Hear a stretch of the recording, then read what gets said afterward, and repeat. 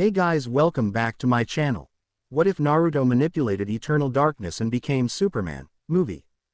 Naruto let out a low groan of pain as he slowly rose up from the ground. Oh man, what hit me? The blonde asked before he remembered what happened. Pain's attack, the killing of his godfather, his rage, and then. Naruto immediately shot up and looked around trying to figure out just exactly where he was. The thing was, he didn't seem to be anywhere. All he was standing was complete and total darkness. There was absolutely nothing around him. It was like he was standing in the middle of a black hole. Minus all the gravity. Hello, Naruto yelled, where is everybody? A female voice chuckled and said, we are right here, Naruto-kun. Naruto spun around to see three people. Three very large people. The first one was a woman with long black hair and white skin. She wore a kimono with a diamond and star pattern and had a sense of royalty about her. The second was also a woman with long red hair and a kimono with a skull and fire pattern. The final one was a man wearing a samurai outfit with pale skin and long white hair. He also held a dagger in one hand. Who are you supposed to be? Asked with one hand resting on one of his swords. The man chuckled and said, how can you ask such a question? You only saw me about 16 years ago. Naruto looked at the man strangely before saying, Shinigami. Then that must make you Kami and Yami. The three nodded. Naruto immediately began to fear for his life. The boy then quickly bowed before the three deities. No need to bow, Naruto, Yami said, we are here to ask for your help. Naruto looked at the red-haired goddess and asked, what for? Kami answered, there is a great evil coming. One that threatens not only this world but many others. The woman waved her hand and the darkness around them began to shift and change. It showed a large vastness with multiple stars in the background. In front of Naruto was large planet covered in dark green clouds. Before Naruto could make his surprise known, he noticed a large dark cloud heading for the planet. Upon closer inspection, Naruto thought he saw large ships flinging smoke. The dark cloud hid and covered the planet, drenching it in darkness. Naruto heard screaming from the planet and there was a sudden rushing feeling.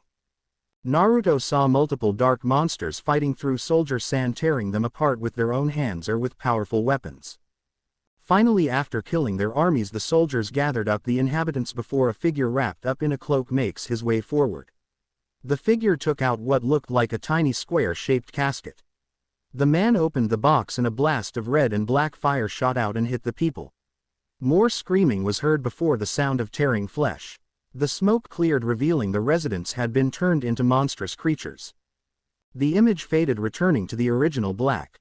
What was that? Naruto asked, stumbling. That was an army of darkness that has been infecting and ravaging planets for the past few days, Shinigami said. Unfortunately, the heroes of their dimension were corrupted and eventually joined him in the pursuit of power. To make matters worse, we fear they may have found a way to travel between dimensions and will further spread this vile plague in an attempt to take over the multiverse.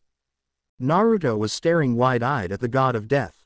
Naruto shook his head to clear the cobwebs and said, are you saying you brought me here because I'm the only one who may be strong enough to stop this guy? The deities all nodded. You have proven you cannot be corrupted through all the madness you were put through as a child, Naruto, Kami said. This makes you stronger than most. On top of that, you have all you've learned and those powerful new eyes of yours. Naruto looked confused at them for a second, making the three realize he didn't know he had the enhanced Rinnegan. Kami formed a mirror in her hand before holding it up to the boy. Naruto was shocked when he saw his eyes were now with rings and had a silver star in them. These are just like Pain's eyes, Naruto said as he looked at his reflection. Yes, Yami said, they were a little creation of my sister called the Rinnegan. When the whole incident with the Biju fusing inside that statue happened, the stress behind it all allowed you to awaken it. On top of that, the Jubi's chakra caused it to mutate. Unfortunately, we don't know the full extent of its powers yet. Naruto looked at the woman before saying, wait, what about Hinata-chan and the others? Won't I have to? Kami interrupted the boy and said, relax, we're working on a way for them to come to you should they need it. Naruto looked up at the woman and sighed, figuring that he didn't really have much of a choice. Besides, how many times do you get to say you were given a mission by Kami? He had to make sure that he didn't say that because he didn't want people to think he was insane. So, Naruto said, When do I start? All three immediately replied, immediately. A portal opened up behind Naruto and the blonde was subsequently pushed in by Kami. Naruto stumbled on the other side and found himself in the middle of a large monastery. Naruto turned around and looked at Kami who came through the portal. Where are we? Naruto asked. Kami answered, this is where you will be training. Kami then entered the monastery. Naruto followed her quickly and found himself in the middle of a large chamber where there were multiple wooden statues in the sides. What caught Naruto's attention were 4 figures sitting in what resembled thrones in the back of the monastery. 3 were males, 1 was a woman. The first man was tall, thin and was wearing a mix between ninja wear and samurai armor. The armor was on his chest, shoulders, forearms, and shins. The one on his shins had multiple bandages wrapped around them. He also had long pieces of cloth running off the metal sash around his belt and long silver hair tied in a ponytail that went down past his back. His eyes were even silver. In his left hand he held a long katana that was perfectly made for his height. The second man wasn't as tall as the first. He had a loose gray sleeve with a blue on the end of the sleeves. Over that he had on a wide-shouldered blue gi with red ropes tied bound around both shoulders. He had a brown leather sash wrapped around his waist with a long gray and red striped sheets coming down and long gray hakama pants with small metal boots. His face was covered in white makeup with red going down the side of his mouth and tall hat with long black hair. He had blue eyes that burned with incredible fire. Unlike the others, he held no weapon. The third man was large and muscular with tan skin. He had on a black and gold gi with no sleeves over a red mesh shirt and bandages wrapped around his whole arms, his neck, and his lower legs.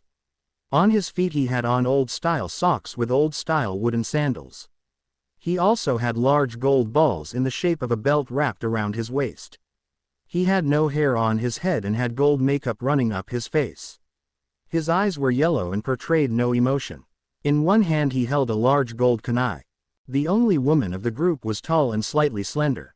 She wore a green long gi that had a long tail in the back tied by a red sash with a red rope in a bow on the back. She had shoulder tied to her gi with brown rope. Over her arms she had dark green mesh with dark green forearms and light green fingerless gloves. On her feet she only wore bandages around her feet, ankles, and shins. Her hair was done in 2 hoops on the side and long braid in the middle. Her eyes were green and had a commanding look. She had a large kanabo set on her shoulders. The 4 Banes turned to Naruto and Kami. Slowly they all bowed to the deity. Welcome Kami-sama, the tall pale man said. What brings you before the ninja tribunal? Kami said, a great evil has risen. One the tribunal will not be able to fight. I wish for you to train this boy. Help him become strong enough to fight. The woman walked over to the boy and looked him over. Naruto started to sweat as he knew that a woman could be downright dangerous if they were angry. He does not look like much, the woman said. Kami looked down at her and said, he is much stronger than you think. Now I'll leave you to your training. Good luck Naruto, you'll need it. Before Naruto could ask what she meant, the goddess was gone. Naruto turned back to the tribunal and said, okay, I hope I'm not speaking out of term when I say this, but who exactly are you people? The 4 looked at each to her. The man in makeup stepped forward and said, I am Judo Shisho Ninjutsu Master of Weapons.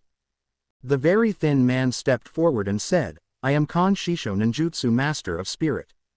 The woman stepped forward and said, I am Chikara Shisho Ninjutsu Master of Strength. The woman then pointed at the large bald man and said, he is Hisumi Shisho Ninja Master of Strength.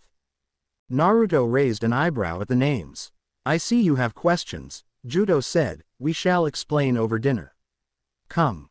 Naruto followed the strange people. When they told their story, Naruto was completely shocked. In this world they were the strongest ninja alive. He was surprised that ninjutsu or the ninja arts were split up into stealth, speed, and power instead of what Naruto had learned. He was even more shocked that chakra was split into physical energy, ki, and spiritual energy, kai. He looked at them in utter surprise when they told him that they had been alive for thousands of years and they looked barely older than Asuma or any of the other Jonin. When they finished their story, Naruto told his starting with the tale of the Sage of the 6 Paths. He explained his life, the fight with pain, and all the other powerful warriors he fought and beat. though the boy was embarrassed when he remembered his loudmouth life when he was weak. Judo looked interested when he mentioned his abilities in the weapons forge. Judo was especially interested in the way Naruto's ninja world worked. So this chakra, Khan said, is a mix of physical and spiritual energy that courses through all things in your world and can be aligned with a certain element or more than one. There is also elemental chakra that if used too much can turn a person to stone, while Yuki, or demon chakra, can actually kill a person if used too much. Naruto nodded and said, right. Chikara said, and these Kekai Genkai are mutations caused by Yuki in very small amounts. Naruto nodded and said, yes. Unfortunately most of them learn to rely on them too much and let their other skills diminish. Hisumi shook his head at the sound of that. So what exactly am I going to be learning under you? Naruto asked. I will be teaching you how to harness great strength far beyond what you have now, Chikara said. Khan said, I will be teaching you how to harness your spirit and use it to its fullest as well as summon your avatar. Judo said, I will be helping you with powerful weapons and then how to use them to their fullest. Hisumi will teach you how to fully utilize speed and stealth to its fullest potential. Naruto nodded. He had a feeling these skills were something that he was going to be needing in the near future. Now to bed, young Naruto, Chikara said, we will start your training first thing in the morning. Naruto smiled at the woman and rose up, heading to his bed chambers guided by those wood statue things. The next morning, training with Khan. Naruto stood in front of Khan, both of which were sitting in a lotus position. The only difference from yesterday was that Naruto had a gold medallion around his neck and he wasn't wearing his trench coat since it was torn to pieces in his transformation back in Konoha. Naruto decided that while he trained with the masters he would leave a few dozen shadow clones back at the bed chambers practicing with the 6 parts that he remembered Pain using in a book he found in his pocket, probably left by Kami, entitled The Idiot's Guide to the Rinnegan. The spirit, Khan said, is only as strong as the will of the warrior. When one focuses his spirit it manifests on the body as special markings. When you gain access to your spirit your body becomes much stronger, capable to taking more damage and attacking much more fiercely. The avatar is the animal that represents you. For example, the wolf represents ferocity and speed. Of all the avatars the dragon is the most powerful, representing incredible strength and will. Naruto was listening with rapt attention. We shall start with simply summoning your spiritual energy. Reach deep inside yourself and focus. Naruto placed his hands in a ram sign and closed his eyes. Naruto sat like that for about 10 minutes. Khan got up after that time when he thought that Naruto had actually fallen asleep. Finally the boy started to glow a dark color. Pure white gold-edged markings shined on the boy's body. Khan looked shocked as Naruto shined. The glow and markings receded before Naruto opened his eyes. That was interesting, Naruto said. Did it work? Khan nodded and said, very good my student. Now we shall focus on how long you are able to hold that energy. Should you lose that focus in the middle of combat the results could be deadly. Naruto nodded and got right back to focusing. Noon. Training with Chikara. Chikara and Naruto stood on top of a large mountain staring each other down. Strength does not solely rely on the size of one's muscles, Chikara said. Most people find strength through augmentations and artificial ways. I shall teach you how to harness true strength. A green glow came over the woman. Focus your Ukai and harness its power, Chikara said. Focus it into one point and upon impact release.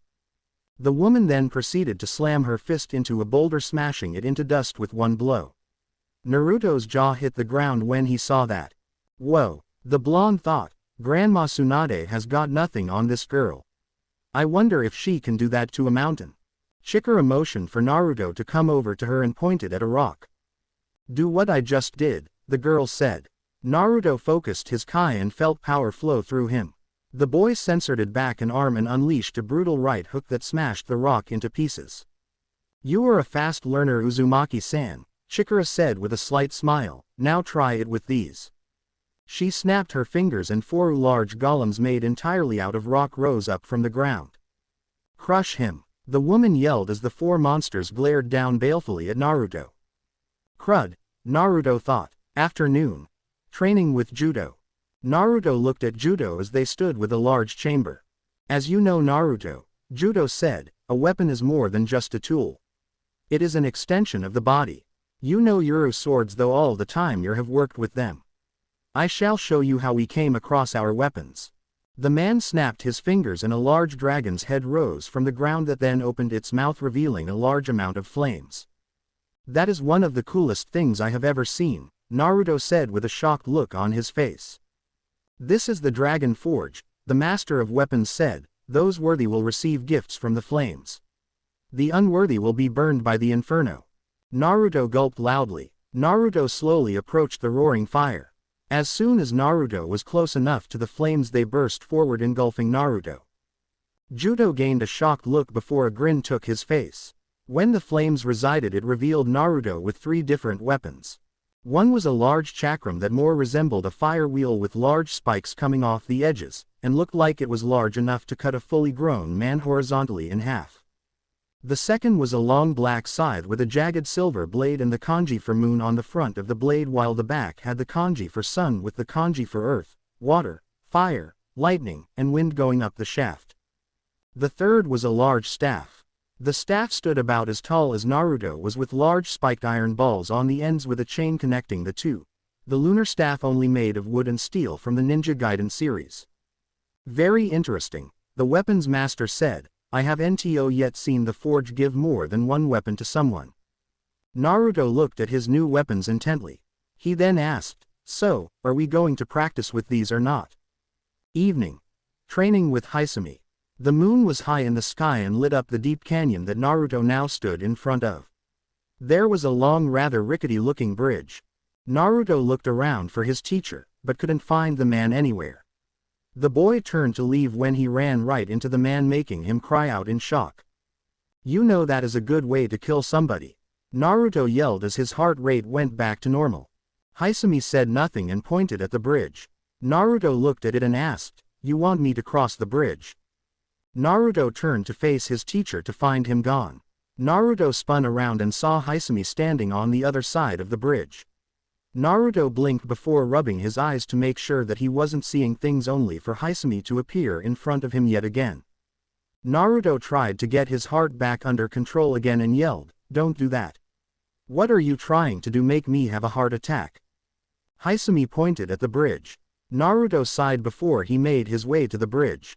Naruto focused his Kai and the white and gold markings returned.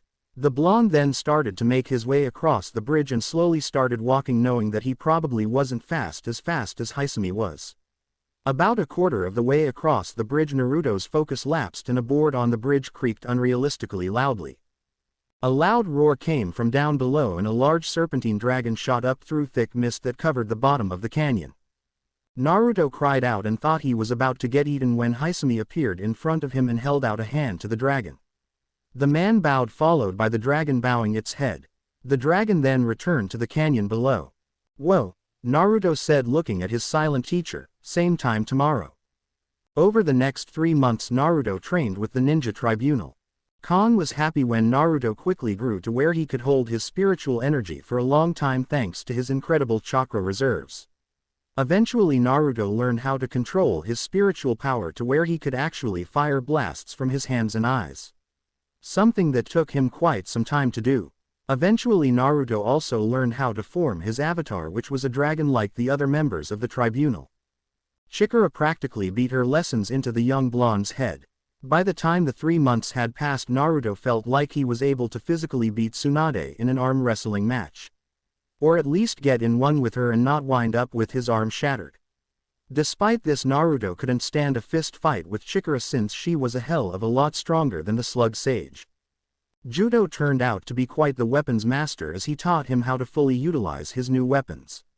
Naruto also managed to convince the man to teach him some impressive new Notoryu and Itoryu sword moves if he proved intel on the Snatoryu pat since, surprisingly, the weapons master had never heard of it. It took a long time for Naruto to get used to Hisumi's method of training since patience really wasn't the boy's strong point. It took a while, but Naruto finally managed to get across the bridge without pissing off the dragon that slept underneath. After that it was downright speed lessons. For Naruto that was much easier and he was quickly able to run side by side with Hisumi. While Naruto was training his shadow clones were practicing with their new enhanced Rinnegan which Naruto now called the Astral Rinnegan. While it kept all the powers of the original Rinnegan, it also had some new powers. One of which was the flames of Agni, an ancient fire god. These flames burned hotter than the Amaritsu used by the Sharingan. They also had the powers of the Dojutsu that descended from the Rinnegan, being the Byakugan's 360-degree vision with no blind spot and the Sharingan's ability to predict the future. Naruto had a feeling that there were more powers, but he decided to leave that alone for a while. While they were practicing, Kami sent a messenger in a shape of a hawk who dropped off a summoning scroll for Naruto, as well as the Uzumaki clan scrolls that had jutsu that Naruto had yet to learn. It also had a summon scroll for the Holly Wolves, Amaritsu's clan. Naruto decided to put off on signing it until his training was done. Finally, after 3 months, Kami came back. "Hello Naruto-kun," the goddess said, "are you ready to go on?" Naruto nodded and hefted a bag that had his new weapons in it and had his swords on his waist. "Before we go," the woman said, "I think it might be good for a change of wardrobe. Most people won't like seeing a boy hefting weapons around in some dimensions." Naruto thought for a second and understood, since some people would probably get nervous when you see a boy carrying swords. Kami snapped her fingers and a cloud of white smoke covered our blonde hero. When it cleared, everyone got an eyeful of Naruto's new attire. Naruto now had on a black shirt under a leather jacket that had the kanji for 6 paths on the back. Naruto's arms had on special gauntlets that had 3 kanji symbols on each. His pants were replaced with lone cargo pants and a pair of boots. Naruto's smirk didn't fade as he moved his arms around before throwing out a kick like he would if he was fighting. There was also a silver ring with a red crystal in it. He boy smirked to himself and said, "Thank you Kami-sama." Naruto took the weapons he had in his bag out and sealed them away in his right gauntlet, while the 3 swords he originally had were sealed into his left one. "From what I understand, there are certain dimensions the army is targeting where there are powerful individuals," Kami said. "Your ring is capable of honing in on the dark energy that they use. Once the force there is extinguished, your ring will allow you to go to the next one." Naruto glanced down at the piece of jewelry and said, "Cool. Wait, won't it break?" Kami shook her head no and said, "The ring is made of a very dense metal. It can take a lot of damage. Oh, and you might want to try getting bodies for that 6-path thing Pain used. It will really come in handy in the future." Naruto nodded at the goddess and his ring flashed red before it formed a large portal in front of him. "Bye guys," Naruto said, "see you around, maybe." With that, Naruto stepped forward and entered the portal, thus beginning a new chapter in the young blonde's life. It was a quiet night in the city. All the citizens were asleep while most of the criminals were either in jail or in the insane asylum. All seemed normal for the most part. Unless you count a man in a cape and cowl with a bat theme running across the rooftops with a young boy wearing a red costume with a black cape and an eye mask. Normal in the case of Gotham it was. "Doesn't look like anything is going on tonight," the young boy, Robin, said as he looks out over the city.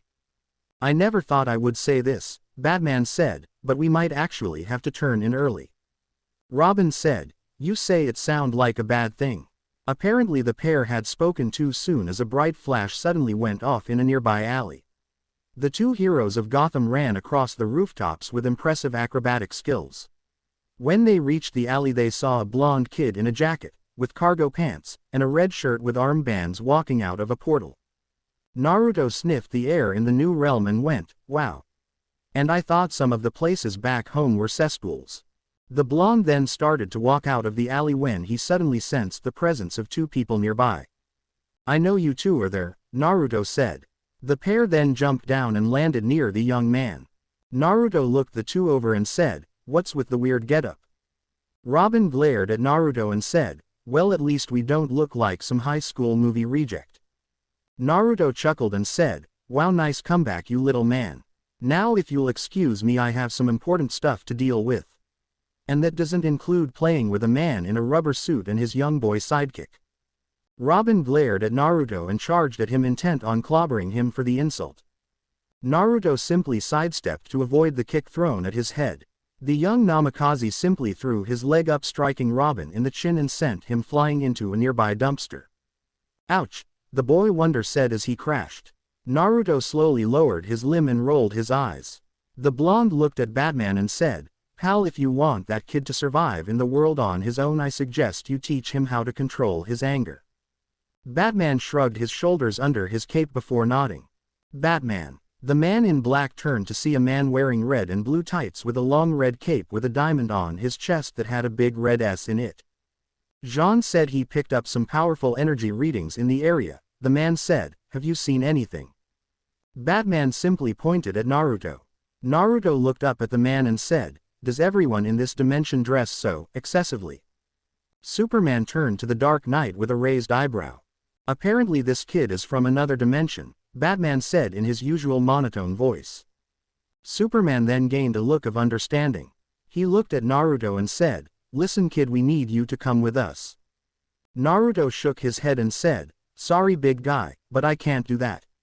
My godmother always told me to never go off with strangely dressed men. So, goodbye." With that the blonde vanished in a sudden burst of speed, leaving a shocked and surprised pair of superheroes. Robin rose up from the dumpster after his surprising flight and asked, "What did I miss?" The following morning, Naruto woke up instantly after being hit by the rays of the sun. The boy looked up and yawned loudly as he stretched out and popped his back. Naruto looked around a little bit confused to where he was. That was when he remembered. After his encounter with the oddly dressed duo, the super-powered blonde had run off as fast as his legs could carry him. He actually ran past a dude who was drinking on the side of the road. If the whiskered boy had looked back, he would have seen the guy empty the bottle on the ground next to him. Naruto looked up and saw that he was currently waking up on the roof of a building that had what looked like a planet on top of it. "Well, at least the sights are pretty," Naruto said as he rose up. The blonde looked out over the city and was surprised at what he saw. Massive buildings built high into the air. People walking around all over the streets and metal contraptions that resembled carriages going around the streets, only they weren't being drawn by anything. The blonde was then drawn to a loud noise overhead. He looked up and saw another machine flying through the air, leaving a trail of smoke behind it. "Whoa," Naruto said in awe, "machinery is much more advanced here than it is back on my world." Naruto looked down at the city and activated his astral Rinnegan. He looked down and what he saw shocked him. There was no chakra in any of the people below. While he was training with the tribunal, Naruto saw that there was energy with everything from the humans to the earth itself. There was no chakra or kai in anyone here. "This place really is different from my home," Naruto said. "If they don't have chakra, I really doubt that they have ninjas." Naruto then teleported down into an alley and walked into the crowd, easily blending in. Well, not too much anyway. Apparently there was a constant in the universe that continued to follow him wherever he went: fangirls. Naruto saw that when he passed a high school he heard a lot of girls giggling. He glanced over his shoulder and saw a pair of girls looking at him with slight blushes. When they found out they were caught, they just waved and Naruto returned the gesture. Apparently the fangirls in this dimension are much reserved compared to the ones in his home dimension, which was good since he didn't have to look over his shoulder every 20 minutes. It was around lunchtime and Naruto had been exploring the city. He was trying not to let his geek show when he saw a few of the more advanced things in the city. He was then brought out of his musings when he heard a loud explosion and the sound of screaming. Naruto actually ran towards the fight and saw something that actually shocked him. The big guy from the night before, the one with the S on his chest, was fighting off 4 women. The first was a woman wearing a completely black bodysuit that clung to her like a second skin, with a white line going up her body with circles around her sensors. She had what looked like bandages wrapped around her head going around her nose, chin and forehead, as well as a vertical strand going up her scalp. What you could see on her face were her blue eyes, black lips, and long black hair. The second was shorter and didn't really seem to be wearing anything except a loincloth. Her body had a tan complexion with black markings all over her body. She had on a pair of green gloves that had black spikes that crackled with electricity. Her hair was green with a red object in the middle of her forehead and had an insane look on her face. The third was the largest of them. She wore what looked like a red cloth bodysuit with gold chest plate armor, boots, collar, and hood. She also had a black belt around her waist with an orange buckle. On her eyes she had sunglasses. Unlike her other companions, she didn't have a weapon. The fourth woman was obviously the oldest if the wrinkles and white hair were any indication. She had on a deep green outfit with dark green gloves that went over her elbows. She also wore a yellow cape on her back and she held a staff in her hand. "Good work, my little ones," the old woman said, "now finish him." The girl with the cloth whip raised her weapon when the girl with the claws stopped her. "Hey Lashina, how come you get to kill him?" "I want to kill him," the girl with the claws whined. "Harriet, we've been over this," Lashina said, "I'm the leader. I get to avenge Lord Darkseid." The girl in red stepped up and said, "No way. I want to crush him." The three girls started arguing while the old woman face-palmed at the sight of her three girls arguing. Ever since Darkseid's second death, the girls had been arguing more and more like teenage girls. Then again, they were teenagers. Naruto may seem clueless in this chapter, but he's not used to beings from other planets, and he doesn't know about the whole apocalypse deal in the DC universe. Closing parenthesis. "Kids," Naruto said, appearing next to the old woman, "what can you do with them?" The old woman sighed and said, "Sometimes I wonder that myself." The old woman then turned to face Naruto, who said, "Hey there." The woman said, "Who are you supposed to be?" Naruto smiled and said, "Maelstrom, at your service." The old woman shook it and said, "They call me Granny Goodness." Naruto chuckled to himself and finally asked, "By the way, why are your girls over there trying to kill the boy in blue?" Granny answered, "We are going to get revenge on him for killing our dear Lord Darkseid. Besides, Meatloaf always did get in the way of our master's plan to wipe out this pathetic world." Naruto looked at the old woman with a blank look. There were a few seconds of silence before saying, "Oh, well. In that case." Wham! Bam! Crash! The three girls and Superman spun around to see Naruto slam his boot into Granny's Goodness' face and send her flying into a nearby building. "Granny!" the three girls yelled before shooting glares at the boy who just set his foot down on the ground. "Who are you supposed to be?" Lashina snarled, twirling her whip. "It is common courtesy to give your name first," Naruto said as he glanced at the three ladies. "Lashina," the girl introduced herself, "that's Mad Harriet and Stampa. Now how are you?" Naruto cracked his neck and answered, "Call me Maelstrom." Stampa cracked her knuckles and growled, "Well then, Maelstrom. I'm going to show you fury in a woman's foot." Naruto raised an eyebrow and asked, "You're a woman?" Now Naruto did know that the girl was a woman since Granny had called them all girls before. He was just trying to get under the woman's skin. And judging by the vein bursting in her head, the dark growl, and the killing intent coming off her, he got pretty deep. Stampa roared in fury as she charged at the boy who dared question her as a lady. Stampa jumped up intent on landing on Naruto. The blonde simply closed his eyes and called on his powers. The boy then held his arm out in what seemed like a futile gesture. At least until the large woman stopped right in midair. "Don't be too eager to rush your opponent," Naruto said, "it will always end badly." Naruto then threw his arm to the side and Stampa was sent flying into a wall. The remaining female Furies stared in shock. Normally when Stampa was pissed nobody could stop her. This guy had just stopped her in midair with a wave of his hand and sent her flying like a rag doll. What was this guy? Stampa quickly recovered on the ground and jumped up with a loud snarl and charged at Naruto, intent on clobbering him like a punching bag. As the large woman neared, Naruto whispered, "Paper drawing." Naruto simply dodged the punch and the next one and the powerful kick that followed that. Naruto's body seemed to bend with an incredibly flexibility that was not natural. After a few seconds, Stampa raised her leg and stomped on the ground. Naruto was glad that he dodged that one, as when the smoke cleared it showed the ground had been shattered. Naruto whispered, "Release." Naruto jumped over the woman and kicked out a leg, growling, "Storm leg." An energy wave came off Naruto's leg and hit Stampa's back, making her cry out and stumbled forward. She spun around and was about to try to clobber Naruto when said blonde landed in front of her and yelled, "Legs." A sudden kick to the legs launched the large woman into the air, surprising her comrades. Twister. Naruto then jumped onto his hands and spun, slamming his leg into the vulnerable woman's body, knocking her backward and smashing her into a wall. Stampa rose up and Naruto charged at her with one leg extended and yelled, "Mutton shot." The impact of Naruto's boot into the woman's chest with a resounding crack as she was sent flying through the wall and smashed into the ground unconscious. Naruto twisted his ankle making a loud popping sound and said, "Man, and I thought I had tough skin." Naruto was then aware of someone coming at him. Naruto ducked just in time to avoid getting his head pierced by a trio of spikes. Naruto then threw up his foot and impacted Mad Harriet's chin, knocking her back. "You're tougher than you look," Harriet said. "Maybe Granny will let me keep you after I cut you up." Naruto looked at the insane-looking woman and focused chakra into his left gauntlet. He threw up his arm and the light and dark sword of his three swords appeared out of the smoke as Naruto caught the two weapons before taking up a stance. "Let's see how you like getting cut up, you freak show," Naruto said with the blades pointed at the woman. Naruto charged at the woman and they met with a loud clang as her spikes met his sword. The pair wrestled for dominance before Naruto added chakra to his swords and pushed back.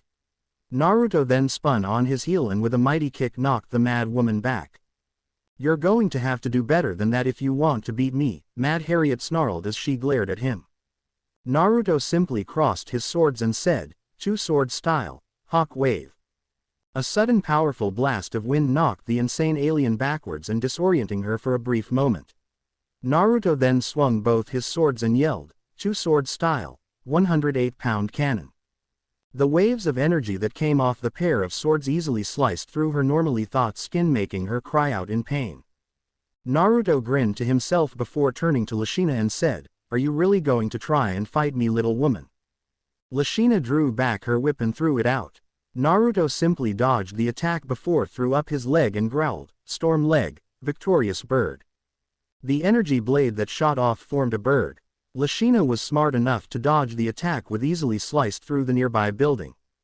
Lashina threw out the other end of her whip more quickly than before. Naruto dodged one strike, but then had another end wrapped around his arm. The blonde cried out in pain as volts of electricity were sent through him. Lashina smirked as she seemed to be winning the fight, but her smirk turned to a shocked look when the blonde actually glared at her and pulled on his leg and ripped the girl from her spot. Naruto jumped up in the air and brought his heel down on the woman's head, knocking her to the ground.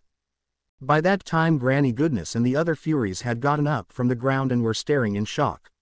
They had just been taken down easily by some little kid. This was insane. "Girls," Granny said, "I believe now would be a good time to leave. We may have overstayed our welcome." Naruto glared at the woman as they started to leave and said, "Hey Grandma. If I catch you or your girls in this town again, I'll drive these straight through that head of yours." Granny looked at the boy and knew almost instantly that he wasn't bluffing. Granny took a square device of her belt and pressed a button. A sound like thunder reached Naruto's ears and the four women walked into the portal before it closed.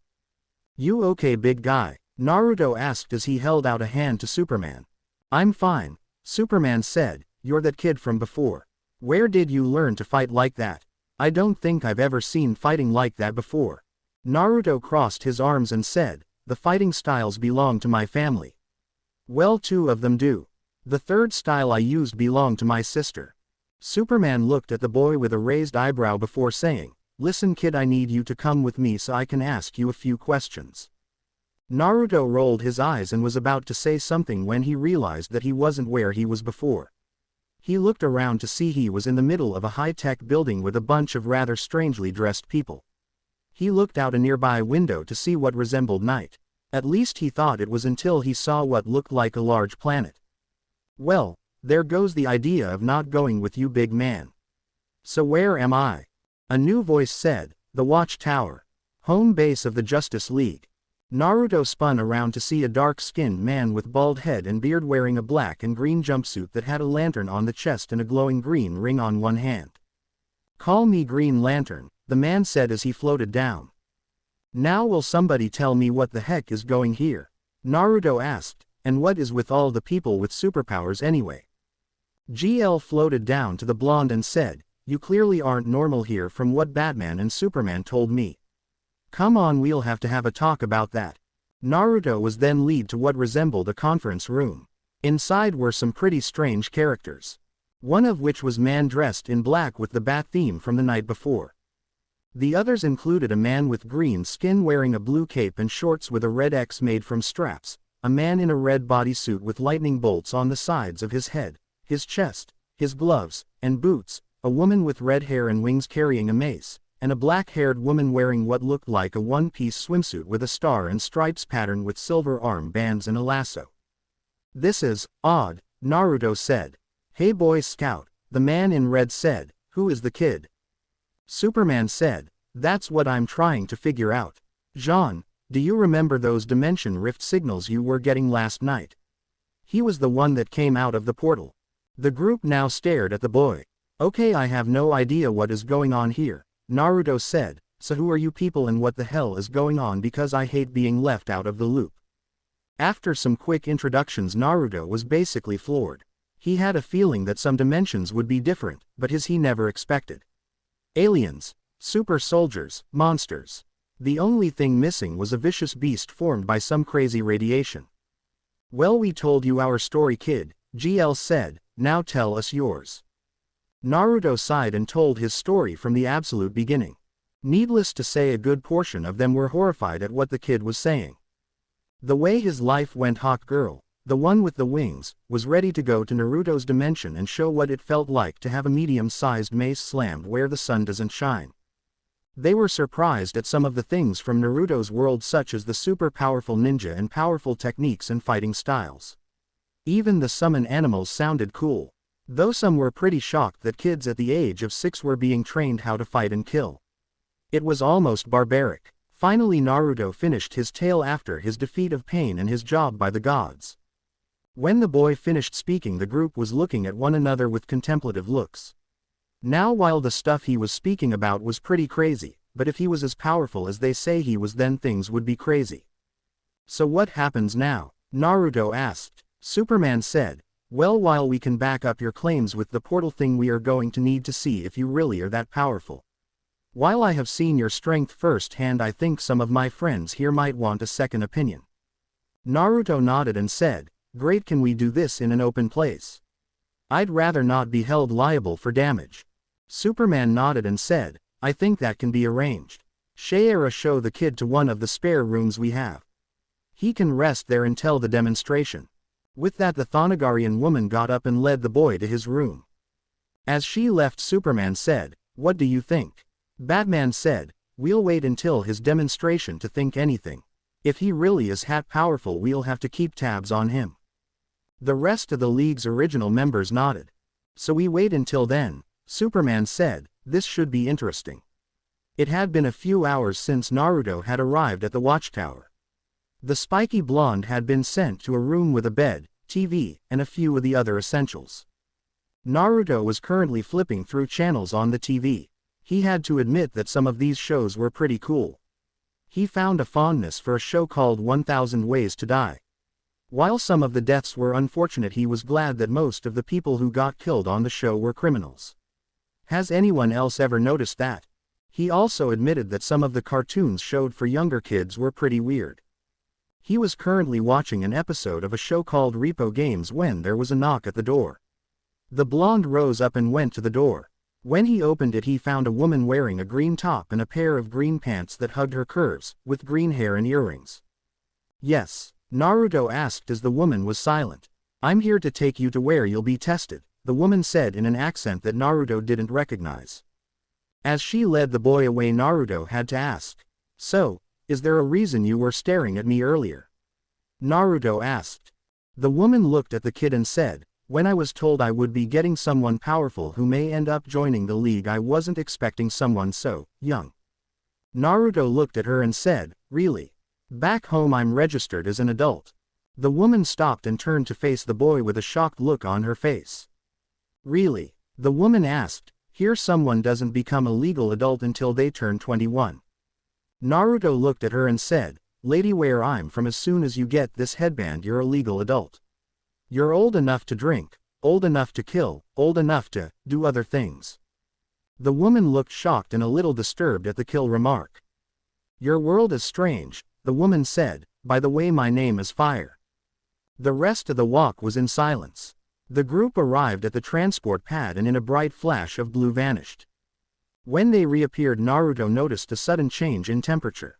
Naruto looked around to see that he was in the middle of a desert that had what looked like an old western town that he saw in a movie before he came here.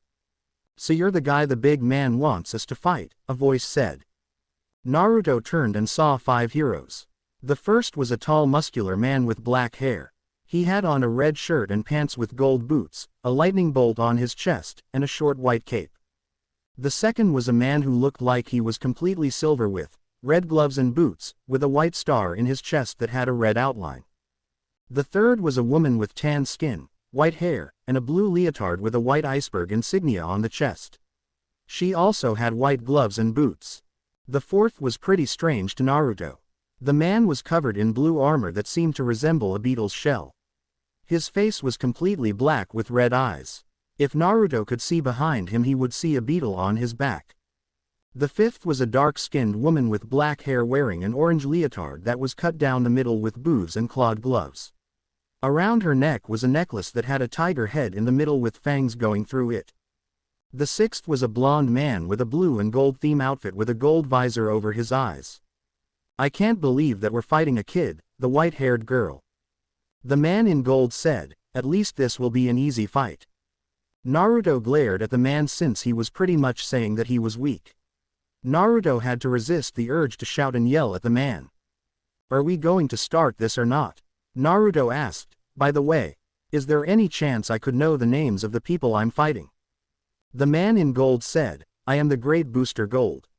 The guy in red is Captain Marvel, the ice girl is Ice, the silver guy is Captain Atom, the armored guy is Blue Beetle, and the girl with the necklace is Vixen. You've already met Fire." Naruto looked at the green-haired woman and said, "I have to fight you too, don't I?" The woman nodded. Naruto sighed and said, "Okay, let's get this over with." While they were facing each other, a drone was watching from above. At the watchtower, the 7 founding members of the League watched the screen in front of them with interest. Flash turned to Batman and asked, "Can you tell me why we put Booster in there?" Batman said, "This could be good for Booster. If he fights Naruto and he's as strong as he says, it might help Booster get over his ego."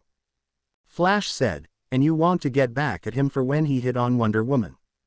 Flash was then smacked over the back of the head by Batman. Of course, if you noticed, you would have seen him send a glance towards the warrior princess. Flash rubbed the back of his head before taking out a carton of popcorn and a bottle of Pepsi. Back on Earth, Booster floated up into the air and flew right at the blonde. Naruto simply sidestepped to dodge the rather sloppy punch that Booster threw. Naruto yawned in a bored fashion. "Is he done yet?" Naruto asked as he dodged another sloppy strike. Booster growled in annoyance and said, "Will you hold still?"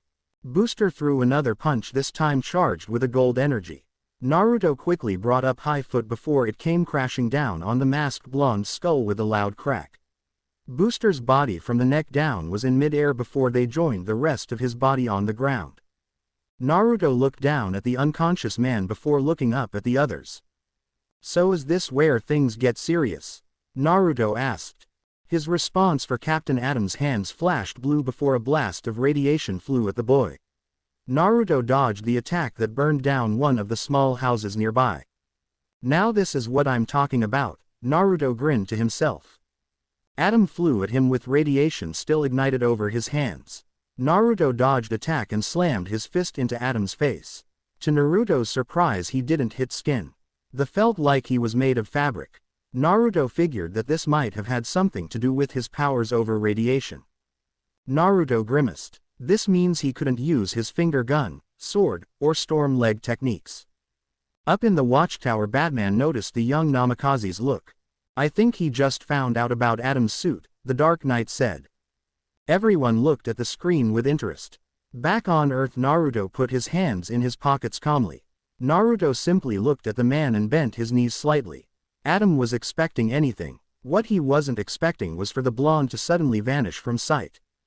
Atom's eyes widened as Naruto appeared below him and swung out a kick. Legs. Atom quickly jumped over the kick, but was wide open when Naruto used the momentum to spin up into a handstand, spinning with his legs outstretched. Atom's arms were hit by the kick and he was sent flying back.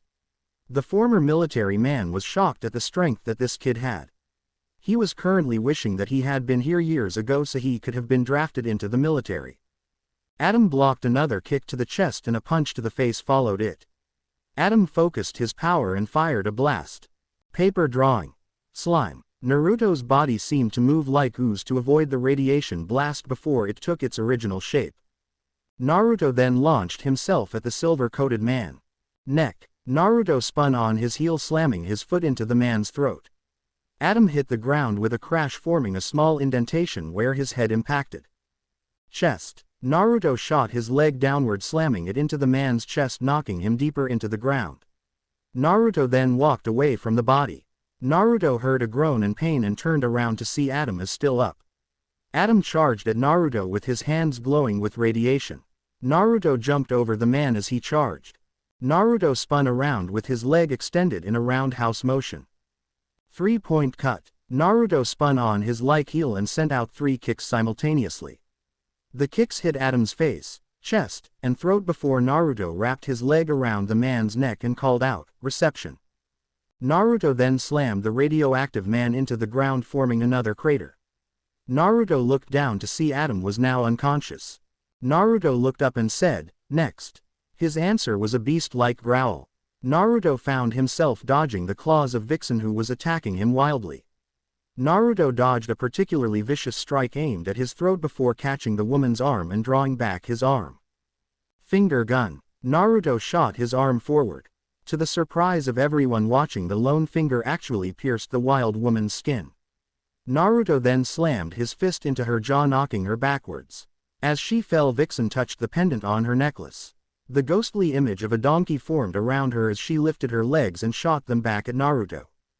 The blonde was quick to dodge the technique that slammed into a wooden post, smashing through it. Naruto whistled and said, "Power of the animals. Sounds like some of the clans back home." Before Vixen could question him, Naruto jumped forward, swinging his fist. Stern beast. A high-speed punch slammed into Vixen's stomach, making her double over. Naruto then threw up his leg, catching her in the throat. A side kick then planted itself into her stomach, knocking her off her feet and into a nearby wall. Naruto then brought up his arm with one finger pointed out before pointing it at the downed Vixen. Flying finger gun. Plectrum.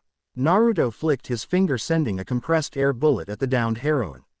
She cried out as she felt the air bullet pierce her skin. Her shout was stopped short when Naruto appeared in front of her and stomped his foot down. Vixen was knocked out as soon as Naruto's foot slammed into her stomach. Naruto didn't even get a chance to see if the damage of the strike was bad, as he suddenly dodged a blast of bright green flames before dodging a blast of ice shards. Naruto looked and blushed slightly at seeing fire bright green in color with green flames for hair and green fire acting as a bikini. Fire launched another jet of flames at Naruto. The blonde simply drew a deep breath before firing a blast of his own. The two flames cancelled each other out. Naruto quickly dodged a few ice shards thrown at him from ice.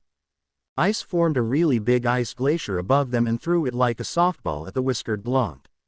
Naruto jumped up in the air and all 3 of his swords appeared in his hands and teeth. 3-sword style. Great Buddha cut. A few swings later, the boulder was in pieces. With his sword still in his hands, Naruto drew back his leg and called out, "Jenga cannon." Naruto's leg slammed into the large chunks of ice in the air, sending them flying back at ice and fire. Fire's intense body heat caused the chunks to melt before hitting her. Ice, however, couldn't keep up with all the moves and wound up getting hit the reflected ice attack. The ice-themed woman hit the ground with a loud crash. A look of fury covered Fire's face as she turned to Naruto with her hands blazing more than they were already. Naruto quickly put his swords back in their seals before charging at the angered pyromancer. Naruto slammed his foot into Fire's stomach. Both the user and the victim cried out in pain. Naruto jumped back and groaned in pain as he felt his foot be encompassed in an insane heat. Fire clutched her stomach in pain from the impact. Naruto mentally yelled, "Of course that burns, she has fire powers for Kami's sake. Okay, burns healing already. Okay, looks like I may need to cool her off a bit." Single quote. Naruto quickly went through a few hand signs before calling out his technique. Water style. Water dragon jutsu. The water around him focused into a large flood. The water formed a dragon that roared at Fire and shot at her with incredible speed. Thinking quickly, Fire launched a stream of flames that quickly evaporated the water. The wall of steam that shot up obscured her vision. When her vision cleared, Naruto shot right at her with one leg covered in flames and radiating intense heat. Devil leg. Fried assortment. Naruto shot up and threw 3 simultaneous kicks that connected to Fire's body. Her fire powers kept the flames from hurting her, but the impact was powerful. The woman was sent flying and crashed into one of the buildings of the fake town. Naruto didn't have time to celebrate as he had to dodge a suddenly blast of lasers. Naruto looked behind him to see Blue Beetle, who now had cannons for arms. Naruto dodged a few more blasts before Beetle flew at him with incredible speed. Iron Mass. Doitsia. Beetle slammed his fist into Naruto's stomach. Naruto grunted in pain. At that moment the force behind the blow was sent flying back at Beetle. The armored teenager was sent backwards and stumbled in pain. Beetle growled before his body actually seemed to bulk up. Beetle charged again, throwing a punch that was no doubt a lot stronger than before. Naruto braced himself and said, "Iron Mass, strong." Naruto grunted in pain before he was sent flying and crashed into a wall. That was one of the strongest Iron Mass moves, Naruto thought. I have got to figure out what that armor is. Single quote. Naruto shot forward again, focusing his power. Naruto growled, "Iron Mass style, important wolf step." Beetle doubled over when the boy's arm impacted his stomach. The pain made his muscles to deflate, bringing him back to his original form. Iron Mass style. Devil Heaven Wolf. Naruto backflipped and sent a hardened kick into the armored hero's chin, sending him flying upwards. Naruto focused a bit of gravity power into his legs and whispered, "Moon Step." Naruto stomped the ground and was launched into the air at an incredible speed. Naruto let out a cry of excitement as he went high up than Beetle. Naruto then drove down towards the dazed Beetle. Naruto tucked in his legs and called out his attack. Storm Leg. Confusion. Naruto sent out a flurry of energy blades. Beetle cried out in pain as the blades actually cut through his armor and his skin. They weren't deep enough to kill him, but they would hurt like hell for a while. Beetle then fell to the ground and crashed, forming a huge crater. Naruto landed on the ground with a crash. Naruto then turned to face Captain Marvel. "My guess is you're the guy to beat here," Naruto said. Marvel nodded before lightning focused in his hand. Naruto dodged the attack before kicking, sending an energy blade at him. Marvel dodged the attack before vanishing in a sudden burst of speed. Naruto was caught completely off guard as Marvel's fist slammed him in the face. Naruto caught himself before getting hit in the face again. Naruto growled, getting annoyed with the man. Naruto focused his hearing and heard rapid footsteps heading his way. Naruto smirked before he whispered, "Shave." Naruto vanished in a blur of speed just as Marvel was about to slam a fist into his midsection. Marvel looked around a little bit confused. He looked around until he heard Naruto's voice. "Shave.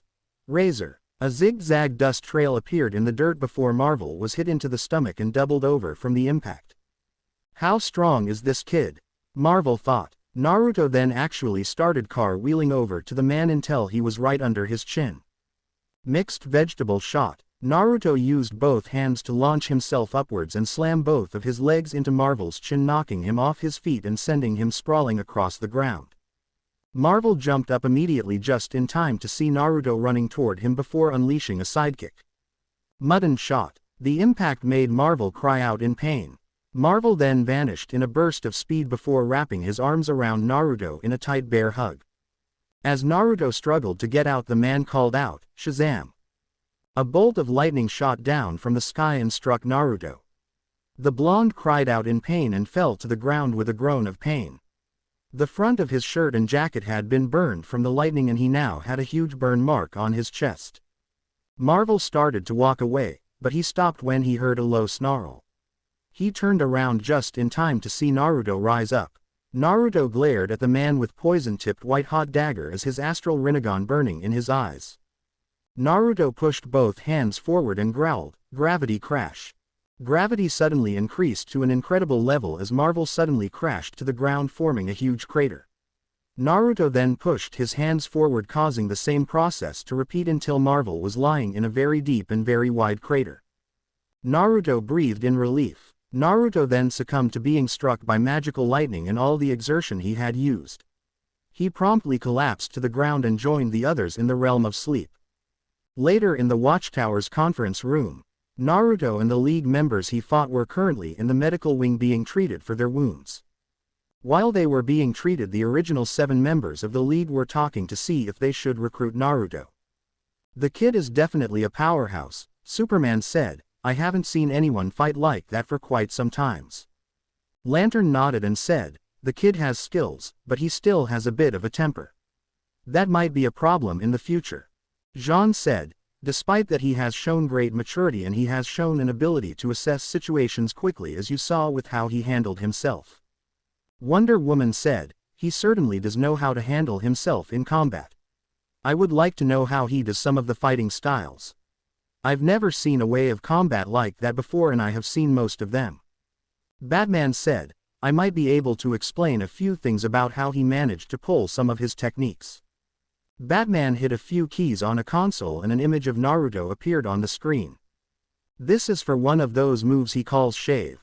Batman hit a key and the image slowed down. They saw Naruto's legs speed up significantly as it kicked the ground multiple times in a second. Flash would have made a joke, but he couldn't think of one. Batman changed the picture to an image of Naruto fighting fire. It showed him performing the water jutsu. It showed Naruto's body emitting some kind of power that collected the water in the air and ground, forming the dragon. The image changed to Naruto started up his devil leg move. The League was shocked when they saw Naruto spin on his heel like a twister. The friction heated up Naruto's foot to the point where it was glowing red. The image then changed to where Naruto was facing Captain Marvel. It showed the power Naruto used to call on the forces of gravity and used them to crush Marvel.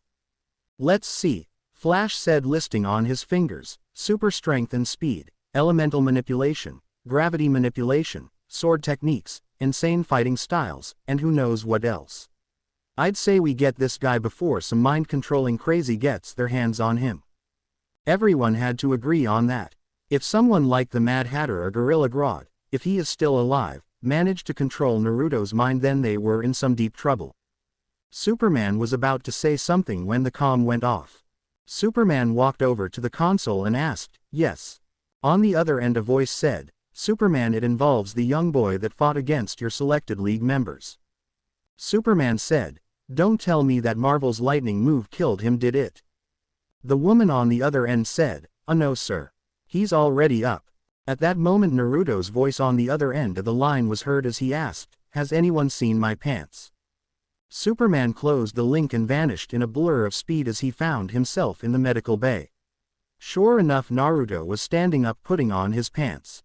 "You're up already?" Superman asked with shock in his voice as the other members got to him.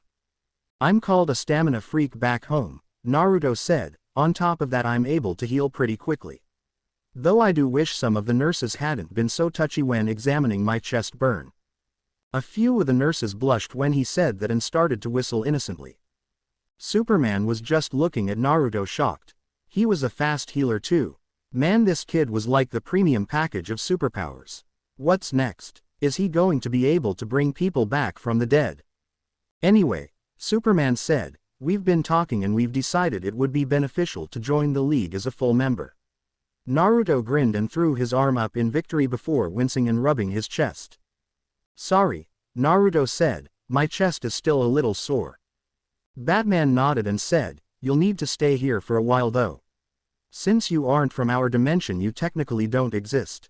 We'll need time to fabricate you an identity." Naruto nodded and said, "Thanks." Flash then said, "Come on kid, I'll show you around. First stop the cafeteria." Naruto grinned and said, "Great. I'm starving." It had been a few days since Naruto had fought the League members and won. After he astounded and freaked out a lot of people with his near bottomless pit of a stomach, Naruto was summoned by Superman and made a member. At the same time, Batman was working on forging a fake identity for Naruto. His full name was Naruto Uzumaki Namikaze. He was born in Japan to young Japanese woman in the southern part and an American who went there to discuss business with a company. Both parents died in an automobile accident 3 years ago. Naruto had to admit Batman was pretty thorough. He was able to forge the documents of his birth, the crime reports, and all the other paperwork pretty easily. Naruto was currently lying on his bed staring up at the ceiling when the sound of knocking reached his ears. The boy walked up to the door and opened it to reveal Jean. "Hey Big Green," Naruto said, "what's up?"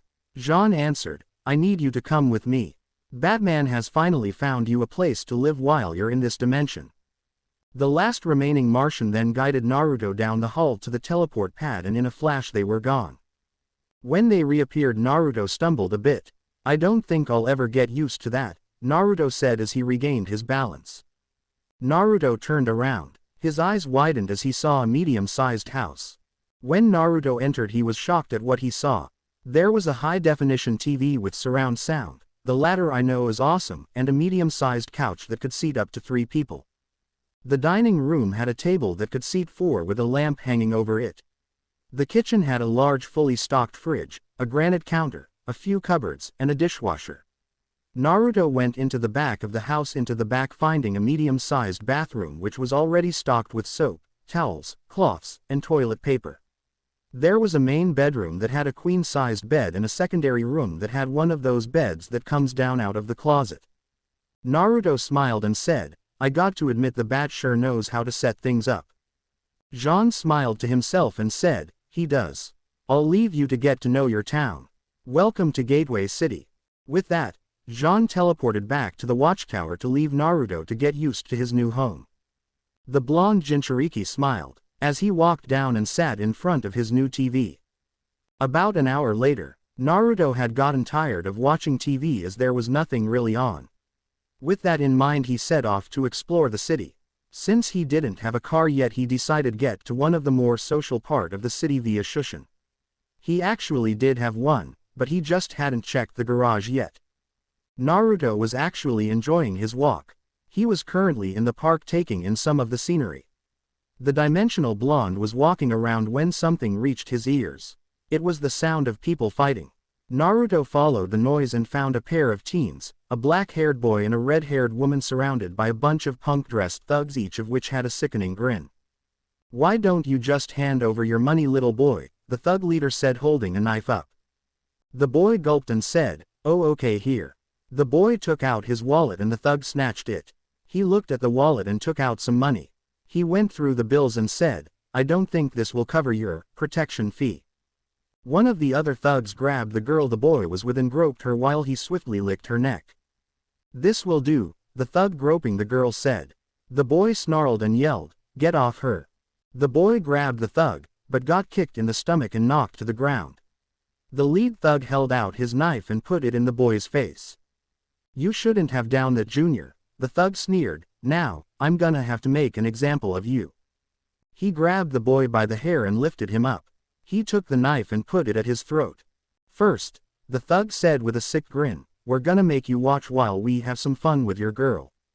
The girl's eyes widened in terror as a few more thugs moved in on her. The thugs stopped though when the sound of someone shocking was heard. The leader looked to see the member of his gang who had been groping the girl was currently in a death grip by a very angry-looking blonde. "What do you think you're doing, squirt?" Naruto hissed angrily. The leader growled, "I don't know who you are, punk, but if you don't let my pal there go, I'll be really unhappy." Naruto said, "Oh, I'm petrified." Naruto then slammed his free arm into the thug's head, knocking him out. Naruto then faced the rest of the thugs who took out makeshift weapons such as knives, bats, chains, brass knuckles. One of them even grabbed a nearby loose pipe. Naruto made a come here motion. The thugs all charged.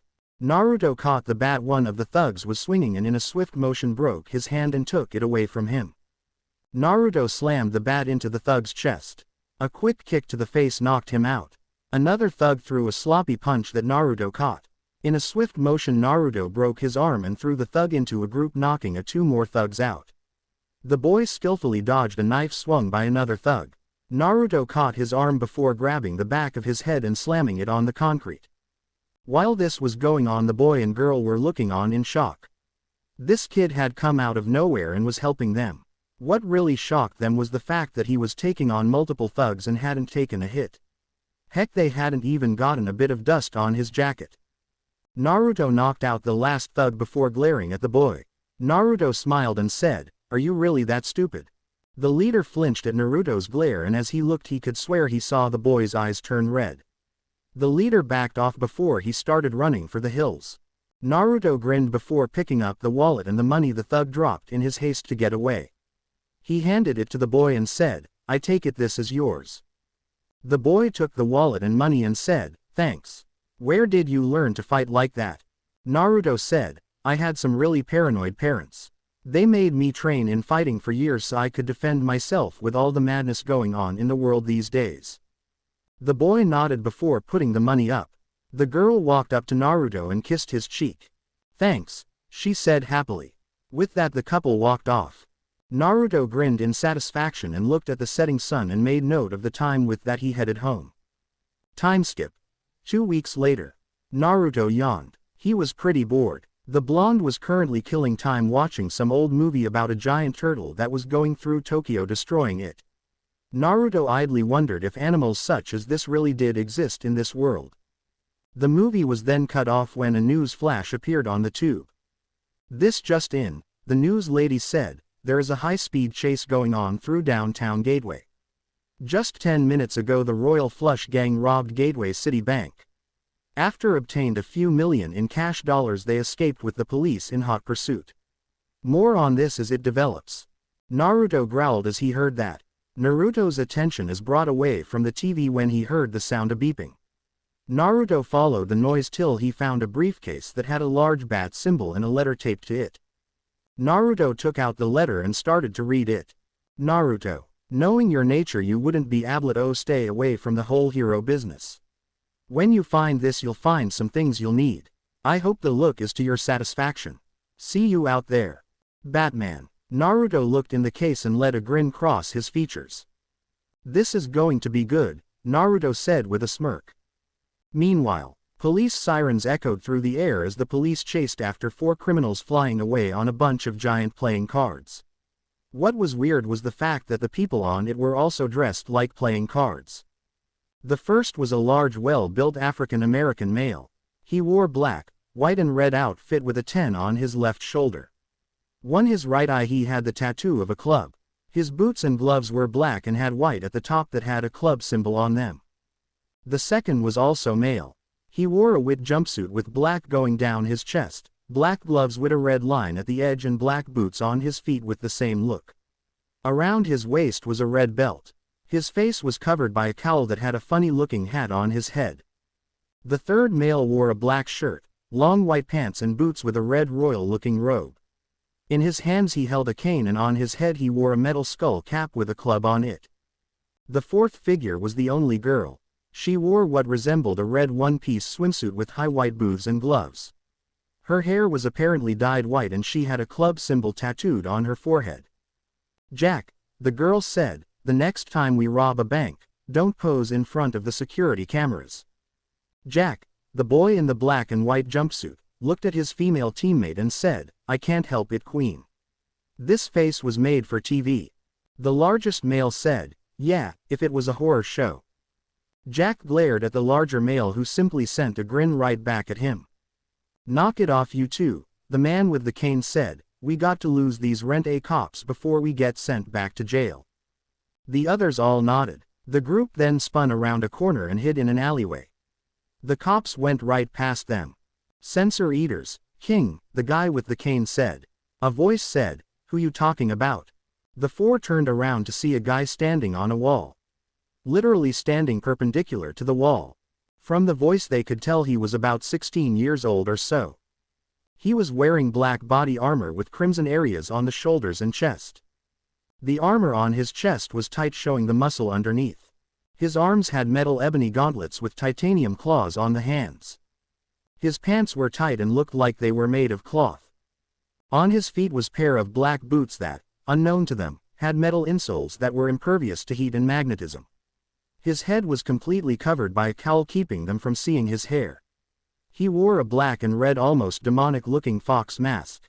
Around his waist was a crimson belt that had multiple symbols on them. Over it all he had black trench coat with the sleeves torn off and the image of the astral Rinnegan on the back over the kanji for the word justice. "Who are you supposed to be, tough guy?" Ten asked, glaring at the boy. "I haven't really got a name yet," the masked man said, besides I believe you are supposed to give your name first. The man said, call me 10. That's Jack, King, and Queen. Call us the Royal Flush Gang. The boy censored his head to the side and said, I'm not really impressed. Just a bunch of teens in desperate need of a whooping. 10 scowled and said, oh yeah. Well then, show me what you got. The teen grabbed a nearby dumpster and lifted it with ease before chucking it at the fox masked man. The stranger simply stood on the wall before holding out his hand. The dumpster stopped in mid-air, shocking everyone watching. The masked boy then closed his fist and the whole thing was crushed into a tightly compressed ball before falling to the ground with a loud clunk. Nice strength, the masked boy said. I'd be more impressed if you knew what to do with it. The masked man jumped down and looked right at 10 before saying, let me show you how to really use one's strength. The boy shot forward and extended his leg into a side kick. The impact hit the large teenager in the stomach, making him double over and cry out in pain. 10 was sent flying away and crashed into a car parked on the other side of the street. 10 clutched his stomach and yelled out in agony as he, for the first time in a long time, felt pain. Queen whistled and said, not bad. It looks like we're actually going to have to try. Queen held out her hands and sent a bunch of metal objects from the alley, crushed dumpster included, and sent it flying at him. With surprising agility the boy moved through the debris and Queen suddenly found herself staring into the black eye holes of the boy's mask. Queen cried out in pain as he felt a knee driven into her gut and then found that she was knocked off her feet and onto the ground by a vicious punch to the face. Just as she was getting up, the masked figure got up and stomped on her head, knocking her out. Before the boy could relish in victory, he found himself bound. He spun his head around to see Jack had extended his arm and he now had his arms wrapped around his body, biting his arms like an anaconda.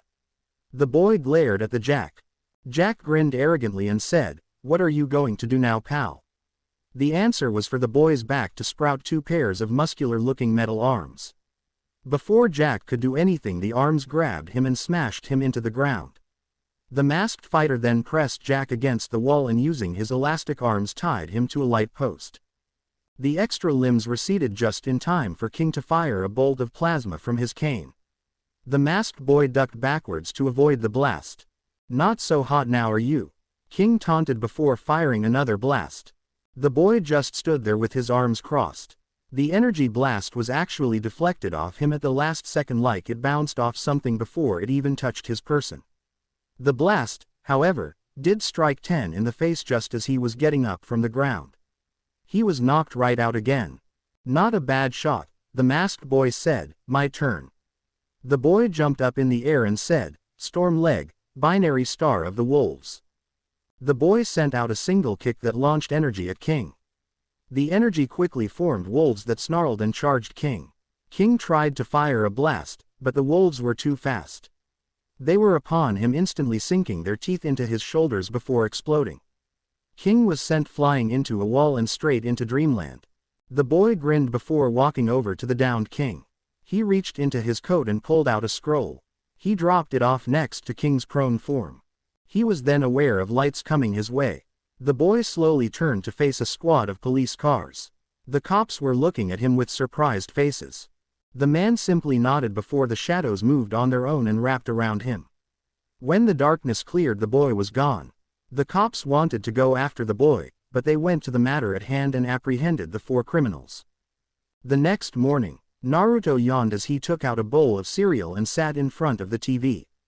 He turned it on to reveal a news report. There is no word on the mysterious vigilante to apprehended the Royal Flush Gang, the male reporter said. The police stated that when they arrived on the scene they found the beaten bodies of the gang. There was also wearing black and red with a fox mask. The police also say that there was a scroll left at the scene that read, "This is a taste of things to come. If you mess with my city, you mess with me. You have been warned." The police have dubbed the figure the Shadow Fox. It seems Gateway has a new hero. Whether or not he is here to stay remains to be seen. Naruto grinned as he looked at the black and red fox mask next to him. Shadow Fox, huh? He said out loud. I like it. There was a silent calm over Gateway City. All the residents were asleep in their beds as the moon shined down on the earth. Over the rooftops a figure ran. He jumped easily from one roof to another. When he entered the moonlight, it was revealed to be Shadow Fox, aka Naruto Uzumaki Namikaze. It had been 3 weeks since the Shadow Fox had made his first appearance. Crime in the city had taken a quick nosedive. Bank robberies, jewel thefts, car stealing, and even the occasional purse snatcher weren't safe. Rumors quickly rose about the elusive hero. Some said that he was actually a living shadow. Others said that he was a monster born of smoke and ash. Others actually said that he was a metahuman that had been enhanced by the government to have multiple powers. The rumors helped criminals stay low from the masked vigilante of Gateway. Though a few civilians were skeptical with him, he quickly grew a fan base. Luckily for his mysterious persona, nobody knew where to find him. The masked blonde landed on another rooftop with surprising ease. He then stopped as he heard the sound of an alarm ringing. They never learned, did they? Shadow Fox asked himself as he looked toward the noise. He ran for the sound to find the National Bank. Why is it always a bank? The blonde asked. Do all the criminals in the city have one-track minds? With that, the man vanished in a sudden swirl of darkness. He reappeared in the middle of the bank. To his shock, the tellers were tied up and the vault was pried open. That's not what made Naruto suspicious. What made him suspicious was the fact that all the money was still there. I have a distinct feeling that I am about to be ambushed, Naruto said right out of the blue. At that moment there were multiple puffs of smoke as multiple ninja completely dressed in black wielding swords appeared. I knew I should have seen this coming, the boy said. At that moment a man walked up from the back. He wore a ninja outfit, only his face was shown. He was of Asian descent with no hair and a pair of black eyes that reminded him of Sasuke. Who are you supposed to be? Naruto asked with a raised eyebrow. The man said, I don't have to tell you, boy. I don't see why you caught my master's eye if you fell so easily into this trap. End him. The ninja brandished their weapons menacingly as they charged. Naruto simply jumped in at the air to avoid the assault of swords. The boy descended on the first and kicked him viciously in the head. The impact was heard throughout the bank. The body was sent flying into the wall with a loud crack. A lot more ninja charged at Naruto. The blonde jumped up and landed in a handstand on one of the ninjas' heads. Party table kick course. The blonde swung around and started kicking left and right. The attacks hit and sent one ninja by one flying. The blonde then jumped in the air before slamming the ball of his foot into the final one's head. The ninja were all on the ground clutching their aching body parts. The last few stood at the ready. Naruto placed his hands on his belt, causing puffs of smoke to form, revealing his dark and light swords. The fox-masked boy got into a stance and got ready to rumble. Bring it, boys, Naruto said, getting in a typical Notorious stance. The 5 remaining ninja charged at Naruto. The blonde swung his swords and yelled, two-sword style, hawk wave. The gust of wind knocked them off their feet and into the opposite wall. 2 of them were knocked out while the other 3 rose up from the ground and got ready to fight again. The other 3 charged, swinging their weapons. Naruto spun on his heel and slammed another kick to one's chest, shouting, ribs. The attack was strong and actually broke one of the bones, knocking the man clean out and sending him flying into the wall, actually busting through it this time. The last 2 charged. Naruto rolled forward and called out, two-sword style, rhino cycle.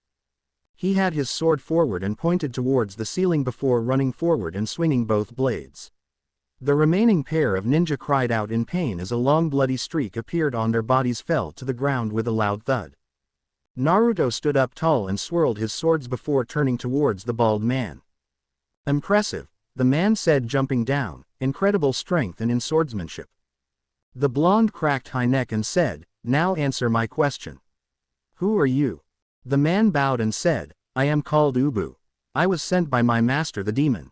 Naruto growled and asked, who is this master of yours?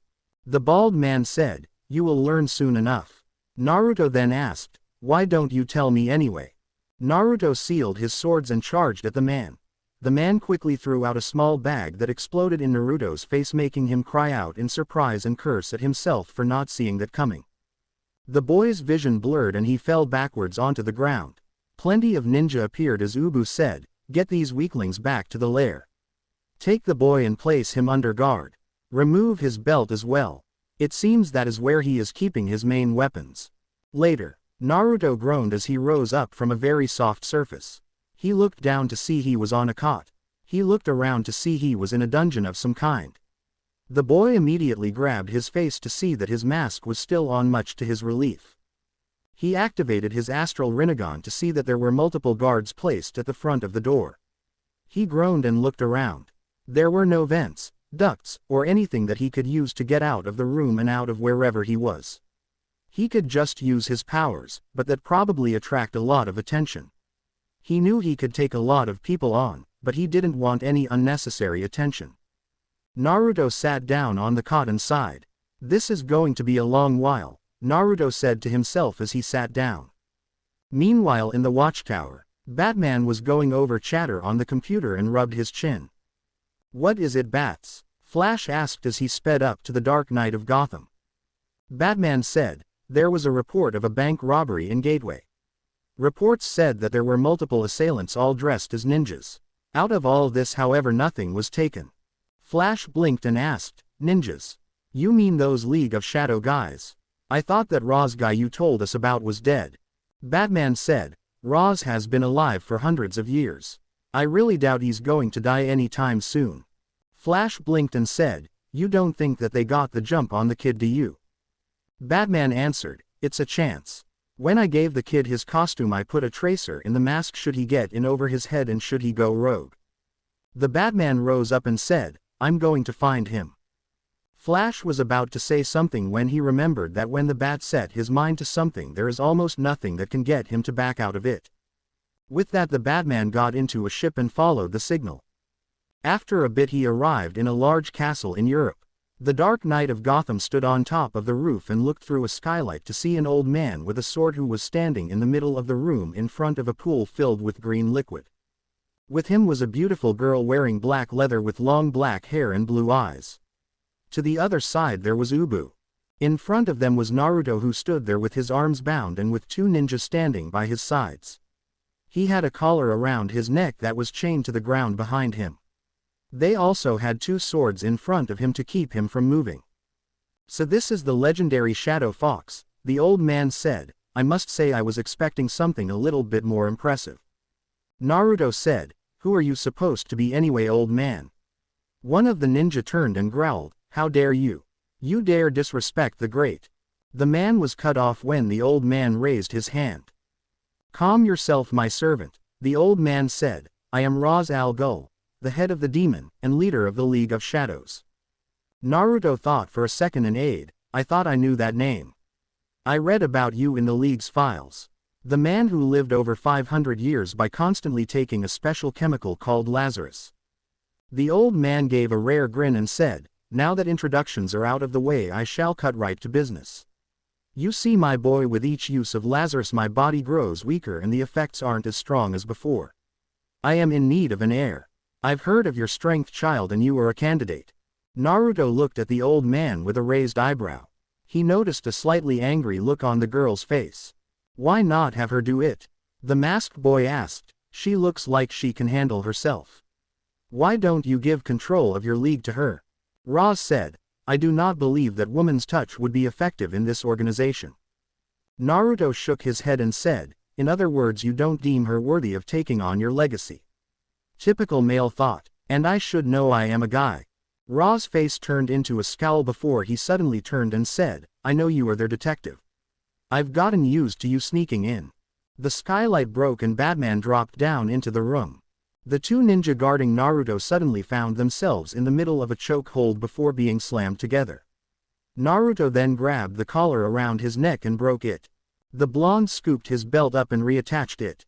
He looked at Ubu and said, we got a score to settle, Baldi. Ubu charged at Naruto. The blonde simply activated his eyes before holding out his hand. Ubu was lifted off the ground by some invisible force. The man was then thrown into the wall. The others in the room looked on in shock except Batman, who was looking on interest. All the ninja in the cast's L appeared in blurs surrounding them all. Oh brother, Naruto groaned, we do not have time for this. Naruto focused his power. Behind his masks his eyes turned completely black with only white slits for pupils. There was an incredible killing intent that flooded the area around him. Batman suddenly had a problem breathing, as did the girl and Roz. Just as soon as it came, it stopped. The ninja in the room and throughout the castle fell to the ground unconscious. Naruto then held out his hand and said, "Heavenly push." The girl and Roz were sent flying out through the window and hit the ground with a hard thud. The two rose up just in time for glowing blue chains to burst up from the ground. The chains wrapped around them tightly. Naruto and Batman stood in front of the two. The pair of criminals looked up to the Batman and Shadow Fox. "Hey Bats," Naruto said, "would handing these guys over to the police actually work?" Batman said, "Roz would find a way out. He always does, one way or another." Naruto looked at the old man and his daughter and said, "Then maybe it is time we take care of this problem at the root." The multidimensional blonde then turned around and faced the castle. The blonde then focused his powers and the ground started to shake. The air around the castle distorted and the whole thing started to crumble. The entire place shook before finally collapsing on itself. To the shock of everyone, it compressed into a large sphere. Naruto then let the stone ball drop to the ground. Even Batman was shocked. He knew from watching him before that Naruto had powers over gravity, but that was completely insane. "Now for the final touch," Naruto said as he approached Roz. The man stood over the old man and placed his hand on his forehead. Chakra covered Naruto, forming a white layer of energy over him both. Naruto winced behind his mask as he felt himself weakening a bit. Roz fell to the ground in pain. "Father!" the girl yelled. When Roz arose, Batman and the girl were shocked. The man was younger now. The gray highlights in his hair were gone and his hair was now completely black. What age showed on his face was now completely gone, revealing a younger man.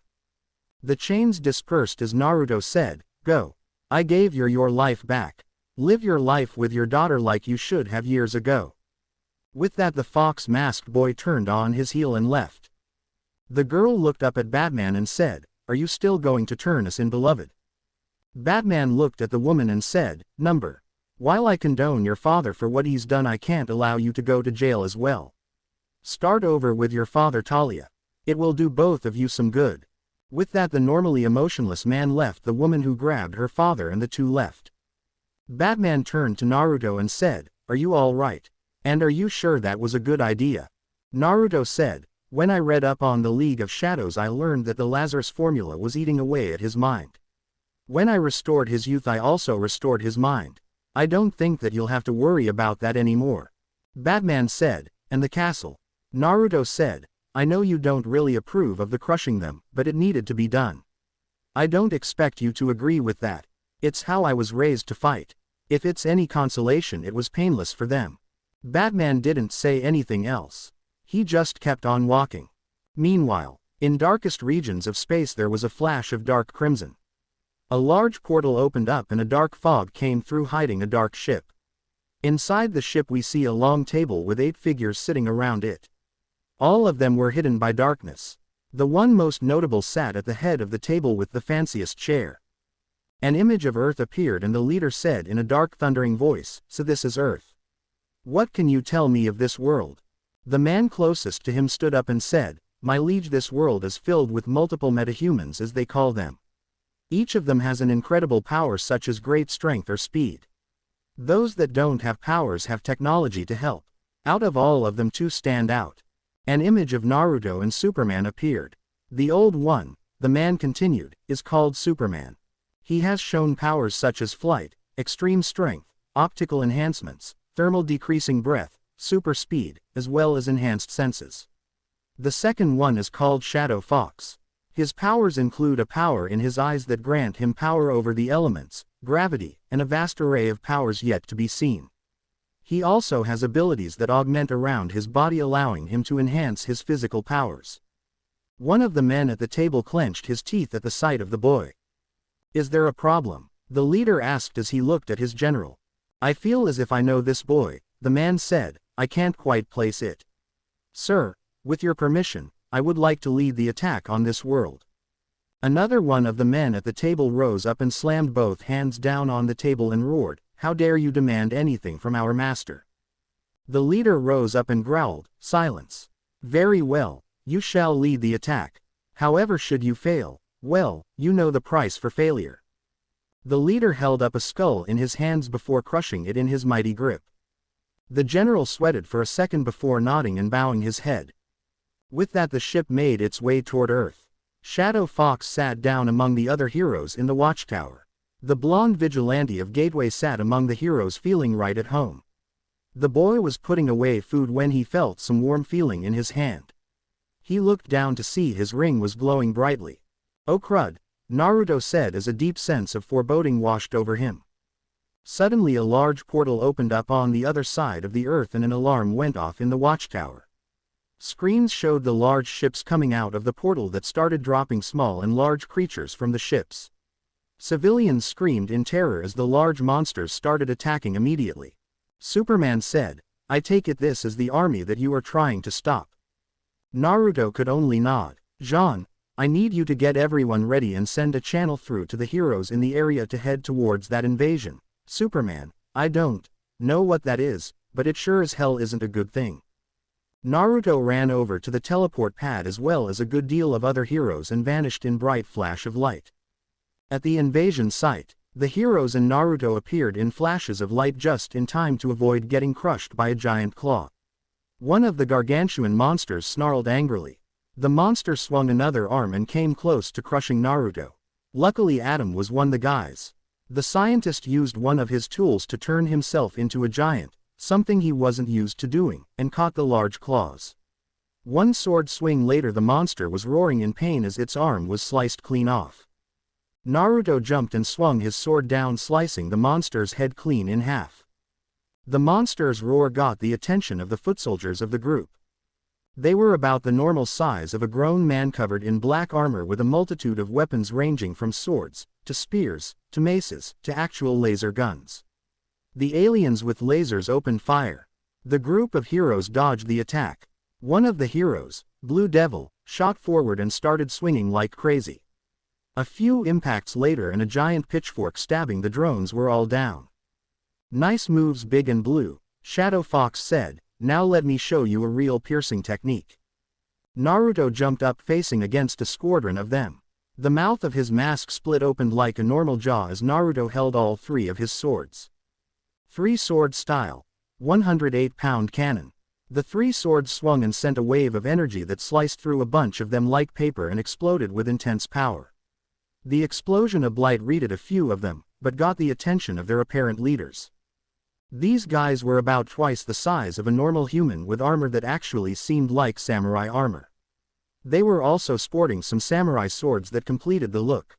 The swordsman charged forward and met with a loud clang against Naruto's own weapon. Naruto threw up his heel, sending the man flying upward like a rocket. Naruto jumped up and yelled, "Two-sword style. Double slash. Tower climb return." The double slash sliced the man in tow. As his body crashed to the ground it slowly turned away into dust, just like the other ones that had been destroyed. "For a supposed unstoppable army these things aren't really that strong," Naruto said. At that moment there was a loud thudding. The heroes turned around to see a gargantuan Goliath of a monster that was big, ugly, deformed, and looked freakishly pissed off. "Me and my big fat mouth," Naruto said. The Goliath brought its arm up and slammed it down on the ground right where the heroes were just moments before getting crushed like a bug. Naruto threw up his hands and the ground shot up, impacting the arm and stopping it cold. The fox-masked team then made another hand motion, causing large spikes to form on top, piercing the limb, causing the monster to screech in anger. Adam grew to a large size again before drawing back his arm and unleashing a haymaker that knocked the monster back. Naruto quickly went through some signs and yelled, "Uzumaki style, rain of blades." Naruto's chakra focused around his body and formed multiple blades. They then rained down on the monster and pierced its body in multiple angels. Naruto snapped his fingers, the swords exploded. The result was multiple flames and the body fell backwards before crashing on the ground. The large beast howled in pain as it clutched the area of the missing appendage. Naruto finally focused his power and growled, "Gravity purge." The ground shook and finally caved in and black energy cave in, cursing blackened monster into oblivion. "And I thought I was a magnet for the weird," Blue Devil said as he saw that. "Gravity manipulation," Adam said, looking on in shock. "Very fascinating." At that moment they were interrupted by another ship coming down on them. Superman flew down joined by Wonder Woman and Green Lantern. The ship landed and the door opened up. Suddenly multiple Bulk and Red Snake came out of the door and struck at them. A couple sword swings, punches, stabs, and emerald constructs late the snakes were all dead. Naruto removed his mask surprising the heroes present. The blonde sent chakra to his nose and sniffed the air. That smell, Naruto said, blood, snakes, insanity. A pure darkness that covers the soul and there is no chance of redemption. No way, it can't be him. Supposed to be dead. A dark chuckle was heard and a sickening voice said, Naruto-kun, I should have known it was you. Out of the ship walked a man who made Naruto's stomach lurch and his heart skip a beat. The man was pale with long black hair. His eyes were yellow with black slits like a snake. He wore black armor with a little bit of green here and there with the kanji for serpent on his left shoulder. In his hands was a black sword that had no guard. It has been a long time, Orochimaru. Naruto scowled at seeing the supposed to be dead Snake Sanin. It hasn't it? The man hised, I bet you weren't expecting to see me after all this time seeing as you killed me.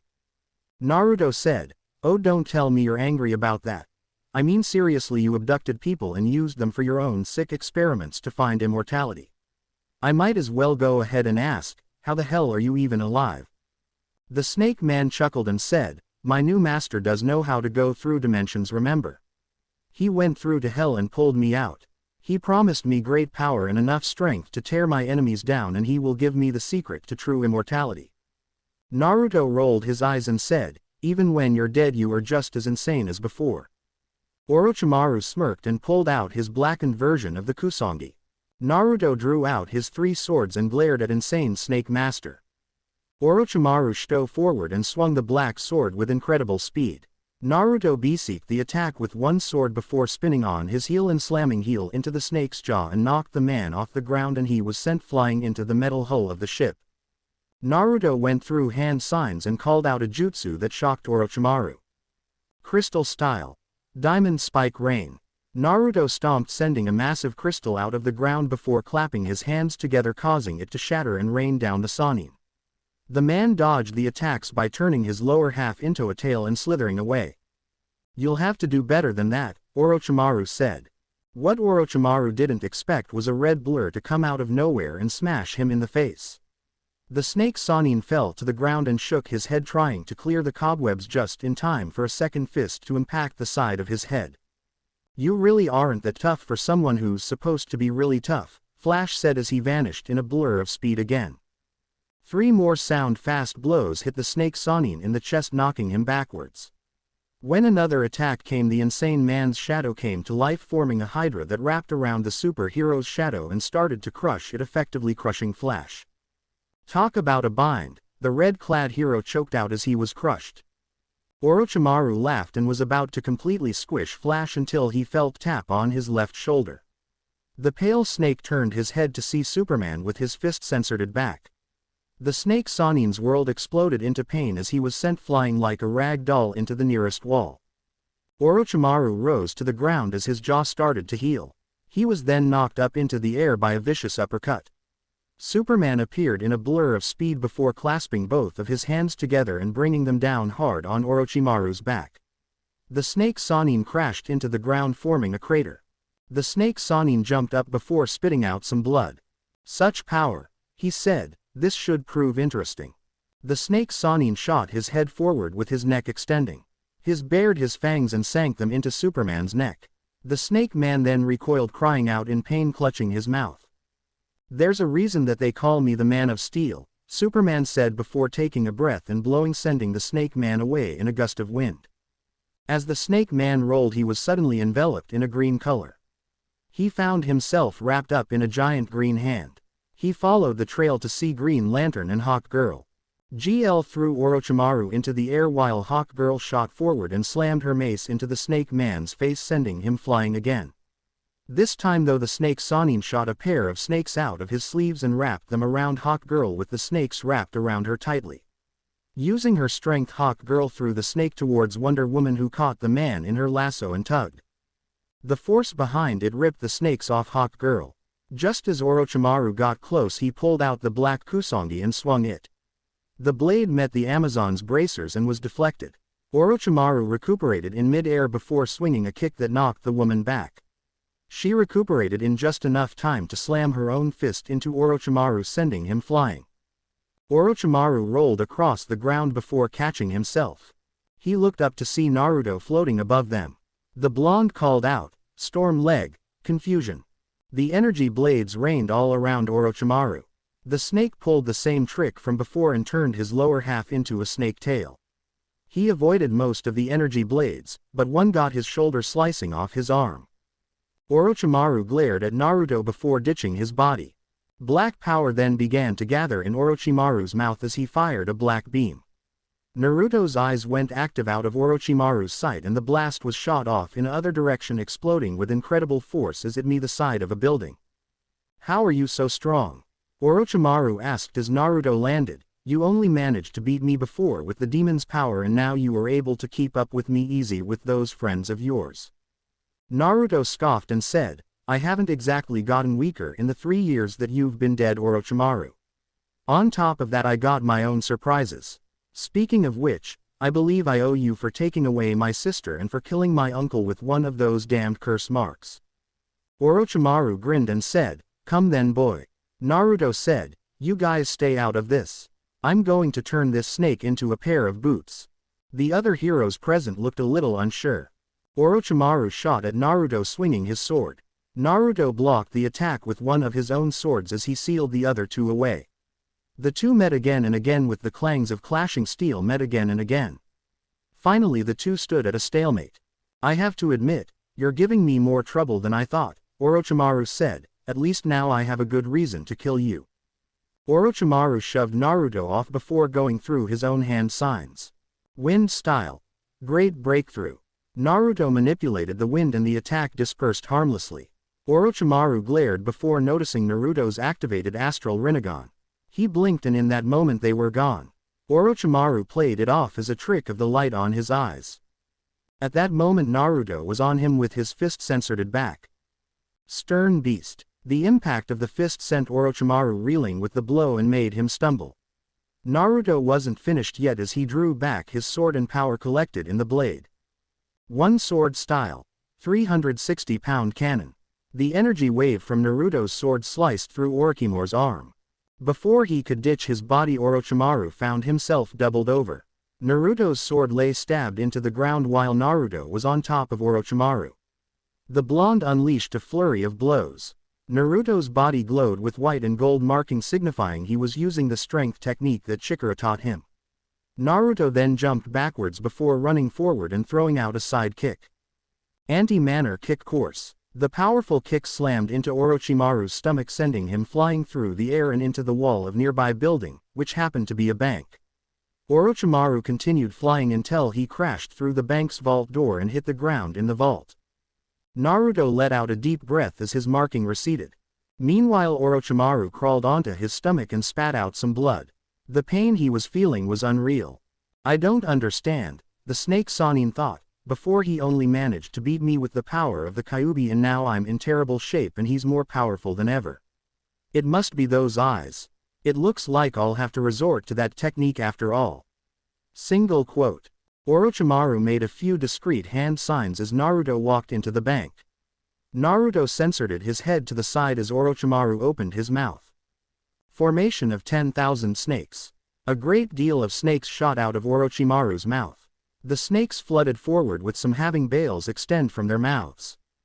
Naruto thought quickly and jumped on one hand before he started spinning on it. Chakra collected into his legs as he spun on hand like a top. As the energy formed a circle, Naruto yelled, "Storm leg, severing cut." A massive circle-shaped storm leg shot out, destroying the snakes, the walls around him, as well as slicing through Orochimaru's neck, severing his head. Naruto stopped spinning and landed on the ground. Naruto wobbled a little bit dizzy from the experience. Naruto grinned and started to walk away when he heard the sound of some moving. He spun around just in time to be on the receiving end of a large, white, serpentine tail. Naruto crashed into the street where he jumped up and rubbed his now aching back. The boy looked up just in time for the walls to break apart. Out of the building came a large white 8-headed hydra. "Look upon me, boy," said all 8 heads in unison with Orochimaru's voice, and no true terror. "This is my strongest technique, the Hydra assimilation technique. Now die." All 8 of Orochimaru's heads shot forward. Naruto quickly performed a gravity chakra-enhanced moon step to avoid the head, but was caught by surprise when Orochimaru's tail shot up and slammed into him, knocking him backwards. Naruto caught himself and moved again to avoid one of the heads shooting a black energy blast at him. As Naruto caught himself in mid-air with a moon step, he drew back his leg and called, "Storm Leg, victorious bird." The bird-shaped energy waves sliced throat head, making the other 7 scream in pain. Naruto focused his gravity powers and his sword shot from its place, stabbed into the ground and landed in his hand. Naruto held it out and said, "One sword style, lion song." The blonde vanished and the sound of a lion's roar echoed throughout the battlefield. A second head fell to the ground as the snake monster roared in pain. The final 6 heads turned around before a collar spread on the center head and it shot venom and acid from its mouth. Naruto focused his elemental powers again, causing the 2 dangerous liquids to freeze before they fell to the ground with a loud crack. Naruto quickly spun on his heel and shot forward with an activated devil leg. The blonde shot forward and yelled, "Well cooked, grill shot." The flaming leg impacted the neck of the far right head, forming a grill mark to appear on the neck. Naruto added some wind chakra to his other leg and swung it, causing the neck to be sliced clean through. Naruto was then knocked into the air by the head right next to it, and the middle left head shot up and swallowed him. The heroes, who had been watching at the sidelines like Naruto said, gasped as they saw their friend get eaten. The 5 heads left all grinned smugly until the head that ate Naruto started to choke. Suddenly, Naruto's chakram burst from the head's throat. It spun like a buzz saw with wind chakra added to it and shot up, cleaving the head in half. Naruto shot up, covered in goo, before grabbing his chakram in mid-air before landing on the ground and throwing it hard, actually slicking through the head where the neck had been split. The remaining 4 head roared in anger before they all shot forward. Naruto dodged the attacks with incredible ease. One head swerved aside and knocked Naruto down, but he jumped right back up. Naruto turned his head back to see a car. He grinned before back-flipping onto the vehicle. "Come on, snake face," Naruto said, "I got something for you to snack on." The far left head shot forward and tried to chomp on him. Naruto back-flipped and caused the snake to lift the car into its mouth. Naruto whipped out a kunai and threw it at the car's gas tank. The projectile made contact and Naruto made a hand sign, causing the explosive note on it to explode. The combined explosion of the note and the car destroyed the head. The final 3 heads focused before firing a blast of black energy at Naruto. Naruto back-flipped and avoided the main blast, but the wave of it knocked Naruto backwards. Naruto caught himself, but the right head shot forward and wrapped around him, started to squeeze. Naruto growled as he focused his power and before gravity on him lightened and he flew into the air. The snake lost its grip and fell to the ground with a loud crash. Naruto noticed that a tall building had fallen in their fight. He quickly took out 2 of his swords and called out, "Storm Leg, Autumn Rain." Naruto unleashed a flurry of sword swings that were actually aimed at the building that was just barely hanging on above them. Hydra Orochimaru smirked at Naruto's attempt when he noticed the energy waves from Naruto's sword were collecting on the surface. By then it was too late. A rain of storm leg blades came down. The 3 heads cried out in pain as the multitude of blades sliced through the snake's body. Most of the blades were focused on Orochimaru's right head, which caused it to be sliced to ribbons.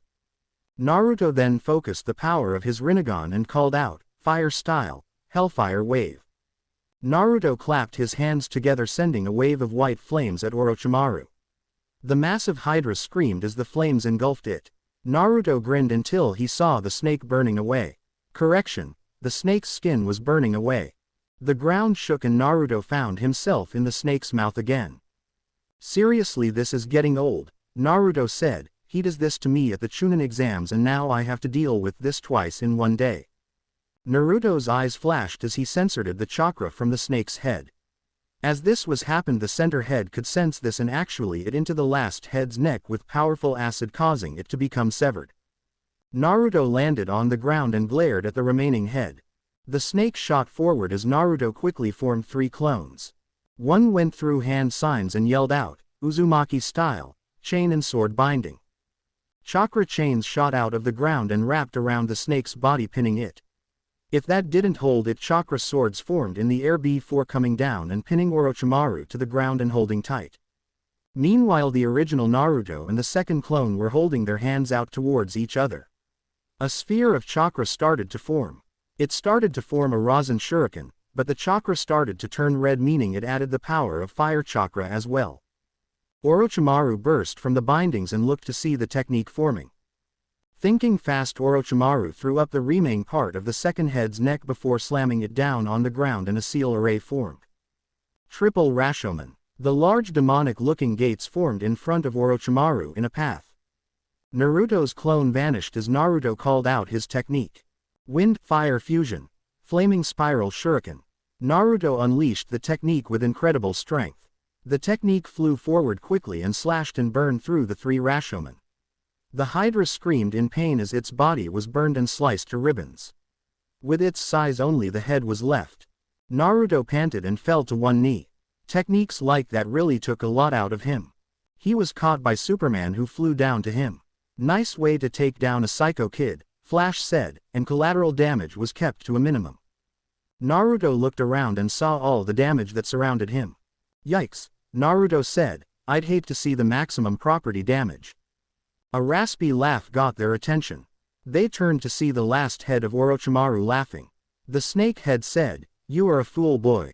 You may have beaten me, cough, but there are many more battles ahead, and as you die, the last sounds you hear will be the screams of a dying world. With that, the head started to crumble into dust. The dark soldiers around them vanished into the shadows. Naruto's ring flashed and the blonde glanced at it before sighing. He said, Looks like it's time for me to go. Lantern said, What do you mean go? Naruto said, This isn't the only world being targeted. I have to go stop them before any more worlds fall to this madman, the Snake Man's master. There's one thing I know, Orochimaru never calls anyone master, unless he really is afraid of him. Naruto stepped back as his ring flashed red and Naruto yelled, I'll see you guys again, I hope. Bye. Superman yelled, See you.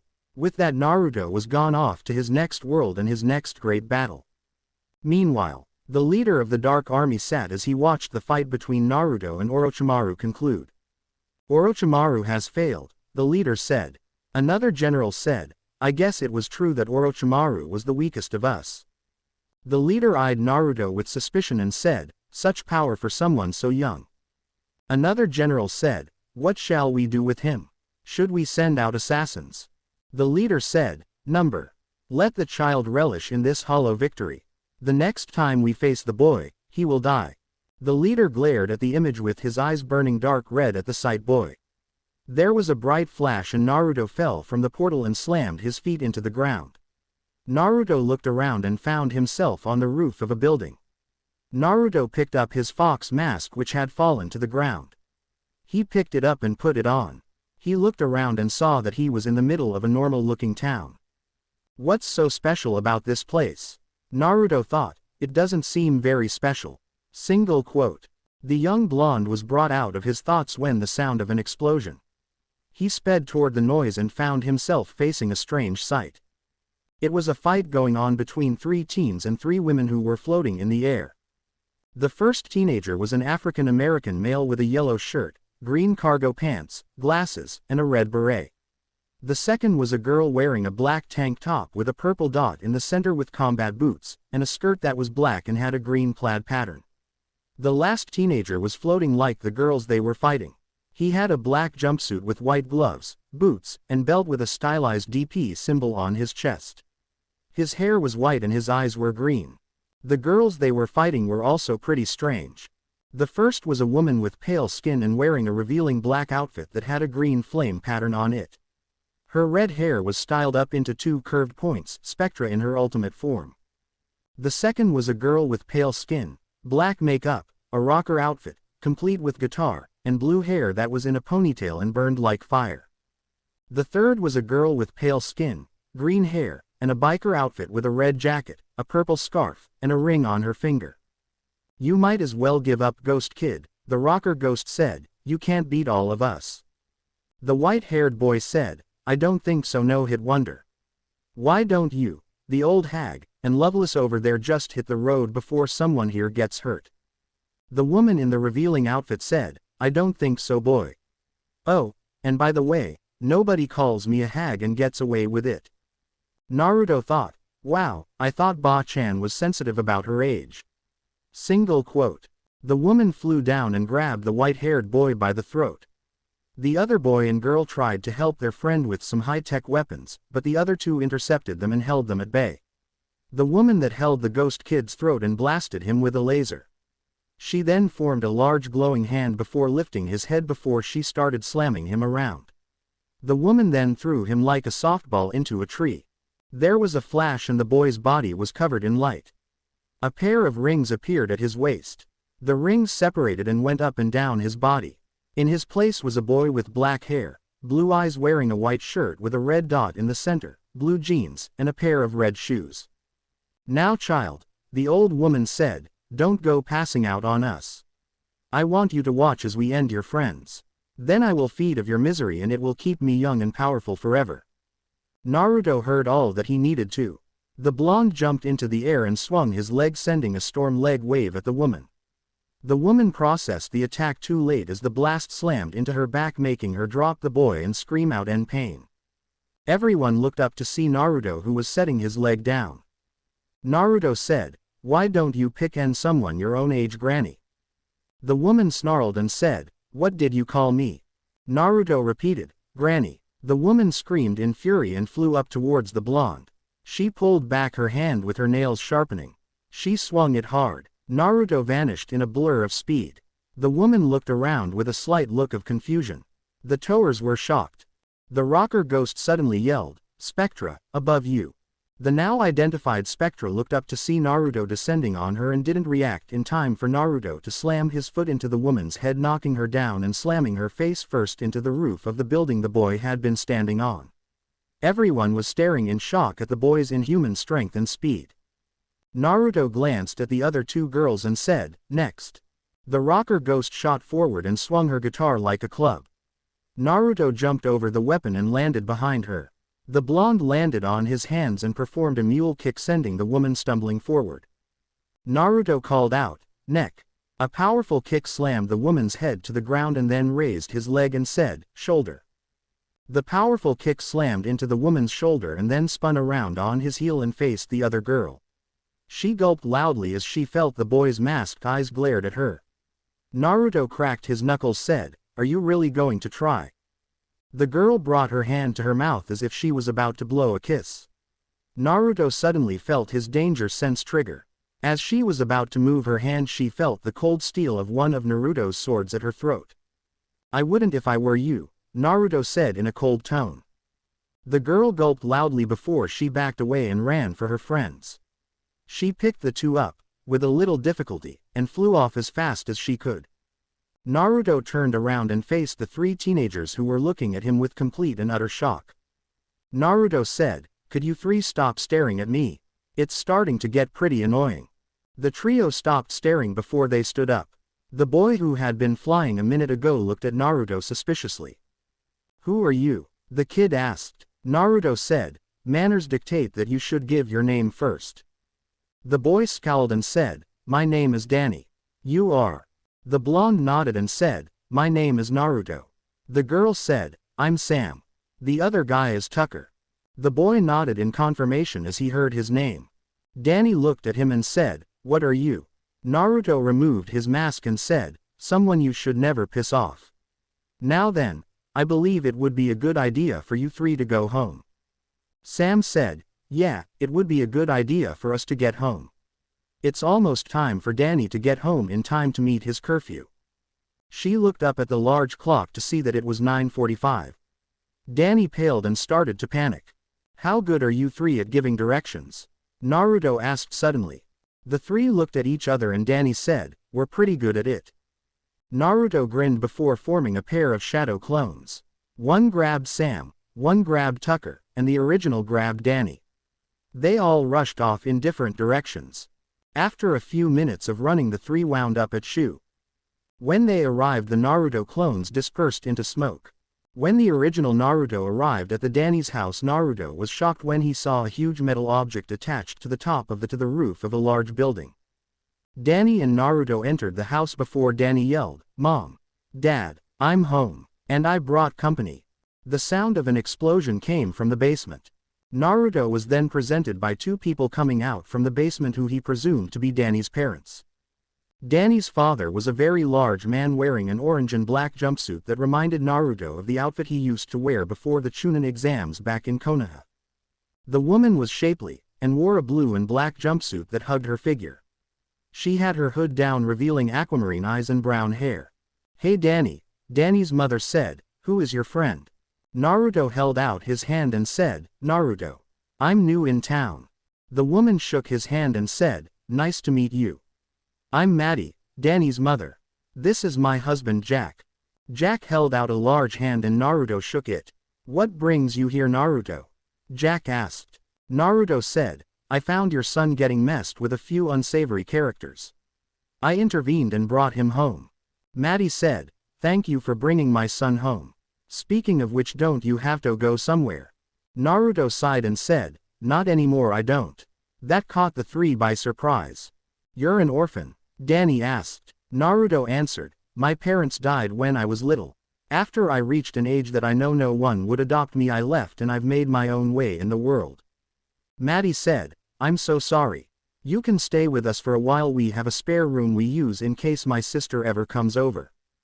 Naruto looked at her and said, "I wouldn't want to impose." Maddie slapped Naruto on the side and said, "Nonsense. It wouldn't be imposing. Besides, I'm not about to leave a young boy out in the cold to freeze." Naruto nodded and aid, "Thank you for your hospitality, ma'am." With that, Naruto and Danny went upstairs after Maddie instructed the boy to help Naruto set up his room. "What part of that was true?"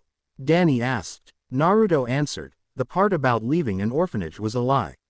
The part about me being an orphan was true." Danny said, "Sorry man. I just wanted to make sure. The last thing we need is for your parents to come in looking for you." Naruto said, "The only family I had back home was my sister, and I only got meet her after 16 years of my life." Danny winced and laid down some sheets on Naruto's bed. "Thanks for the help," Naruto said as Danny walked away. As Danny walked away, Naruto activated his astral Rinnegan. He saw Danny had a growing power inside of him. A look of interest came across the boy's face. This could be interesting, Naruto thought as he lay down to sleep. Meanwhile, an old man stood in front of a screen. He was tall, muscular, and had on a purple cloak. In his chest he had what resembled a large grandfather clock. This man was Clockwork, the ghost master of time. He glanced to the side to see a dented-up thermos that had the image of an evil face on it. Clockwork sighed as memories assaulted him. Over a month ago, Danny had faced a dark future and had stopped it. Inside the thermos was his future evil self, Dan Phantom. After the fight, Danny had gotten tougher and much stronger. Clockwork turned to the screen with a small grin. He saw multiple images on the screen that had older versions of Danny, all with different futures. Then something happened that shocked Clockwork. One by one the futures started to vanish. "What is this?" the master of TM asked. A voice answered, "Something unexpected, my brother." Clockwork turned around to see an exact copy of him. He was just as tall as Clockwork, with blue cloak and a staff that had a globe on it. He had a scar going over his left eye. "What do you mean by that?" Clockwork asked. Clockwork's brother answered, "It seems a person from another dimension has arrived. While this would normally cause no problems, he will have a part in a great change young Daniel's life in this world as well as others. If we act soon, we might be able to stop them." The sudden flush of power stopped them and the two fell to the ground in pain. "You will do no such thing," a demanding female voice said. In a flash of white power, Kami stood in front of them. The two brothers fell to their knees and said, "Welcome, Kami." Kami giggled and said, "There is no need to bow to me, masters of time and space. I have simply come to inform you that you shall not interfere with Daniel or Naruto. Naruto has been sent here on a mission to fight off an evil that threatens the multiverse. You will allow Naruto continue his mission unopposed. Am I understood?" The two nodded. Cammy smiled and said, "Good. Just like that she was gone." Clockwork faced his brother and said, "It seems we cannot interfere this time, Harold." Harold nodded and said, "Yes. I have seen into this future multiple times as it seems very interesting. Thought it starts a bad, it reveals a light in the darkness at the end." With that he vanished in a blur of blue smoke. Clockwork turned to the screen and watched it. He had a grim look on his face until it suddenly curved into a small smile. As he watched he said, "A light in the darkness indeed." The next day in the human world at the park, Danny, Sam, Tucker, and Naruto sat in the mid of the park talking. During this time Naruto had asked about Danny transforming. Danny explained that he was in an accident with one of his parents' inventions. It was a portal that was designed to get through to a dimension called the Ghost Zone, a world where ghosts reside. It turns out his parents were ghost hunters and were interested in both proving ghosts exist and to get glory in capturing them. To Naruto it sounded like they were a bunch of blowhards who were just looking for fame and glory and not the betterment of their people. Anyway, their invention blew up in Danny's face and turned him into a half-ghost with the alias Danny Phantom. After the explanation Naruto went into his backstory. The three were shocked to hear Naruto was from another dimension and that he was super-powered and was easily capable to facing down almost godlike beings. While Naruto didn't reveal much about his childhood, he did tell them about his time as a hero. Right now they were just talking when a new voice instantly made Team Phantom's mood go sour. "Hey Fen Turd," said a grating and very annoying voice. They turned to see four people approaching them. The first was a muscular blonde guy with a red and white leather jacket. The second wore pretty much the same thing, only he was of Asian descent with black hair. The third was a blonde with red and white shirt with jeans and a flower hair clip in her hair. The fourth was a Latina girl with long black hair. She wore a pair of hip hugger jeans and a pink shirt that revealed her midriff. "Well," the head jock said, "it looks like the three losers have brought in a new member." The others laughed and the other jock said, "Yeah." Naruto said, "And who are you supposed to be, the Four Stooges?" Danny and his friends laughed at the name while the four insulted people looked pissed. Danny said, "They're my school's A-list dash, Quan, Star, and Paulina." Paulina said, "Yeah, we're the best in Casper High, so you better show us respect." Naruto chuckled and said, "I don't see four great people, all I see is a pair of steroid cases and two prostitutes." T Phantom burst into another fit of laughs. Dash glared angrily at being insulted. He was the king of Casper High and he was just insulted by some nobody that he didn't even know. "Listen buddy," Dash said, "you learn to show respect to your betters. If not, I'm going to have to teach you some respect." Naruto's joking look was gone. He rose up from his sitting position. Dash's look of superiority was gone as he saw that Naruto was actually a head taller than him. "You shouldn't make threats that you can't back up, boy," Naruto said, his eyes cold and doing his best to hold back his Rinnegan. So far he didn't like this guy.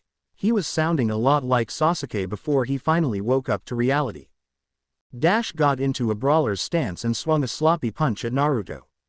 The whiskered blonde simply caught the punch before twisting Dash's arm to the point of breaking. Dash whined in pain as he fell to one knee. "Back of you dumb steroid case," Naruto said, "otherwise I'll be much less forgiving." Naruto let go of the boy's arm before dropping him to the ground. Naruto and Team Phantom turned around and started to leave. Now Dash was actually a very sore loser, especially when it came to his pride. He glared hotly at Naruto from his back. He growled almost animal-like before charging at the blonde. Naruto felt him charging and was fixing to simply kick him in the face when Danny acted first. He caught Dash's fist before twisting his arm to the point of breaking, making Dash whine in pain again. Unlike Naruto though, Danny unleashed a right cross that knocked out a few of Dash's teeth before delivering a kick to the stomach that made him double over. Danny finally ended it by spinning around and slamming his heel into the side of Dash's face. The attack sent Dash's head into a tree, knocking him out. The remaining A-list stared in shock. Danny had been Dash's punching bag for years and right now Dash had just gotten knocked out by his old punching bag. Danny turned to his friends and Danny said, "That is something that I've wanted to do for a long time." Paulina gained a seductive smirk before she walked over to Danny, swaying her hips. "Danny," she said in a flirtatious tone, You just beat the toughest and most popular man in school. This makes you eligible to date the sensoriest and most popular girl in school. Danny looked at Pauline and his eye portrayed shock. Then they portrayed disgust. The only reason this girl was interested in him now was because he had just beaten the so-called king of his high school, and she would only be interested in him until the next eye candy of the week came along. You know, Danny said, up until a few months ago I would be jumping at this chance. Now, I just don't care. Danny pushed off the shocked Paulina and walked back toward his friends. Paulina looked on, shocked as she had just been rejected. She then put a hand to her head to see if she was having a fever. First the lowest member on the social ladder of their school kicks their quarterback's butt, and now she gets rejected by said boy when he was supposed to have a huge crush on her. As they walked away, Sam asked, "What was that about, Danny?" Danny said, "I guess I just snapped. I got tired of having to deal with some arrogant steroid case. I figured that I should just quit taking crud from that jerk." Sam nodded. She was happy that Danny had shown his backbone. While they were walking, they didn't notice a very small robotic bug-like thing flying around. In Wisconsin, an old man with long gray hair in a ponytail wearing a business suit sat watching with a look of shock on his face. His cat sat down in his lap as he watched. "It seems Daniel may be coming out of his shell," the old man said. "Oh well, with my latest plan he and my beloved Maddie will soon be mine." The air was filled with the man's mad cackle. It had been a long few days for Naruto and Team Phantom. Naruto had grown closer to Danny and his friends. He recently joined them on ghost hunts, taking the alias Shadow Fox again to fight alongside Danny Phantom. The ghosts were coming out less and less, with the super powerful Shadow Fox on Team Phantom's side. Rumor were actually spread through the ghost zone that humans were evolving super powers and were now becoming too powerful to fight. Naruto also met Jazz, Danny's older sister. Naruto also grew to reveal his secret to them and just about his war. When he showed his tails, he found another constant in the universe. Jazz immediately jumped and cuddled the furry appendages. Sam, despite her goth way of life, couldn't resist cuddling Naruto's tails, much to Danny's ire. Speaking of ire, Danny had become pretty popular at school after it became known that he kicked Dash around. Danny would have normally taken sick praise from everyone happily, but he knew it would be the same with Paulina. Once somebody more interesting showed up, or when he lost a fight to someone, he would become old news. He almost lost his friends when he was obsessed over popularity, and he wasn't about to do it again. At the time, everyone in town had gathered for some big meeting that the mayor had called. Everyone was chatting things up while Danny, Sam, Tucker, and Jazz looked a little bit nervous at what was going on. The May happened to be their biggest enemy, Vlad Masters, who happened to be a half-ghost just like Danny. The problem was that he had gotten his powers many years ago and he had a lot more experience than Danny. As this was going on, Naruto stood off to the side, cloaked, using a special jutsu he got from the old pervert that he called a sensei. Naruto stood watching as an old man with his white hair in a ponytail and wearing a business suit. "Ladies and gentlemen of Amity Park," the old man said as he stood to a podium, "for too long has this ghost plague gone on in our fair town. Through much research on the ghosts, I have found that this ghost is responsible." An image of Danny Phantom appeared on the screen. Off to the side, Naruto rolled his eyes and suppressed the urge to groan. It was the same story of his life in a sense. They need something to blame all their troubles on, and they blame the guy who was actually trying to do something about it. Vlad continued, "I have been studying this ghost for quite some time now. My investigation has led to a shocking discovery. Behold, Danny Phantom's true face." The image turned to a video of Phantom changing back into Danny. The crowd gasped and Team Phantom turned pale. Danny was now the center of attention, which was something he didn't like to be. There were strange looks from the teenagers and the parents. His own family looked shocked while Sam, Tucker, and Jazz tried to get closer to Danny in case somebody tried to do something. Pamela Manson, Sam's mother, came through the crowd and said, "Come here, Samantha. I'm getting you away from this little freak." She grabbed Sam's arm only for her daughter to pull out of her grip. "I'm not leaving him," Sam said sternly. Tucker's dad said, "Come here now." Tucker looked at his father defiantly and said, "No way. I've stood by Danny before, I'm not leaving him now." Now most ghost hunters were complete idiots who would jump at the chance to vaporize a ghost. Madeline Fenton was not one of those ghost hunters. She had always wanted to capture a ghost to study it. She had yet to do so, but without this shoot first, ask questions later way of thinking, she was actually thinking about this situation. Sam and Tucker had talked about this as if they had known that Danny was the ghost and talked as if he was still him. This got her thinking that something was wrong with Vlad's story. Unfortunately, her husband Jack was not as thoughtful. "Get away from that ghost, kids," Jack said, pointing his bazooka at them. This only made the group of friends wind up tighter. At that moment the roof to the tower blew out. Large black and white helicopters with the words G.I.W. were stamped on the side in black. A few agents wearing white suits came out and their leader said, "Daniel Fenton, you are under arrest under the violation of ectoplasmic law, and you are sentenced to containment and some really painful experiments." Danny was really starting to sweat now. This was not the way he wanted to reveal his secret. He was really getting freaked out at the moment. "Danny," Sam said, "go. Get out of here." Danny said, "Sam, I can't just leave you and Tucker here." The G.I.W. took out their weapons and they were about to fire. "Go," Sam yelled. Danny transformed quickly and flew up. He then took off just as the guys in white started firing their weapons. Danny dodged the blasts and kept on flying. The helicopters were about to fire blasts of their own when Naruto appeared and called out, "Storm leg, confusion." The wave of energy blades actually sliced the copters apart. Luckily for the pilots, they were able to get out of the copters and parachute down to the ground safely. Meanwhile, Sam, Tucker, and Jazz ran to the Fenton family assault vehicle and grabbed the easily stored Fenton ATVs. They sped off after their friends. Maddie and Jack got in the vehicle as well and drove. One of them was going to try and get answers while the other had the idea of wiping a certain ghost of the face of the earth.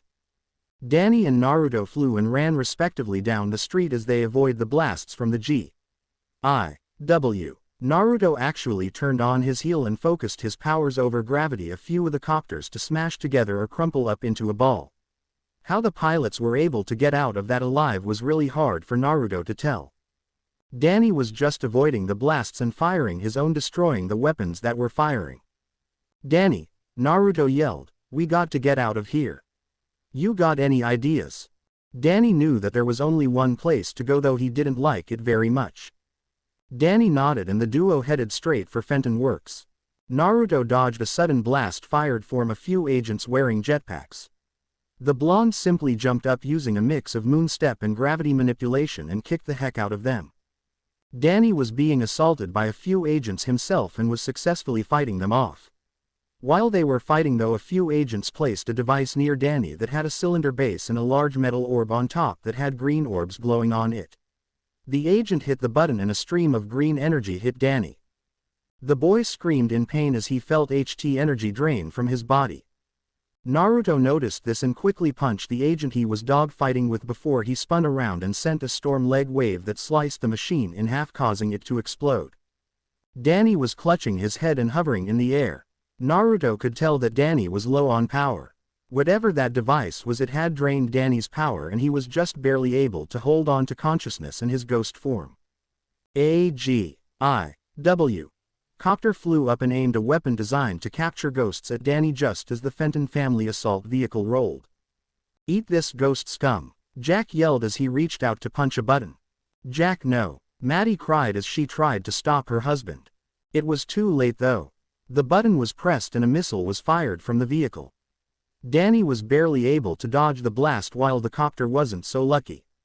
The pilot ejected, but there was another problem. At that time Danny's friends had rolled up and were now in the copter's falling path. Danny noticed this and using the last of his strength flew down and got his friends and sister out of the way. The boy looked up and closed his eyes as the copter crashed down on the boy and erupted into flames.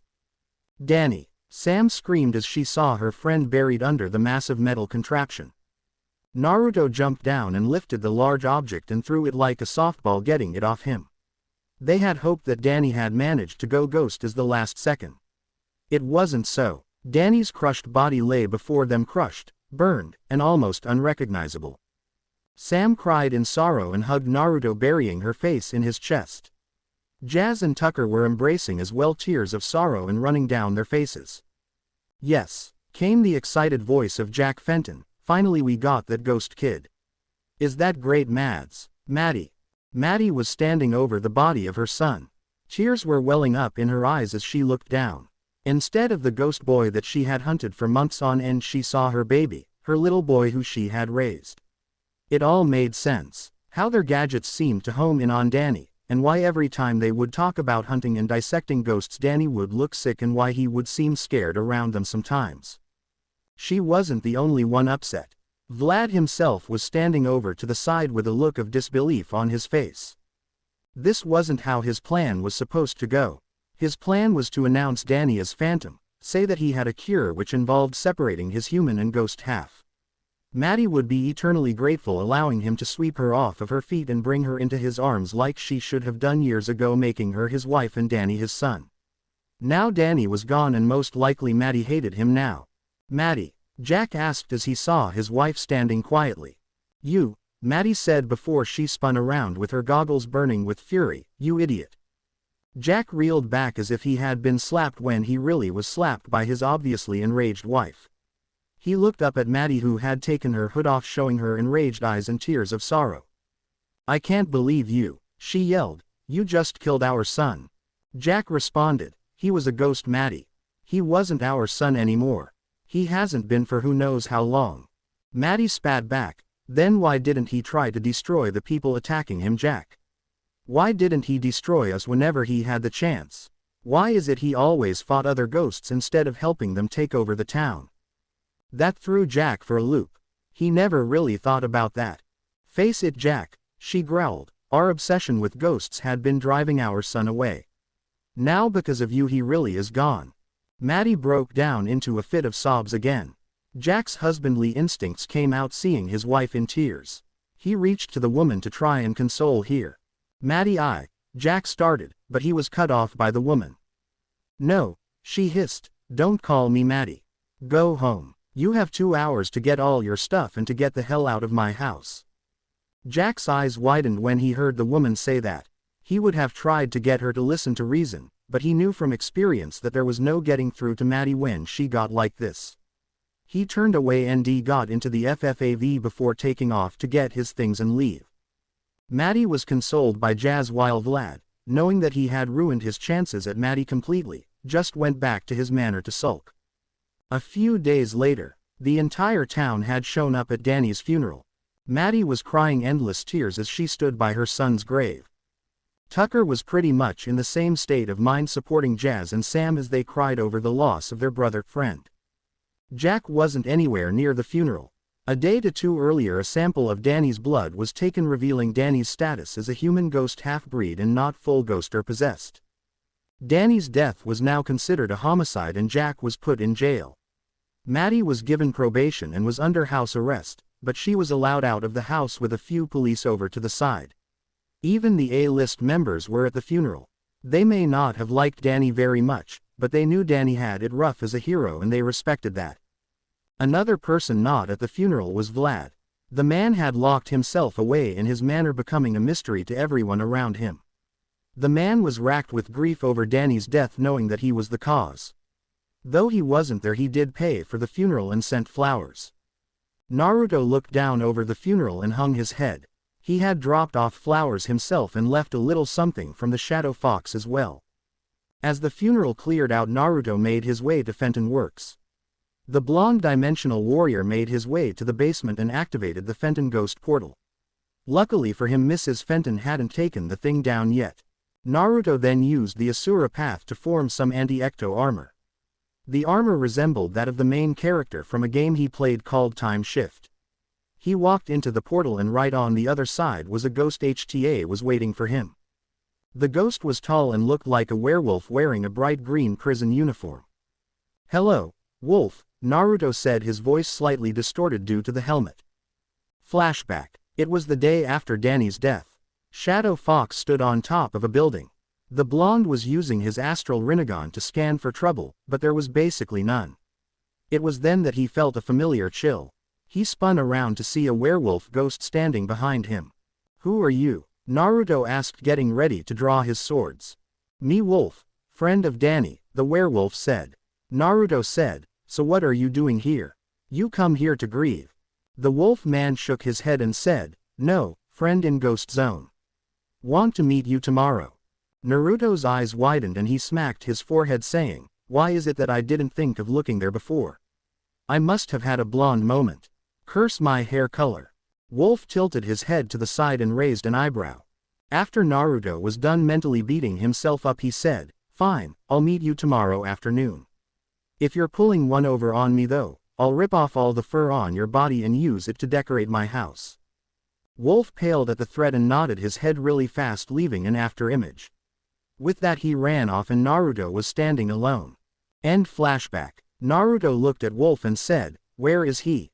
Wolf made a follow me motion and the duo ran off. Naruto was able to keep up with Wolf's speed thanks to his constant training and his manipulation over gravity. Eventually they came across a large door. This was not actually uncommon as there were hundreds of floating doors. When they entered, Naruto was surprised at what he saw. The inside actually resembled a large castle. The place was surrounded by forest. There were multiple islands floating around the castle. The castle itself was floating on a large piece of earth above a large swirling green vortex. Whoa, Naruto said, I have got to talk to the designer of this place. At that moment the ground started to shake and a portion of the ground they were standing lifted up and floated over to the castle. The ground they were standing on floated over to the castle where the drawbridge dropped and allowed the duo to enter. Once inside, Naruto is immediately attacked by a giant green bulldog. The large animal's paws smacked Naruto the side while he dug his heels into the ground. Naruto glared at the dog and took out his chakram. The massive dog growled and was about to pounce when a familiar voice was heard. Kujo. The voice yelled, what did I tell you about assaulting guests? Out of a nearby hall Danny walked out. Naruto grinned while the large dog whined at being yelled at. Don't worry boy, Danny said as he approached the animal, he's a friend. The large dog leaned towards Naruto and sniffed him a bit. Then it shrunk down to the size of a puppy and barked cutely before running off. Danny said, sorry about Kujo. He's a little feisty around strangers, but once he gets to know you he's fine. Danny held out his hand as he and Naruto bumped fists. How did you know it was me? Naruto asked. I'm the one who sent Wolf to find you, Danny said. Now there is a reason I called you here. Danny said, yeah, somebody told me that he would explain what was going on only when you showed up. Naruto raised an eyebrow, but his unasked question was answered when a pair of portals appeared. Out of the portals stepped Clockwork and Harold. Greeting you Daniel and Naruto, Clockwork said with a bow. Naruto, Danny said, this is Clockwork and Harold. They're some friends of mine. Clockwork nodded and said, listen Daniel, if this were the future you would have had I would have tried to stop it. Danny asked, what do you mean Clockwork? Harold said, according to my brother you had multiple possible futures. When he points at Naruto came here this future became the one you would have. Danny said, so the reason I'm dead is because of Naruto. Naruto was about to say something when Clockwork said, indirectly yes. Child, there is something you should know now that you are full ghost. Danny nodded and asked, what? Oh man, he isn't going to come back is he? Clockwork said, no, you don't have to worry about him. Daniel, when you first got your powers you were in the Ghost Zone portal, correct? Danny nodded. Harold continued, for his brother, when you were turned into a half-ghost you actually absorbed the energy of the Ghost Zone. This would give you the potential to have the powers of all the residents of the Ghost Zone. This potential, however, was unavailable to you because of your human half. Danny looked shocked when he heard that before he realized something and said, wait, you mean the reason I absorbed Vortex's powers that one time was because of my potential? The Master of Space nodded and said, yes, though the power would have only been temporary because it had to get rid of the extra ectoplasm to allow your human half to survive. Now that you are full ghost you have the potential to have those powers. Danny stepped backwards and almost fell over. A chair flew up from the wall which Danny proceeded to fall on. I don't believe this, Danny said, I just don't believe this. Naruto rubbed the boy's head and said, I got godlike powers dude. Trust me, I know what you're headed for. Clockwork said, "We are ready to supply you with teachers for your powers if they are willing to work with you. Naruto here can also teach you if he so wishes." Naruto said, "Even though I didn't directly cause this, I will help him. Besides, I may need some help when the big fight comes between me and whoever those shadow freaks send at me next." Danny looked at him and asked, "Are you sure about this?" Naruto said, "As sure as I'll ever be." "Now when is training going to start?"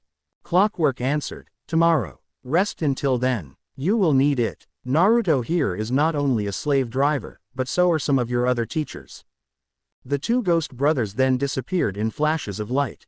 With that the two boys left to go and rest up for the training tomorrow. It had been 2 months since Danny's death. 2 months since Danny had been told of his true potential. 2 months since Danny started training under Naruto. The 2 months that had followed could only be described as complete and total hell. First Naruto had worked on Danny's physical strength. It started out with Danny doing 50 push-ups, 50 crunches, 50 squats, and 50 strikes on a nearby tree with each arm and leg. After that Danny would be exhausted. Danny looked at his friend and teacher as if he was insane when he told him that he just finished the warm-up. Naruto then had Danny go through chakra exercises. It turned out that the ectoplasm in Danny's body acted like chakra. He had Danny do the tree walking, water walking, and other chakra control exercises. This increased the amount Danny had in his reserves, allowing him to last longer if he exerted his powers in a fight. This also increased his control over it, allowing him more tricks than fighting. He could gather energy faster, form shield, much more quickly, and he could even do more than one ghostly whale at a time. He also taught Danny a few things about his fighting style. Danny learned how to utilize the storm leg, iron mass, and finger gun techniques and was thinking of making his own. Danny also found other basic ghost powers like telekinesis, the ability to turn into smoke, and he finally got duplication down. Danny also got training from a few surprised sources, his own enemies and a few ghosts he never met before. Before he could access the power, Danny had to find it within himself. Naruto taught Danny meditation to utilize this. It took him a while, but Danny finally managed to do it. His first teacher was an old war ghost that taught Danny tactics, and showed him his power to form ghost weapons like guns, machetes, bazookas, and machine guns. Danny also learned how to fight using the Defendu. His next teacher was the ghost of a monk. He taught Danny how to control his emotions in combat, which would prevent his powers from going haywire if he was in distress. He also taught Danny how to form ectoplasmic chains, hook swords, and a staff. He even taught him a fighting style like Muay Thai. His second teacher was Johnny. He taught him the basics of his living shadow. He also taught him a few mechanics and how to drive a motorcycle, which Danny had always wanted to get. His third teacher was actually Technus. When he was teaching, the technology-obsessed ghost tended to ramble like he did in their battles, but with a few well-placed energy blasts he finally managed to get him out of that habit, much to the enjoyment of the other ghosts. He taught Danny everything he could about technology and how to utilize his recently found control over technology. Spectra gave Danny lessons on how to invade a person's mind, make them see down on themselves. She even gave him something she got from when she first became a ghost. It was a special ghost egg that when it hatched would turn into a henchman for him, just like Bertrand was for her. It had yet to hatch. His next teacher was Fright Night. He took Danny to the Ghost King Castle and trained him in the art of sword fighting. He eventually took Danny down to the forge where the Soul Shredder was forged. The blacksmith, who looked like a severe burn victim in a blacksmith's outfit, forged Danny a weapon of his own. It was a large emerald scythe with a black shaft and a green spike on the bottom. Danny found he had the power to transfer his different energies into the blade and use them. His next teacher was actually Ember. Instead of Danny getting an instrument, Ember taught him how to utilize his ghostly wail. This training allowed him to learn different variations of the attack and taught him how to sing. On the side, she also taught him how to play guitar because she said she could use another player in her band if one of the others got sick. She also taught him fire manipulation. Danny was taught by Vortex how to control real lightning, not the rip-off stuff Technus used, and how to control the weather around him, from forming storms to hail to powerful winds.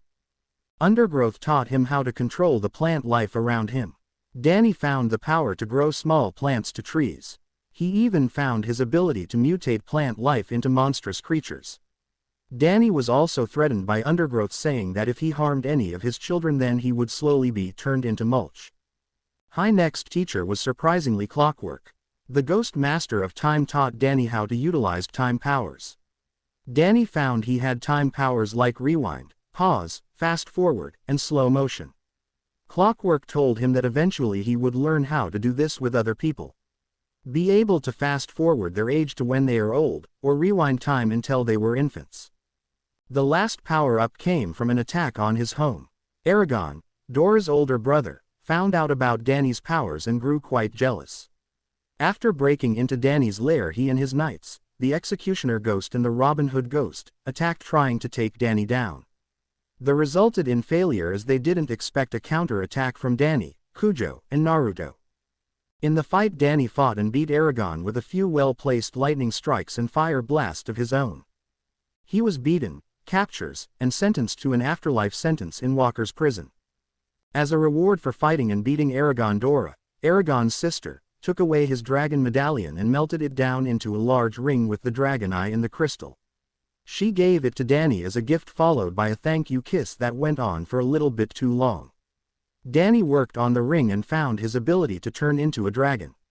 He even found a human-dragon hybrid form that was very effective and more versatile than the much larger dragon form. Danny was close to becoming arrogant with all the power he had. He was knocked down by this by Naruto bashing him over the head with the flat side of his sword or just knocking him over the head. Currently at Clockwork's tower, Clockwork was currently sleeping in a chair. He may have been the Master of Time, but even he wasn't above sleep. While the Ghost Master of Time slept, the box ghost crept into the tower. He looked around and saw the Time Master asleep. The really lame ghost looked around and saw that there was a Fenton thermos on a nearby pedestal. It was dusty, banged up, and had the image of a terrifying face on it. The box ghost grinned and loudly proclaimed, "I, the box ghost, will free the being trapped within that cylindrical device, and they shall be forever indebted to me." The fat and foolish ghost picked up the dinged-up thermos, completely ignoring the ominous feel that surrounded it. The fat ghost unscrewed the top and there was a bright flash of light. Clockwork was roused from his sleep. He sighed knowing this was going to happen as he looked deep into this future. In a swirl of smoke he was gone. The box ghost covered his eyes when the flash happened. When it faded he was greeted to the sight of the most ominous-looking ghost ever.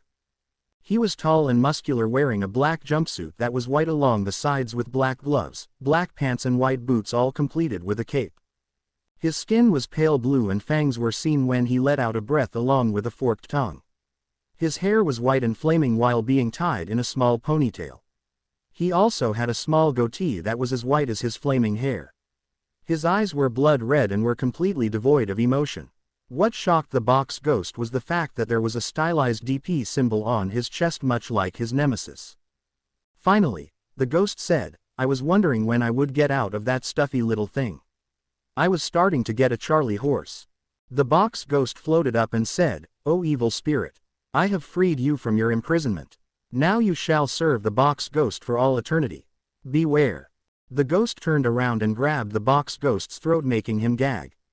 "What makes you think I'll serve a little insignificant speck like you?" The ghost asked, his voice filled with annoyance. "For that alone I should destroy you, because I know you'll just be an annoyance." The box ghost said, "Wait, I freed you. Doesn't that at least get me lenience?" The ghost rubbed his chin in contemplation and said, "Yes, I won't destroy you." The box ghost let out a sigh of relief. His relieved look was replaced with a look of terror when the ghost said, "I'll just torture you then."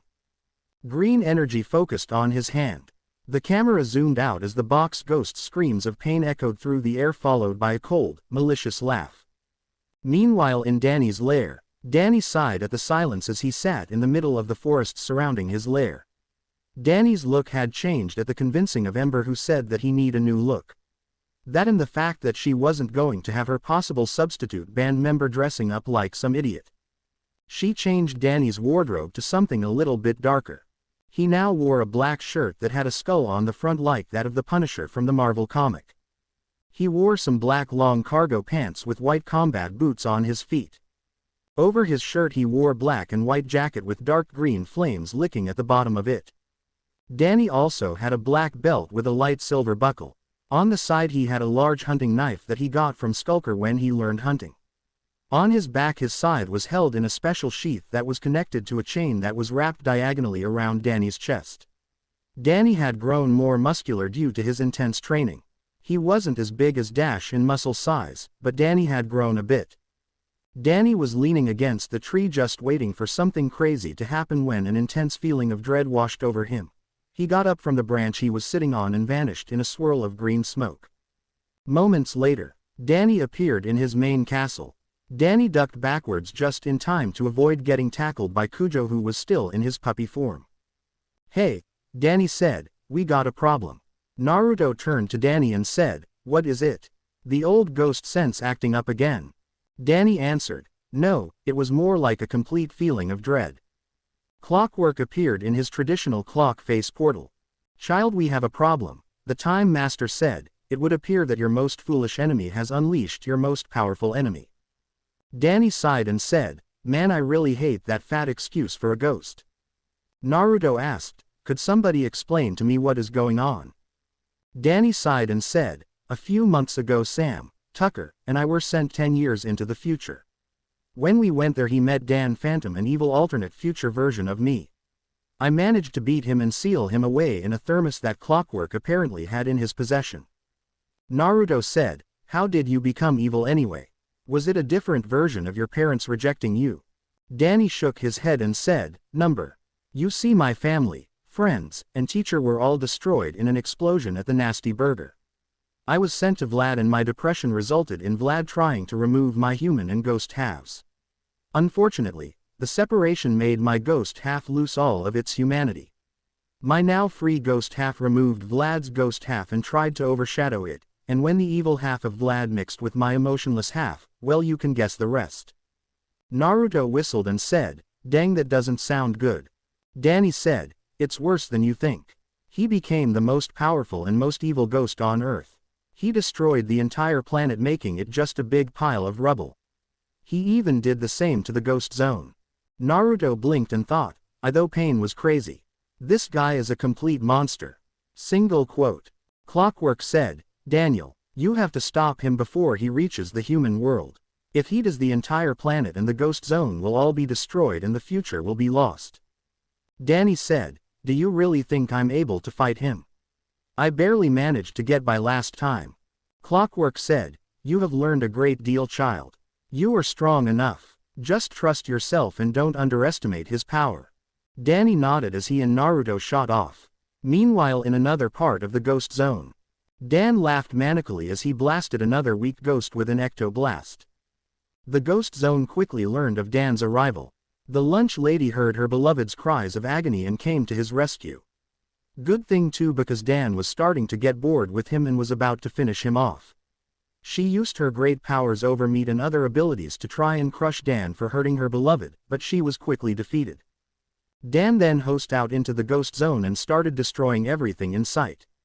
Weaker ghosts and the floating island layers were being torn apart just by him waving his hands. Dan laughed and said, "Oh, I've missed great amounts of destruction. It has been way too long." The sound of a guitar strumming was heard and he was struck in the back by a large musical fist. He turned around just in time to be on the receiving end of a massive green fist. Ember floated down, followed by Desiree, a tall, slender, voluptuous ghost woman dressed in an old harem girl outfit. "Ember, Desiree," Dan said as he brushed their attacks off. "Funny, I don't remember you two looking so pretty." Desiree scoffed and said, "Like I'd let a man like you touch me." Ember said, "I don't even know you, pal." Dan chuckled and said, "It has been a long time for me. It looks like I get to wipe you two out all over again." Dan was about to fire a blast from his hand when he was suddenly struck in the back by a knife. The man cried out in pain as he felt multiple sharp objects pierce his back.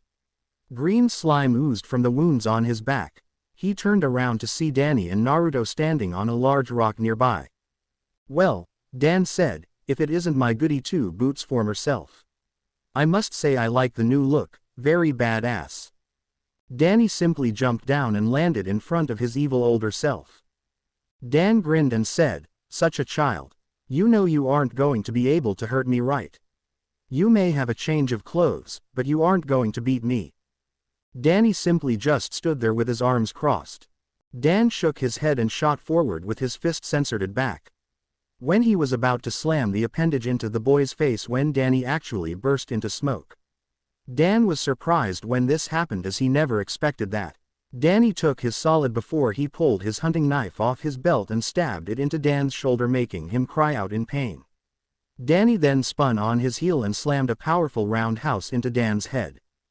Dan stumbled backwards and clutched the side of his head. He was about to pull out the knife in his shoulder, but Danny wasn't giving him the chance. Danny followed up with a series of hurricane kicks sending storm leg waves. The energy blades sliced Dan's flesh. Dan was so occupied with the pain that he didn't notice Danny coming closer and close before he slammed one final hurricane kick into Dan's shoulder, resulting in a loud crack, meaning his shoulder was broken. Danny cried out in pain again as Danny brought up his knee into Dan's nose, making him fall backwards and crash into the ground behind him. Dan got up with a shocked look on his face. Desiree was rubbing her one visible eye to see if what she just saw was real. Did all that really just happen? The ghost genie asked. Ember nodded and said, that dipstick has a lot more tricks up his sleeve. Let's see how that wannabe responds to that. Dan spat out some green slime from his mouth and said, so you're stronger than last time, huh? Well, it won't do you any good. Danny pulled out his scythe and pointed it at Dan. Dan growled in annoyance before he pulled the hunting knife he had in his shoulder. He stabbed the weapon into the ground and flew at Danny with his fist censored back. Danny dodged the punch and aimed a few quick jabs at the man's solar plexus. This made Dan's stomach hurt and was actually followed by a feeling numbness in his stomach region. Dan growled before he quickly duplicated himself, and all four of the ghosts charged at Danny. Danny caught one punch while he redirected the attack and sent it at another copy. The clone hit was destroyed. Danny warped his body, causing the second attacking copy to go right through him. Danny then brought his scythe up and brought it down, beheading the clone. Danny dodged that blast of the last clone before he quickly formed an ecto-energy pistol in his hand before shooting the clone right between the eyes. The last one tried to kill him, only for Danny to whisper, "Iron Mass, Deutzia." Dan's fist slammed into Danny's stomach actually sent a shockwave back at Dan. The white flame-haired man knocked backward by the force of the impact. Dan clutched his arm. Danny growled, "Flying finger gun, ghost plectrum." Danny slammed his extended finger into Dan's shoulder. To Dan's shock, Danny's finger actually pierced his shoulder and Danny fired a ray from his finger, sending them out of the joint. Dan rubbed his shoulder. "You'll pay for that," Dan growled. Danny simply shook his head and said, "Well then, make me pay." Dan roared in anger and charged at Danny. Danny fired a blast from his hand. The evil ghost turned into smoke to avoid the blast and flew at Danny. Danny's shadow shot up and slammed a fist into Dan's face, knocking him backwards. By now all the ghosts in the zone had shown up and were cheering for the fight. "I taught him that," Johnny said to his girlfriend Kitty. Dan was really angry. His younger self wasn't supposed to be this strong or cunning in combat. Dan took a deep breath, allowing energy to fill his diaphragm. Danny took a slight breath before he actually screamed. The result was a wave of sound that caused massive destruction, but a high sound wave that grated against the ears of everyone who heard. Everyone was brought to their knees at the noise, especially Dan. The evil ghost fell to his knees, clutching the sides of his head as ectoplasm started to leak out of his ears. Danny stopped his ghostly screech and grinned at Dan. He was obviously disoriented. Danny pushed both of his hands and two boulders nearby floated up and smashed into Dan. Dan was buried under the rubble and Danny got on one knee and a bazooka formed on his shoulder. Danny took aim and fired, sending a large blast of ectoplasm that slammed into the rocks, causing a large explosion that sent Dan flying. Danny quickly formed a pair of swords in both hands before he crossed them both and threw them. The two blades soared through the air thanks to Danny's telekinesis and stabbed into Dan's shoulders, making him scream in pain. Danny grinned at Dan, who was bleeding and beaten. When he saw Dan struggling to get out of his predicament, Danny said, "You really are stubborn, aren't you?" Dan didn't respond. Danny shook his head. Danny quickly formed power in his hands. Danny focused the light blue energy in both of his palms before he shot it at the till immobilized Dan. The ghost was frozen solid in a matter of seconds. Danny took a breath and everyone immediately covered their ears. Danny shouted, "Die!" The sound wave that shot out of Danny's mouth slammed into the frozen ghost, causing the ice, and the ghost inside it, to shatter. Danny snapped his fingers and flames erupted from the ground, eviscerating the frozen chunks of Dan. As soon as Dan's remains were destroyed by the emerald flames, the crowd of ghosts erupted into cheers for the ghosts. Some of the younger ghosts shot up to Danny asking for autographs. A few of the female ghosts that weren't Danny's enemies started asking for dates. One even went so far as to hug him. If anyone had taken the time to look, they would have noticed a green ring appear on Danny's hand opposite of the one he got, the dragon ring. This was the Ring of Rage, one of the objects used by the Ghost King before his imprisonment and his sigh of being the ruler. Naruto shook his head as he remembered the treatment he got from Wave Country back when he saved it from the evil tyrant Gato. Just as things were starting to look up, Naruto felt a warm feeling in his hand. He looked down to see his ring had a low glow about it. "Oh great," the blonde thought, "just what we needed." Single quote. Meanwhile, the Dark Mother ship floated around the planet. Inside the ship, the Dark One and his 6 remaining generals sat at their table. "What can you tell me about this world?" the Dark One asked, not seeing anything interesting about it. His right-hand man said, "From what I can tell, this world is filled with powerful characters. These ghosts, as they call them, are very powerful and very destructive. If we take this planet, we will be able to increase the power of our army. On top of that, if our soldiers die, they will be able to come back even more powerful thanks to the essence of what this world calls the Ghost Zone." The Dark One eyed the world with a calculative and said, "Interesting. This planet could be very useful in the future. What of that boy from the last world?" One general rose up and said, "Don't worry, sire. If I find the runt who disgraced us, I'll rip the spine right out of his back and use it to floss my teeth." The king said, "Fine, you may go to this world to fight. However, if you fail, pray that the boy kills you, for if he does not, I will show you what happens to those who fail me." The man, despite his obvious courage, was nervous at the dark and angry tone used by the Dark One. He nodded slowly and turned around before walking away, going to plan for the upcoming battle. Danny grinned and high-fived Naruto as he got back to his lair. "Oh man," Danny said, "that was awesome. I never thought that I would be so powerful. That's the last thing I would have expected." When Danny looked down at his hands, he saw the Ring of Rage on his finger. "What the heck?" Danny said, "Where did this come from?" Naruto jumped by Danny and asked, "What is it?" Danny answered, "It's the Ghost King's ring. It's called the Ring of Rage, but how did I get it?" A familiar voice said, "Maybe I can explain that, Great One." Danny turned around to see a white Yeti ghost with a pair of ice horns, a blue tunic, and one arm completely made out of ice, and you could see the bones in it. "Frostbite," Danny said, "what are you doing here?" Frostbite chuckled and said, "It was described in the ancient ruins, Great One. You see, deeper in the cave it told of a prophecy that when you grew strong enough and defeated a powerful foe, you would become the next king of ghosts. After you defeated your evil counterpart, the ring found you worthy of the title of the King of Ghosts." Danny blinked a few times while Naruto whistled. "Wait," Danny said, "I thought that the Crown of Fire and Ring of Rage together made Pariah Dark the Ghost King." Frostbite shook his head and said, "No, Great One. You see, the Crown of Fire and Ring of Rage were never to be used together. The Ring of Rage was handed down to Pariah Dark when he defeated the Ghost King before him.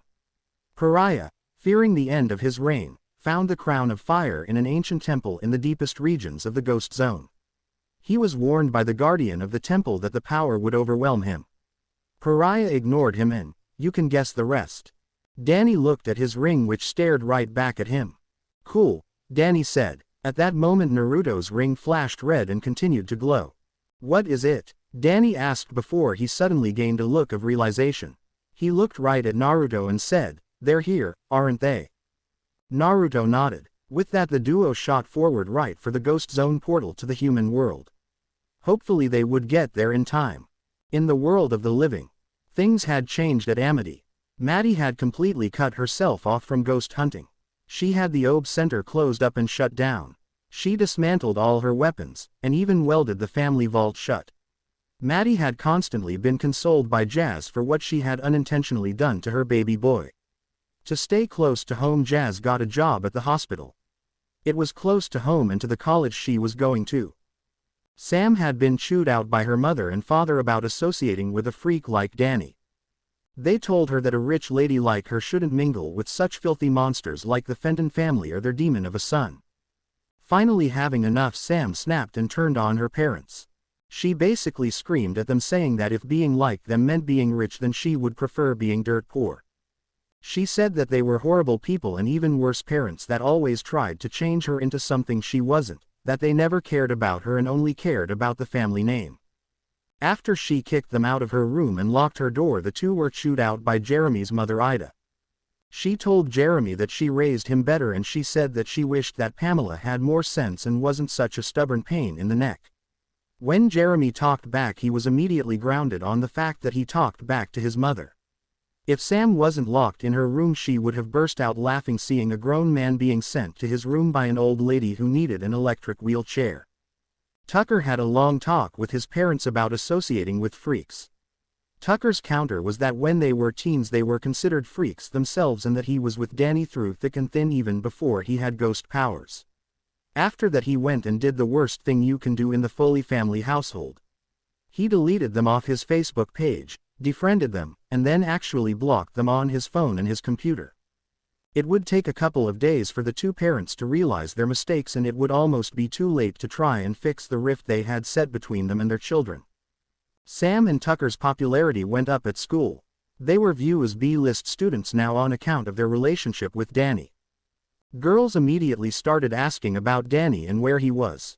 When the duo said they didn't know, they immediately lost interest. Dash actually tried to hit on Sam, saying that now that she was popular she needed to be with the hottest guy in class. Apparently, he forgot the beating that besmirched his reputation. His reputation was further besmirched when Sam gave him a black eye, a fat lip, and kicked in his testicles with the end of her combat boot. At the current time, Sam and Tucker were at the mall enjoying some smoothies. "Do you think he's okay, Tucker?" Sam asked. "I mean, Danny is in a world full of his worst enemies." Tucker sighed and said, "Sam, come on, knowing Danny he probably went right onto those pearly gates. He's up there watching over us right now." Sam sighed and said, "You're probably right.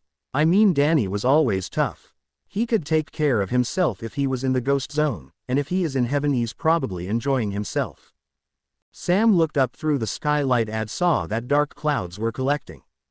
"I thought the broadcast said sunny weather," Sam said as she looked up at the foreboding clouds. Tucker shrugged his shoulders and said, "Sam, the weatherman is never right. Anyway, we better get home before it starts raining."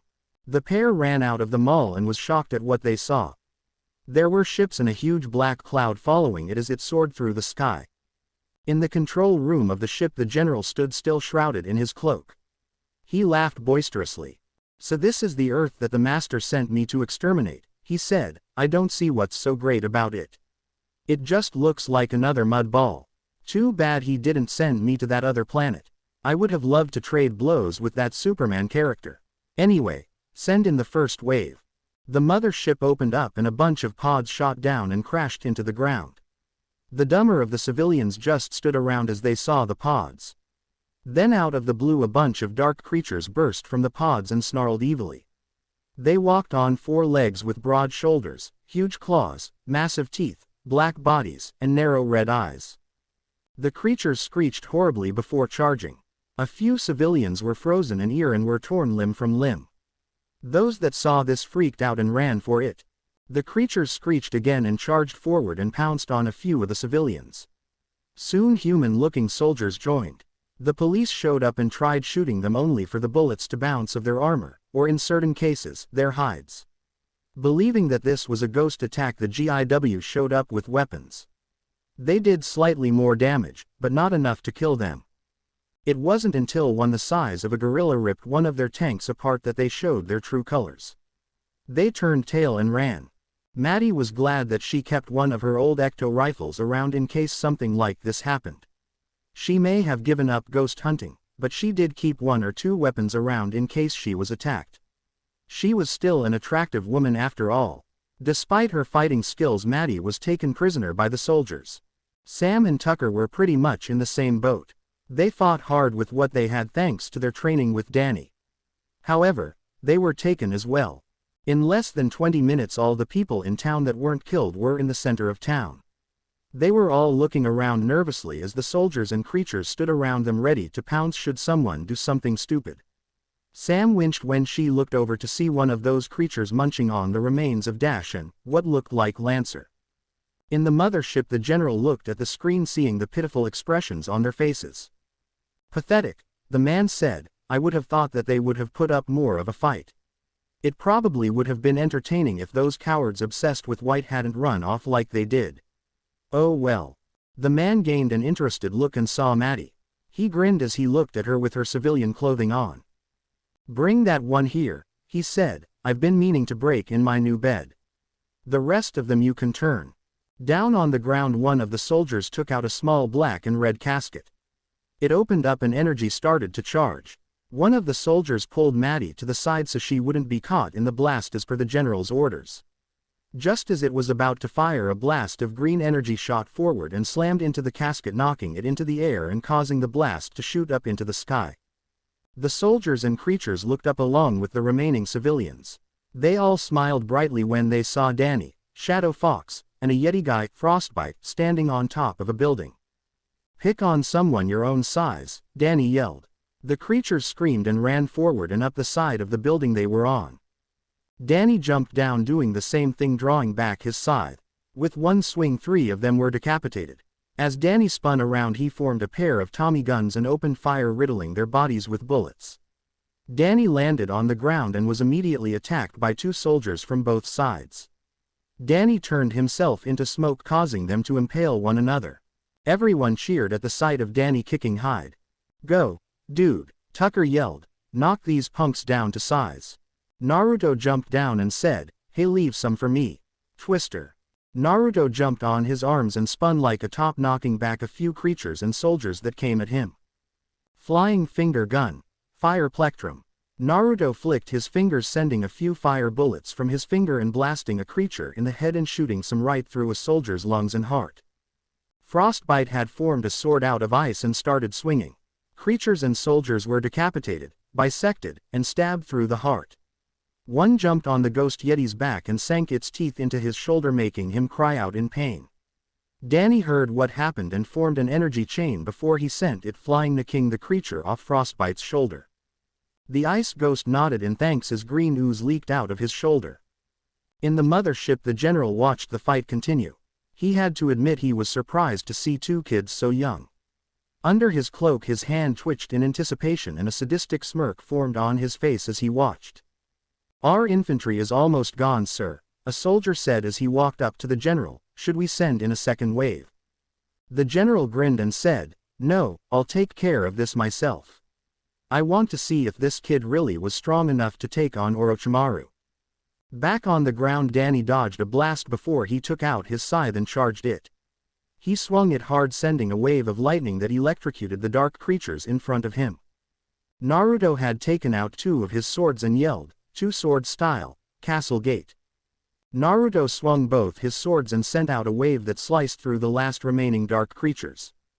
Danny asked, is it over? Because if it is, I thought they would have put up more of a fight.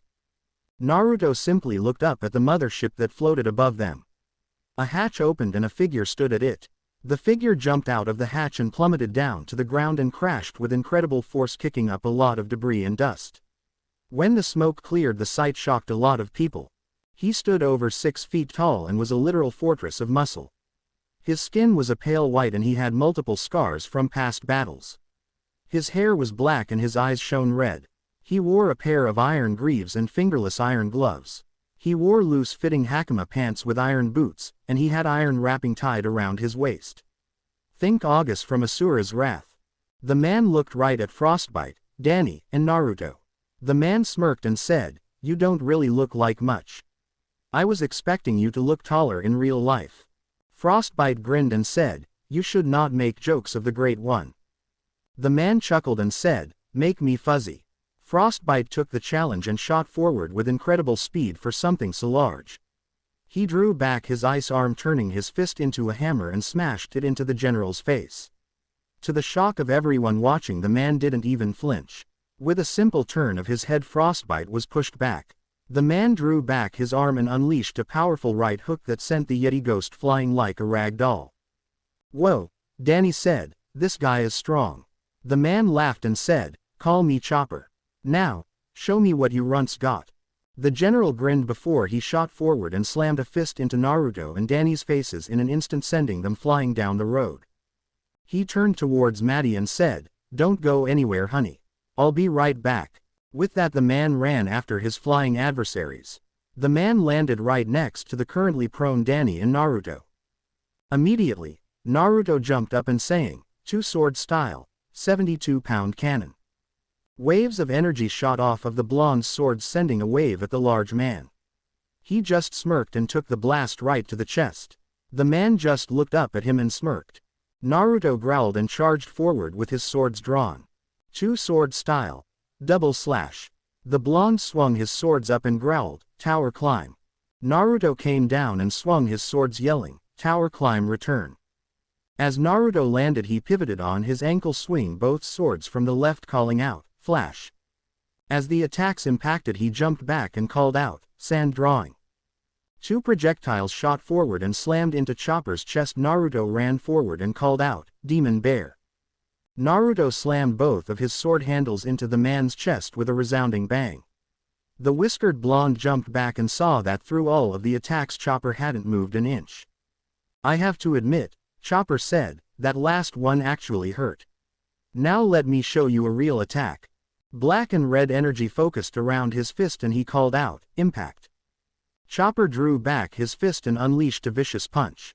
Naruto instantly said, "Iron Mass, strong." The Mad General's fist slammed right into Naruto's chest. Naruto was shocked when the attack was strong enough not only to break his defense, but to send him flying backwards. Danny was surprised when he saw this. Danny cracked his neck and ran forward with his scythe drawn. Chopper raised his fist and slammed it into the ground right where Danny had been just a moment ago. Danny jumped up and stabbed his hunting knife into Chopper's shoulder, earning a low grunt of pain. Chopper swung around and tried to clock Danny, only for him to duck.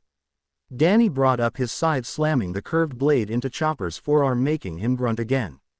Chopper brought his other fist down, easily breaking the concrete. Danny slid between the man's legs and spun around, forming a grenade launcher in his hands and firing it, causing a small explosion that made the man stumble forward. Chopper was grinning now. He walked over and started stomping in an attempt to crush Danny under his boots. Danny jumped up and backflipped to avoid getting killed again. Danny learned that if they took a lot of damage from a ghostly weapon or otherworldly weapons, he would be killed again. If it was normal, however, it wouldn't harm him. Danny avoided Chopper's massive feet just in time to get kicked in the face. Chopper then grabbed Danny's head and started slamming it into the concrete. Naruto came back and jumped up, yelling, "Flying finger gun, triple plectrum." Compressed air bullets were launched from the boy's flicking fingers. They didn't pierce Chopper's skin, but they made him stop slamming Danny around. Naruto threw his swords in the air and ran forward, saying, "Finger gun, 10 finger guns." Naruto held his hands out and used all 10 fingers in his attack. The attack was surprisingly strong as Chopper stepped back, dropping Danny. Naruto then jumped up towards the man's face and said, "Neck." The kick slammed into Chopper's throat, knocking him down onto his back. Naruto then landed next to him and followed up with a curb stomp before he grabbed the man's ankle and threw him as hard as he could down the road. Danny groaned from the pain in his head and asked, "Did anybody get the number of that freight train?" Naruto said, "Danny, I need you to hold him still enough and maybe try and get rid of those iron wrappings around his waist. It might help us out with a move I'm about to do." Danny nodded. Naruto focused his chakra into his arms as Danny shot forward at the rising Chopper. Chopper saw Danny coming and growled, "Come on." Danny formed energy around his hand and swung hard, smashing right into the iron wrapping around Chopper's stomach. Chopper stepped back. It didn't hurt that much, but he had the wind knocked out of him. Danny's hand erupted into flames and he fired a blast of bright green flames. The energy slammed right into the man's stomach, heating up his wrappings. To Danny's surprise, he didn't even seem fazed by the intense heat. Danny fired an ice blast and that froze him temporarily only for him to break out of the icy tomb seconds later. I go to admit you and your whiskered friend are tougher than I thought, the man said. If it weren't for the fact that our master wants all who oppose us dead, I'd see if I could recruit the two of you. You both have a lot of potential. At that moment Danny sensed something from behind him and phased into the ground to avoid Naruto charging forward with both of his arms facing forward. Naruto drew back both limbs and yelled, 6 powers ultimate attack, 6 king gun. Naruto slammed his extended fist into Chopper's iron-wrapped stomach. There was a loud crash and the iron wrappings shattered. Suddenly a shockwave went forward that propelled the deadly shrapnel forward, piercing Chopper's skin, and the shockwave itself sent the large general flying. He flew until he crashed into a building with such force it actually collapsed. Naruto panted in exertion. He looked over at Danny, who grinned. People who had run after the two of them ran towards them and started congratulating them. Paulina actually jumped on Danny and started to make out with him. She was promptly pulled off seconds later by a furious Sam. The rejoicing was cut short though when the sound of rumbling reached their ears. Everyone turned to face the rubble that Chopper was buried under. No way, Naruto said, no freaking way. With a loud shout Chopper bashed away all the rubble surrounding him. He was bruised, beaten, and he had some blood running down the side of his face. He had a nasty-looking impact zone on his stomach which was starting to turn red, slightly signaling that there was some slight internal bleeding. Chopper chuckled and started to laugh out loud. I got to admit this is entertainment, the man said. I haven't had a fight like this in years. If it wasn't for my extreme pain tolerance, I'm sure that last move would have knocked me out. Looks like I'm going to be restricted to the medical bay for a good long time. All good things must come to an end, though. The group of civilians back off. Danny shot forward with a missile launcher forming in his hands. He fired it just for Chopper to dodge the projectile. A powerful punch slammed into Danny's midsection, making him double over. Danny coughed up some blood and was then sent flying by a punch to the face. Naruto shot forward with a sidekick and called out, "Mutton shot." The kick slammed into Chopper's stomach, making him laugh, and he said, I admire the guts you have, kid, but I have to rip them out of you. Chopper grabbed Naruto's leg roughly and threw him away. Black power collected in the man's hands. He raised them both and yelled, "Quake slam." The ground beneath him shattered and the whole ground shook. People screamed as the buildings around them started shake and crumble. Chopper ran for it and got out of there and landed safely. The other weren't so lucky. People tried to run, but it was too late. Danny and Naruto rose up and saw the carnage. People were crushed under the rubble. Red elixir flowed from underneath the rock. Danny saw a hand clutching a PDA sticking out of the side of the rubble. Sam, Tucker, Jazz, Mom, no, Danny thought. Naruto was staring in shock at what they just saw. They were both ripped from their thoughts by the sound of wild laughter. They saw Chopper laughing like crazy. Danny growled angrily. His eyes turned red and the pupils turned to slits. The gold ring on his hand flashed. Slowly his skin was replaced with black scales that spread over his body. His teeth sharpened and his nails turned to black claws. Then a long reptilian tail burst from his lower back and pair of draconian wings on his back. Silvery chakra flowed around Naruto. He rose up and held out his hands. His swords flew to his hands. The chakra formed a cloak around him that was wolf-like in shape. The cloak even covered the two swords he had. He unsealed and brought the last sword to his teeth. Naruto's eyes opened, revealing his enhanced Rinnegan. 3 of Naruto's black fox tails burst from his lower back and turned white. The two roared in fury, gaining the attention of Chopper. He grinned when he saw them. So you're getting serious, the man said. Looks like I'm about to. Chopper was cut off when a strong scaly fist slammed into his jaw. He was sent rolling by the incredible strength behind the fist. He spat when stopped rolling, spitting out a tooth. Suddenly, Danny's tail wrapped around his throat and hoisted him into the air. Danny then proceeded to beat on Chopper like a punching bag. Danny then twisted around and flung Chopper away. Danny took a deep breath and unleashed a huge jet of green and red flames. The blast slammed into Chopper, making him scream in pain. Danny flew up and his scythe went to his hand. Green and red fire focused on the scythe blade. Danny took a single swing and the blade sliced off the Mad General's arm.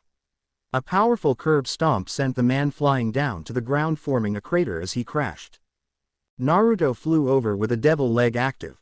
He spun around and yelled, "Highest rate mincemeat." A barrage of superheated kicks smashed into Chopper's chest, shoulders, stomach, and face. One last powerful kick to the forehead knocked the Dark General away. He then charged and yelled, "Fried assortment." The blonde then shot his foot forward 3 times at once, all 3 slamming into his chest, leaving 3 large burn marks on his chest. As he flew up, Danny went up behind him and roared. The sonic waves sent the blonde flying downward and crashing into the ground. Danny formed energy on his claws and swung, leaving deep gashes in the man's back, making him bleed and cry out in pain. One powerful punch to the back of Chopper's head sent him flying. Naruto shot up and swung all 3 of his swords, yelling, "3-sword style, demon cut." 3 thick cuts appeared Chopper's chest. He cried out in pain. Naruto didn't stop there. He shot forward saying, "3-sword style, extreme tiger hunt." More gashes appeared on Chopper. A powerful kick slammed into the man's chin, sending him flying upwards. Naruto's 3 tails showed up and started bashing him between the 3 of them with enough force to break some of the man's bones. Naruto then spun around and yelled, "3-sword style, black rope, great dragon twister." A powerful tornado shot up and slammed into the general, making him scream out in agony. As he flew up, Danny flew down. The ring of rage was glowing brightly on his finger. Danny drew it back and called out, "Rage of the King." The power behind it sent the man flying down in the ground with a resounding boom. The general rose up in even worse shape than before. He looked to see Naruto charging at him with no swords. He drew back his arm and yelled, "Stern Beast secret attack, Owl strike." Naruto unleashed a barrage of Stern Beast punches right to the man's head, knocking him back. Naruto then focused his chakra into his hand. Danny flew down with his hands cupped over his mouth. Naruto. The largest ring. 6 king gun. Danny. Ghost dragon roar. Danny and Naruto ran up close. Danny unleashed a mix of dragon fire and his ghostly wail, forming powerful waves of fire, while Naruto hit him with a powerful shockwave from his arms that was even stronger than the move he used that sent Chopper into a building. Chopper screamed in absolute agony. The shock wave shattered his bones and ripped his muscles, while Danny's flames cooked his flesh and turned his body to ash. Danny and Naruto turned back to normal and panted in exertion.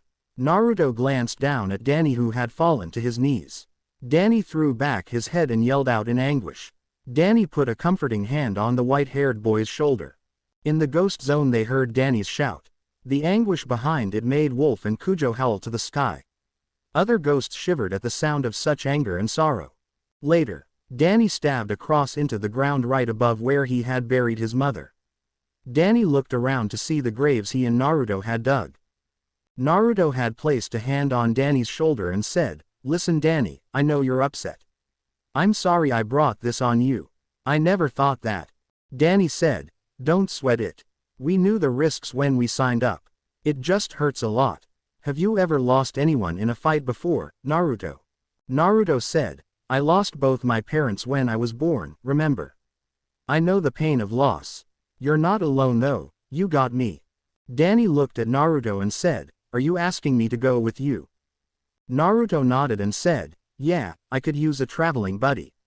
Plus I know you're just as curious as I am about the multiverse. So, are you in?" Danny thought for a second and looked at the graves around him. The boy then said, "Yeah, I mean the ghost zone has gone a long time without a king. It can go a little bit longer." With that, Naruto opened up a portal and they walked through. Meanwhile, the Dark One watched the death of his general with a frown on his hidden face. "That boy has become bothersome," the man said. "He has killed 2 of my generals already.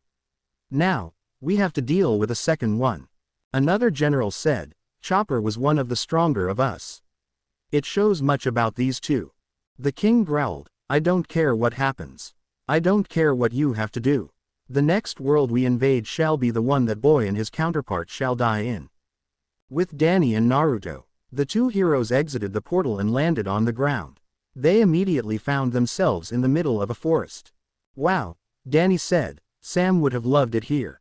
Naruto looked around and couldn't help but have a sense of familiarity. This place seems really familiar, Naruto thought. Then realization struck. He ran up a nearby hill. Danny followed him, wondering what he was up to. When they reached the top, Danny was shocked at what he saw. It was a huge village with a large wall around it. There was also a mountain with 4 faces carved into it like Mount Rushmore. I don't believe it, Naruto said. I'm home. Naruto rubbed his eyes to make sure that they weren't playing any tricks on him. He was actually home in Konoha. He was actually back home. Could this evil force be attacking his home now? He grinned widely when he realized that he would be able to see the girls again. Just as he was about to go for the village, he noticed something. The Hokage monument didn't have Tsunade's face on it. What is this? He asked. This isn't Konoha. Danny turned to his friend and asked, what do you mean this isn't Konoha? This looks a lot like your home village by how you described it. Naruto said, it isn't my village. You see that monument? It is missing the face of Tsunade Senju, the 5th Hokage. Either we've gone back in time or we're in a different version of my universe. Naruto was cut off in his thoughts when he felt some dark and obviously powerful chakra run through the air. He looked towards the source and saw it coming from the village. The blonde narrowed his eyes as he recognized the chakra, as he had fought the person twice already. I've fought this guy twice already and I'm really starting to get sick of it. Naruto yelled as he got into a stance and shot forward. Danny quickly flew up and shot forward like a bullet after his friend. Naruto ran through the village with Danny in tow, somehow managed to avoid the ninja security. The two eventually came to a large forest that was fenced off with signs that said, do not enter, turn back, and strangely enough, free parking. The pair of friends jumped into the forest and ran towards the chakra source. Danny couldn't sense it and was just chasing him, trying to figure out what had gotten his friend in such a wound-up state. Eventually the pair came onto a very strange scene. The scene was a younger version of Naruto fighting a guy with pale skin and long black hair, while a guy in a blue-collared hairdo with a weird-looking ponytail and a girl with long pink hair were cowering behind. You are becoming a real nuisance, boy, Orochimaru said to the younger version Naruto. Orochimaru lifted up some of Naruto's shirt to reveal the seal on his stomach. Just as chakra appeared on his fingers, Naruto shot forward and yelled, hey, Snake Man. Pick on someone your own age. Orochimaru turned to face our version of Naruto just in time to get slammed in the face by his foot. The snake Sannin was sent flying like a rag doll through the forest and crashed into a tree. All 3 genin were looking at the sight with wide eyes. Naruto turned to Danny and yelled, get them out of here. Danny nodded and split into 3 copies before he grabbed the 3 young ninja and flew off. Naruto faced Orochimaru, who finally pried himself out of the tree. He looked at the 16-year-old Jinchuriki and grinned. Well, Orochimaru said, my spies never mentioned you among the hidden leaf. Who are you, my dear boy? Naruto answered, screw you, you oversized legless iguana. Orochimaru winced and said, ouch, never heard that one before. Well, since you won't join me, I'm afraid I'm going to have to kill you. Orochimaru shot forward and nearly tackled Naruto just for his arm to shoot out and grab the snake's throat, keeping him at an arm's distance. You got any last words, old man? Naruto asked, but Orochimaru could only gasp as his throat was being crushed by an incredible amount of force. No, okay, Naruto said. Naruto then activated his eyes and grabbed Orochimaru's body with his other hand. He slowly pulled, and then out of Orochimaru's body Naruto ripped out his soul. Naruto grimaced as this power, in all honesty, felt a little bit disgusting to him. Naruto then whispered, flames of Agni. Red and white flames spread over Orochimaru's twisted black soul. The soul screamed almost inhumanly as its being was consumed by the red and white flames. Soon the soul was completely gone. Suddenly, a bunch of Anbu joined by Anko Mitarashi jumped down from the forest. Hold it, Anko yelled. She was about to say something else when she saw Orochimaru's body drop from Naruto's hands. She didn't recognize him due to the fact that Naruto still had his mask on. Naruto turned to them and then held up his hands. Who are you? The snake mistress said as the Anbu added chakra sealing cuffs to his wrists. He didn't resist because that would cause much more problems than he needed right now. My name is Naraku, the blonde said, a friend of mine went off with a genin team that was attacked by this man. I suggest you find them before something more happens to them." She nodded and made a motion to the Anbu who go off in the direction that Danny had gone with his younger self. The Anbu nodded and ran off. "Come on, big guy," the snake mistress said, "we're taking you and your friend when we find him to see the Hokage." A little while later, Naruto, now named Naraku, and Danny stood in front of the old man. Naruto was a little happy to see the old man still alive. He wasn't so happy that it was while the old man had such a stern gaze aimed at him. "I'll start off simple, who are you and what are you doing in my village?" The old man asked as he sent a stern gaze towards the two teenagers. Danny would have been unnerved if it weren't for the fact that he has faced down things a lot more threatening than just an old man in robes. Naraku answered, "We are simple travelers wandering through the country. We sensed a great evil and went to stop it." The old man said, "I might believe that if it weren't for the fact that you fought and defeated Orochimaru. There wasn't a marker on him. No weapon marks, no jutsu that affected the area, and not even a simple use of chakra.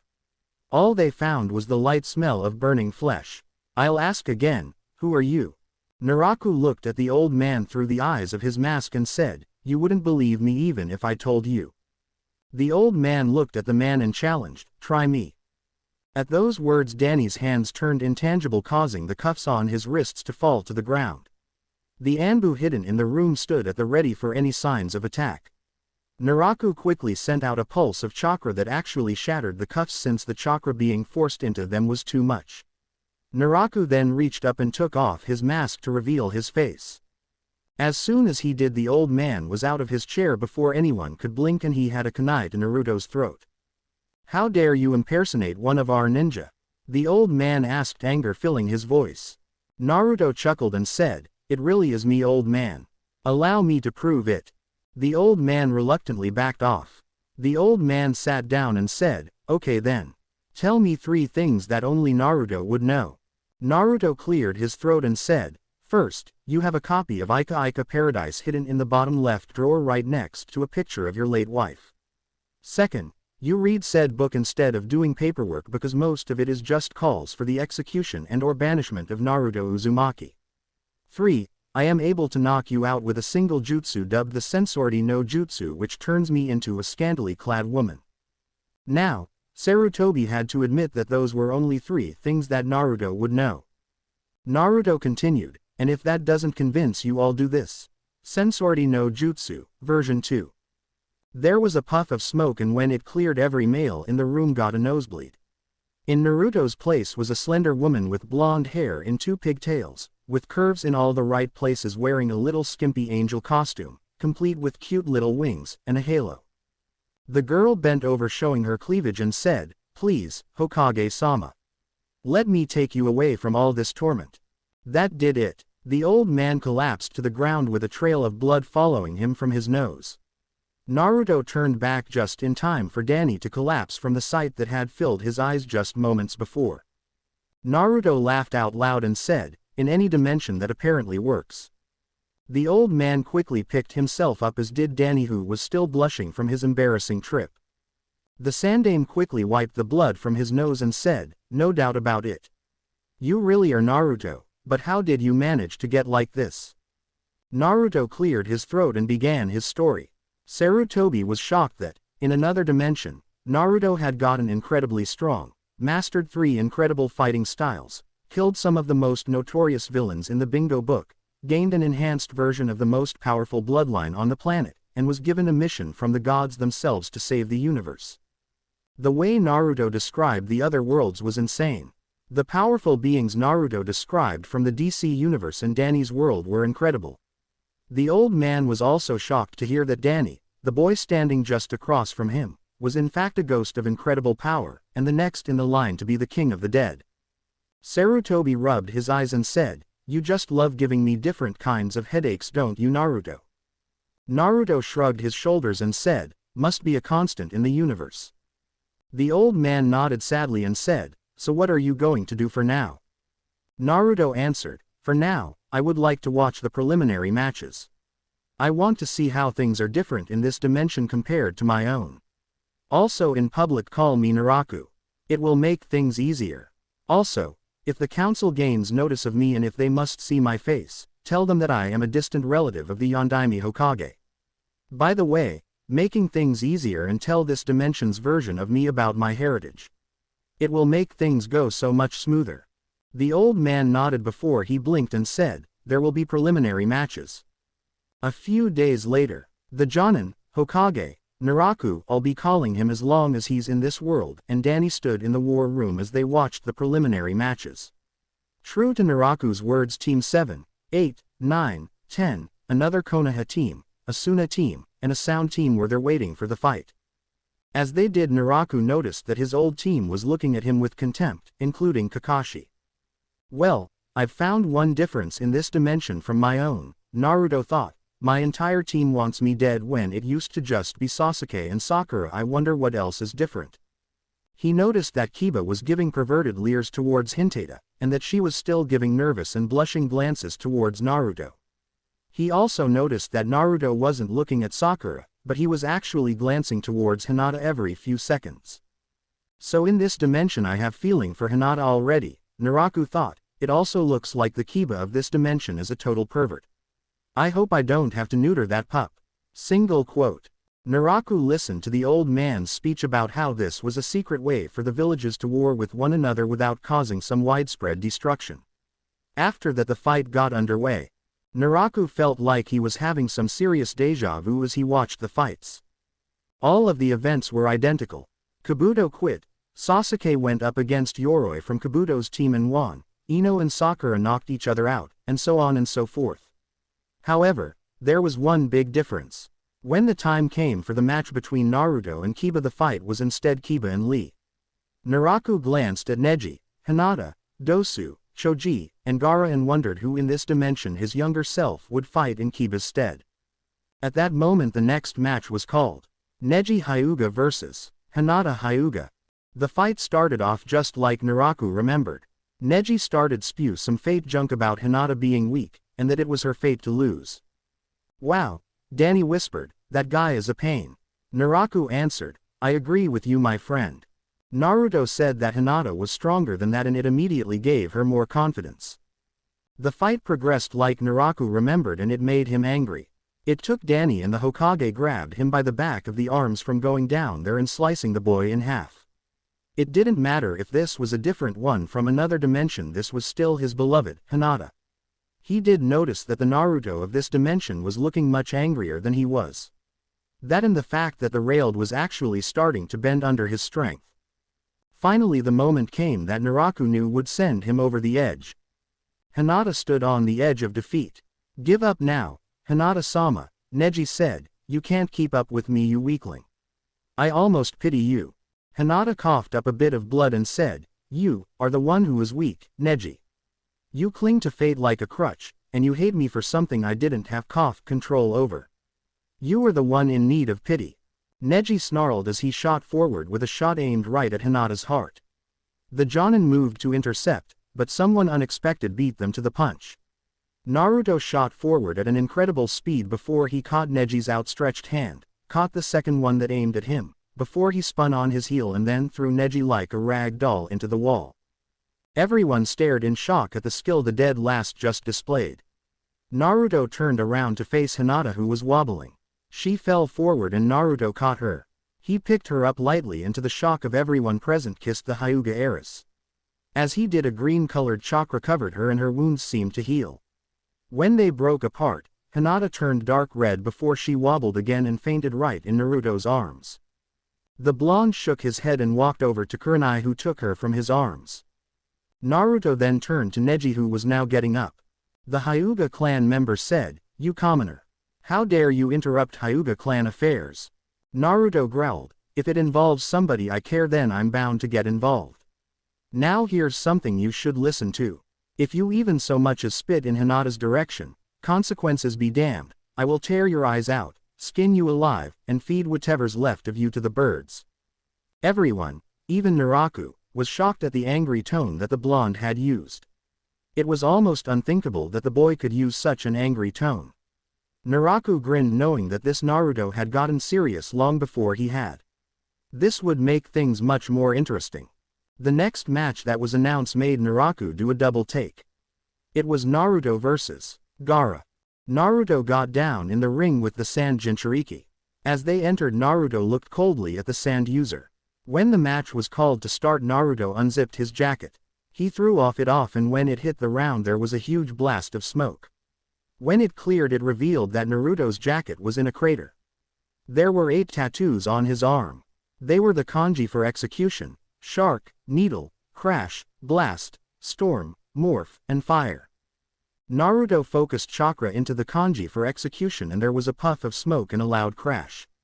Naruto pulled out a large Zanbato sword. The sword had a completely black look, with 3 steel skulls going up the blade. There were spikes on the back of the hilt. The blade edge was also jagged and looked like it could cut through someone's body with ease. Everyone was staring at the massive sword that Naruto had in his grip. The blonde then shifted the weapon over his shoulder with incredible ease. Kakashi thought, "Where did Naruto get that?" Sakura thought, "That dead last probably stole that from Sasuke-kun. When he loses this match, I'll take that from him and give it back to him." Single quote. Sasuke thought, "Where did that come from? I should have it." Everyone else was thinking where Naruto got that, and they were also thinking how he was able to lift such a heavy weapon with such ease.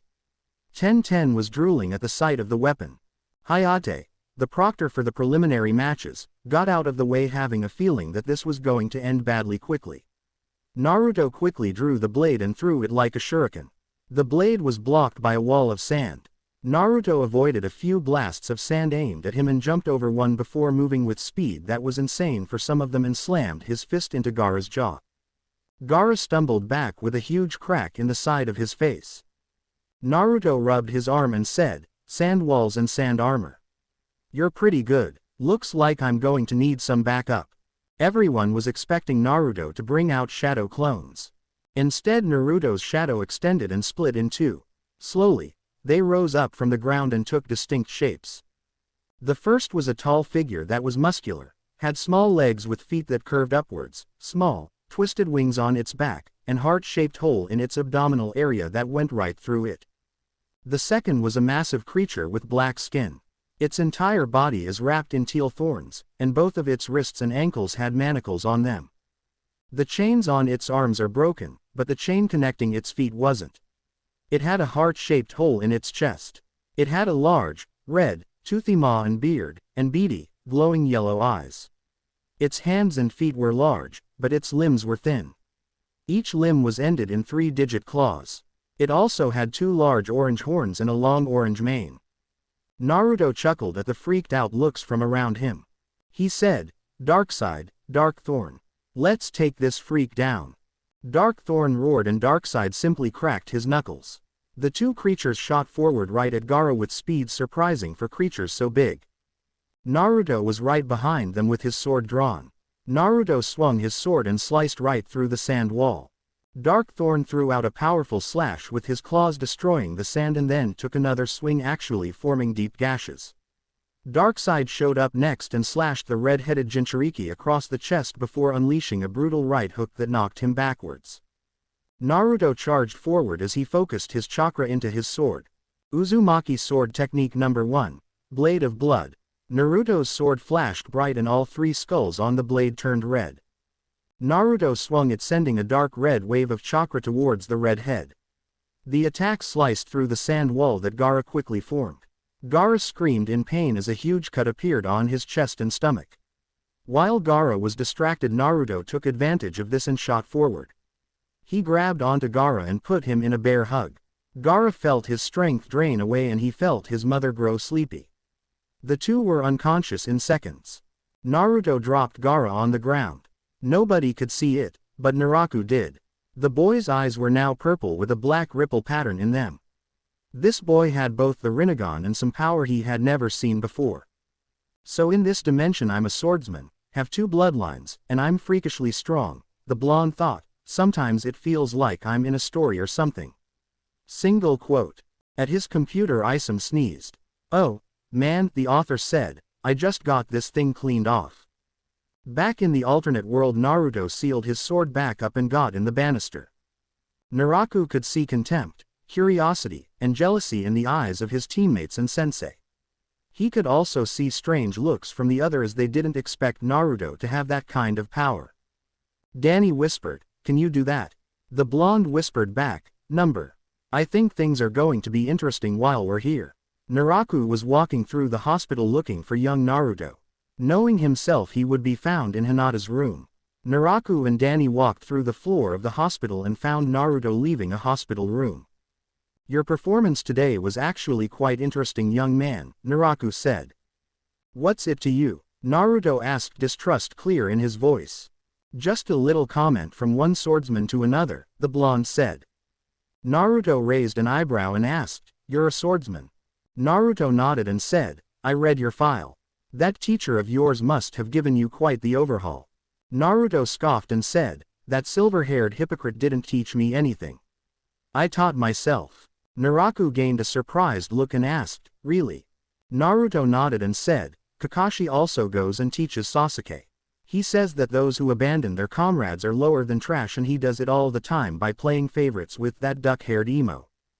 Naraku placed a hand on Naruto's shoulder and said, "Don't worry, my friend.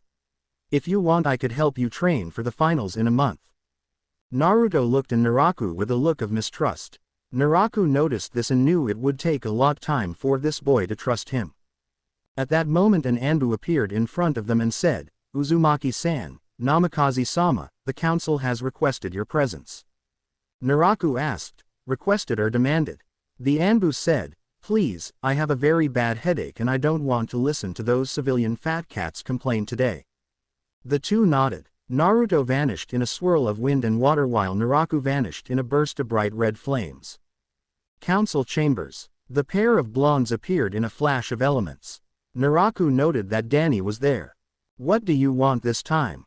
Naruto asked, feeling very annoyed. "You will show us respect, boy."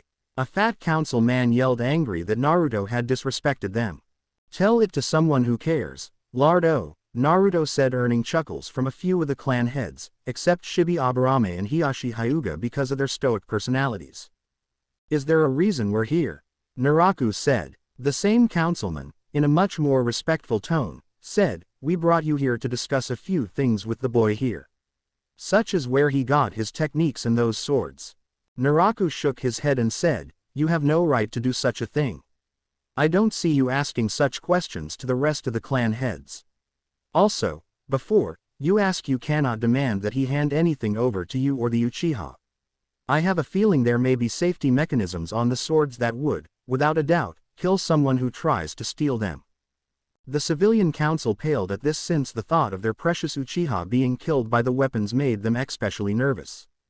Naruto said, "If there is no business pertaining to me now, I shall be leaving." Naruto left without any words of protest from the civilian council, since they knew that the arguing would be pointless at this point. Naraku said, "Now why is it that I have been called here?" Rose Haruno, Sakura's mother, said, "Lord Namikaze, we are well aware that you are the last of your clan. As such, we would like to place you under the CRA, so that you may enable you to ensure your clan's survival. We half the council have already picked out plenty of suitable women for you to revive your clan with." Naraku said, "You mean civilian women I can knock up just so you and every other greedy, corrupt pain in the ass on this council can use to rip money out of the Namikaze accounts to spend on your own vice, and so you as the heads of different merchangs can gain more status in the village? I refuse to be a part of that." Rose got desperate and said, "But Namikaze-sama, surely you—" Naraku interjected, "Number, I will not be some puppet simply for you all to strike it rich. I find myself approached by any civilian woman with the intent of trying to take my children, I will personally drag their skull through the dirt." Naraku then asked, "Is that all?" A fat civilian man rose up and said, "Yes, there is an issue that must be resolved. We wish for you help in the extermination of Naruto Uzumaki." The ninja clan heads glared at the civilians while the Sandame simply sat by calmly. Naraku tilted his head to the side in fake confusion. "What do you mean by that?" Naraku asked. The civilian smirked. "That is no mere boy who just walked out of here, he is the reincarnation of the Kyuubi no Kitsune. The Yondaime, your relative, died sealing the beast into a weaker form, and now it roams our village mocking us by looking like our beloved leader. Naraku looked at them blankly and said, "Idiots, all of you." This caught the civilians by surprise as Naraku continued, "You all sing the Yondaime's praises, yet you doubt the very work that he put into sealing away the demon. The power of HTE seal is guarded by the boy's will and that of the Shinigami. From what I've seen, that boy had a will that if taken form would form a giant wall made of steel and iron 50 feet thick. Furthermore, I will not strike down one of my own kind." This remark caught everyone present by surprise. One of his own kind. What did that mean? Shibi Aburame stepped forward and asked, "Why did you call Uzumaki-san one of your own kind?" Naraku answered by fluxing his chakra. Silvery white chakra flowed around him, forming a cloak of sorts. The chakra flowed and formed the image of a wolf with gold glowing eyes. The wolf roared, sending a wave of fear through the civilians and a wave of submission through a certain dog-allied kunoichi. Naraku brought back Te Chakra and said, "I too am a Jinchuriki. I contain one of the most powerful demons in the world, the 10-tailed wolf." The Civilian Council was now in shock as the man before them contained a demon even more powerful than the Kyuubi. Danzo, Kaharu, and Homura were now mentally cursing as this man would not be easy to manipulate or control. Danzo was wondering if he would be able to use his implanted Sharingan to take over the demon. Naraku said, "Now, before this goes any further, I believe I should tell you something about the Jinchuriki before this goes any further. First of all, a Jinchuriki's demon can only take over if the user's mind is broken or if their will is shattered. If that happens, then they become the beast that you all so adamantly accuse him of being. Second, if the container dies, the demon doesn't die as well. Instead, after a set amount of years, the demon will reform all the same. In other words, you have all come very close to damning yourselves through your own brands of justice, as you so aptly call it." The Civilian Council paled. In their quest to avenge the Yondaime and to get revenge for the loved ones they lost, they had been hurting an innocent child, not a demon.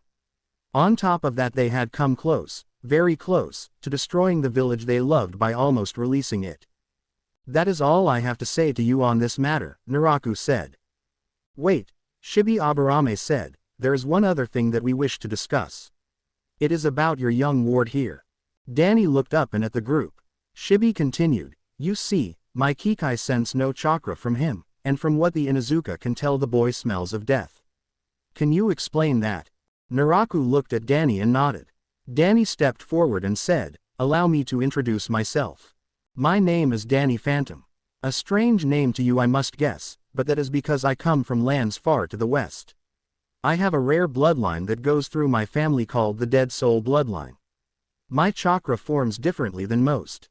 Instead of forming physical energy and spiritual energy, it is made out of spiritual energy only. The result in an inability to perform jutsu, but it makes up for the abilities it provides." "What abilities are those?" Homura asked. "That is," Danny trailed off.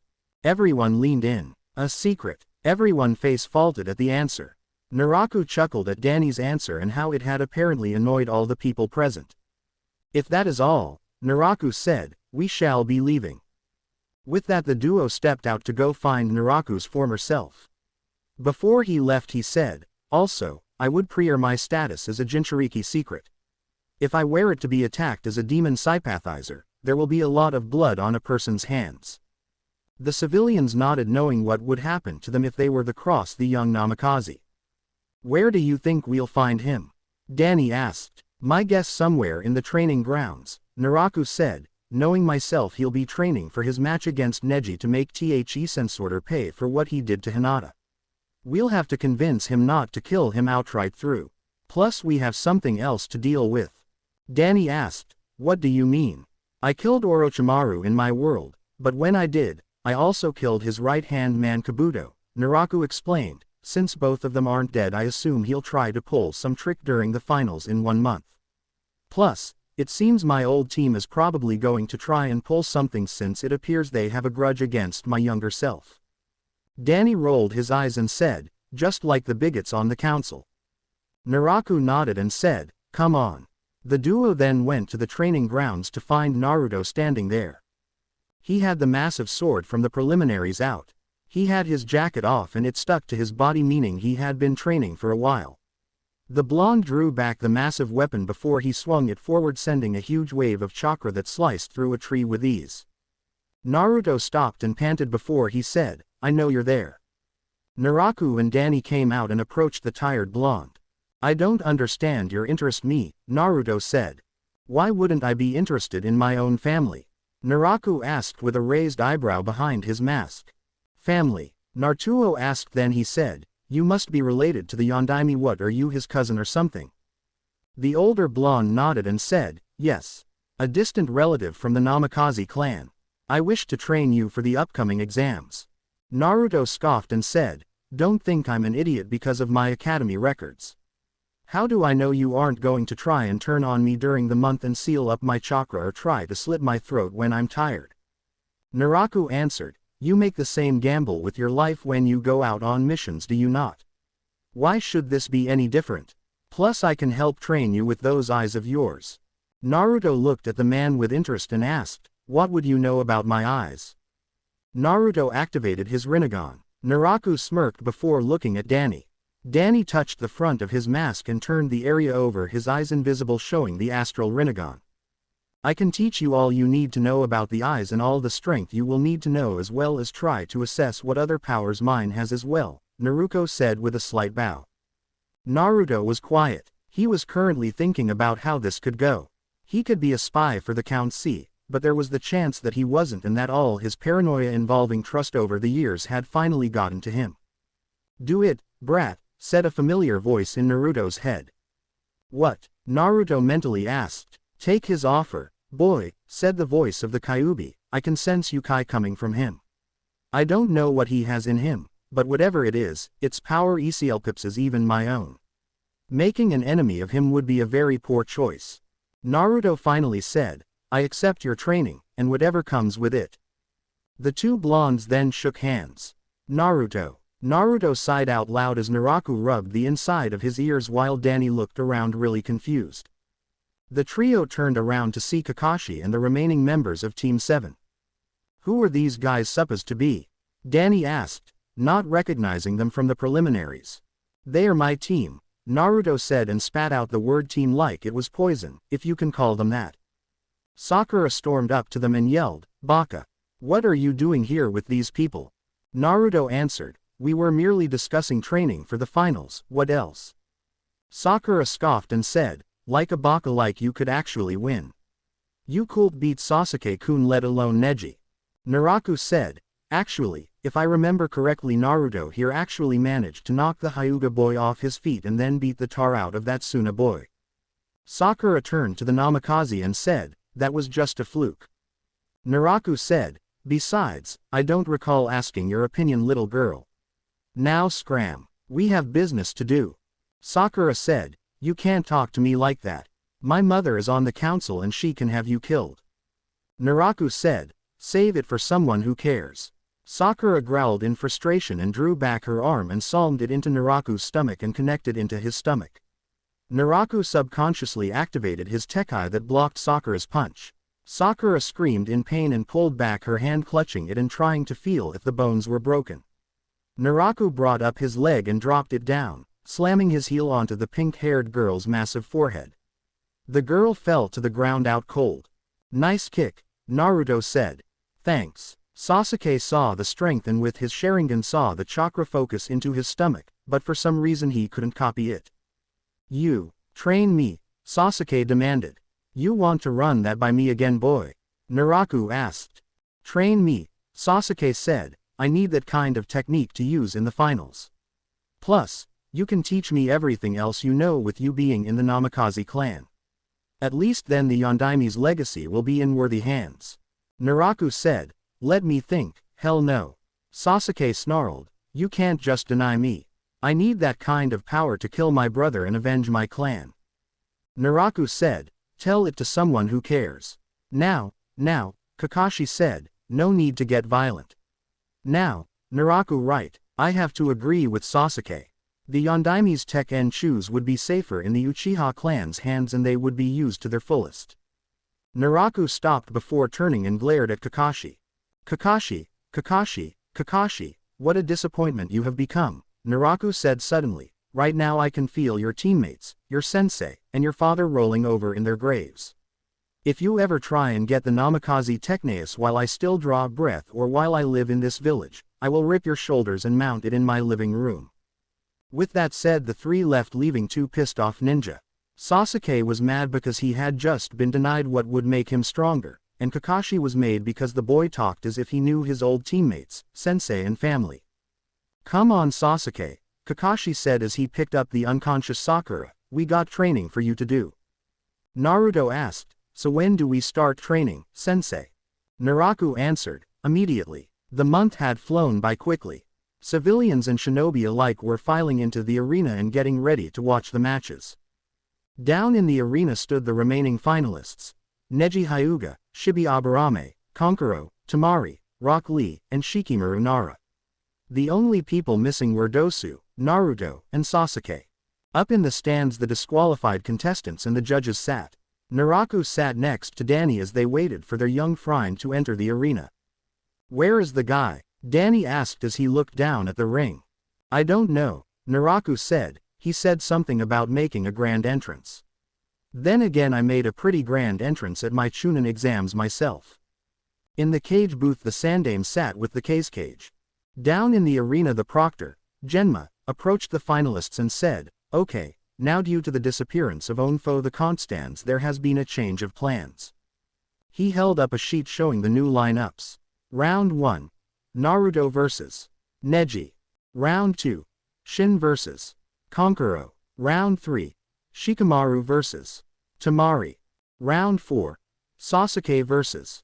Lee. "Now that we have that decided," Genma said, "will everyone except Neji and Naruto leave the arena?"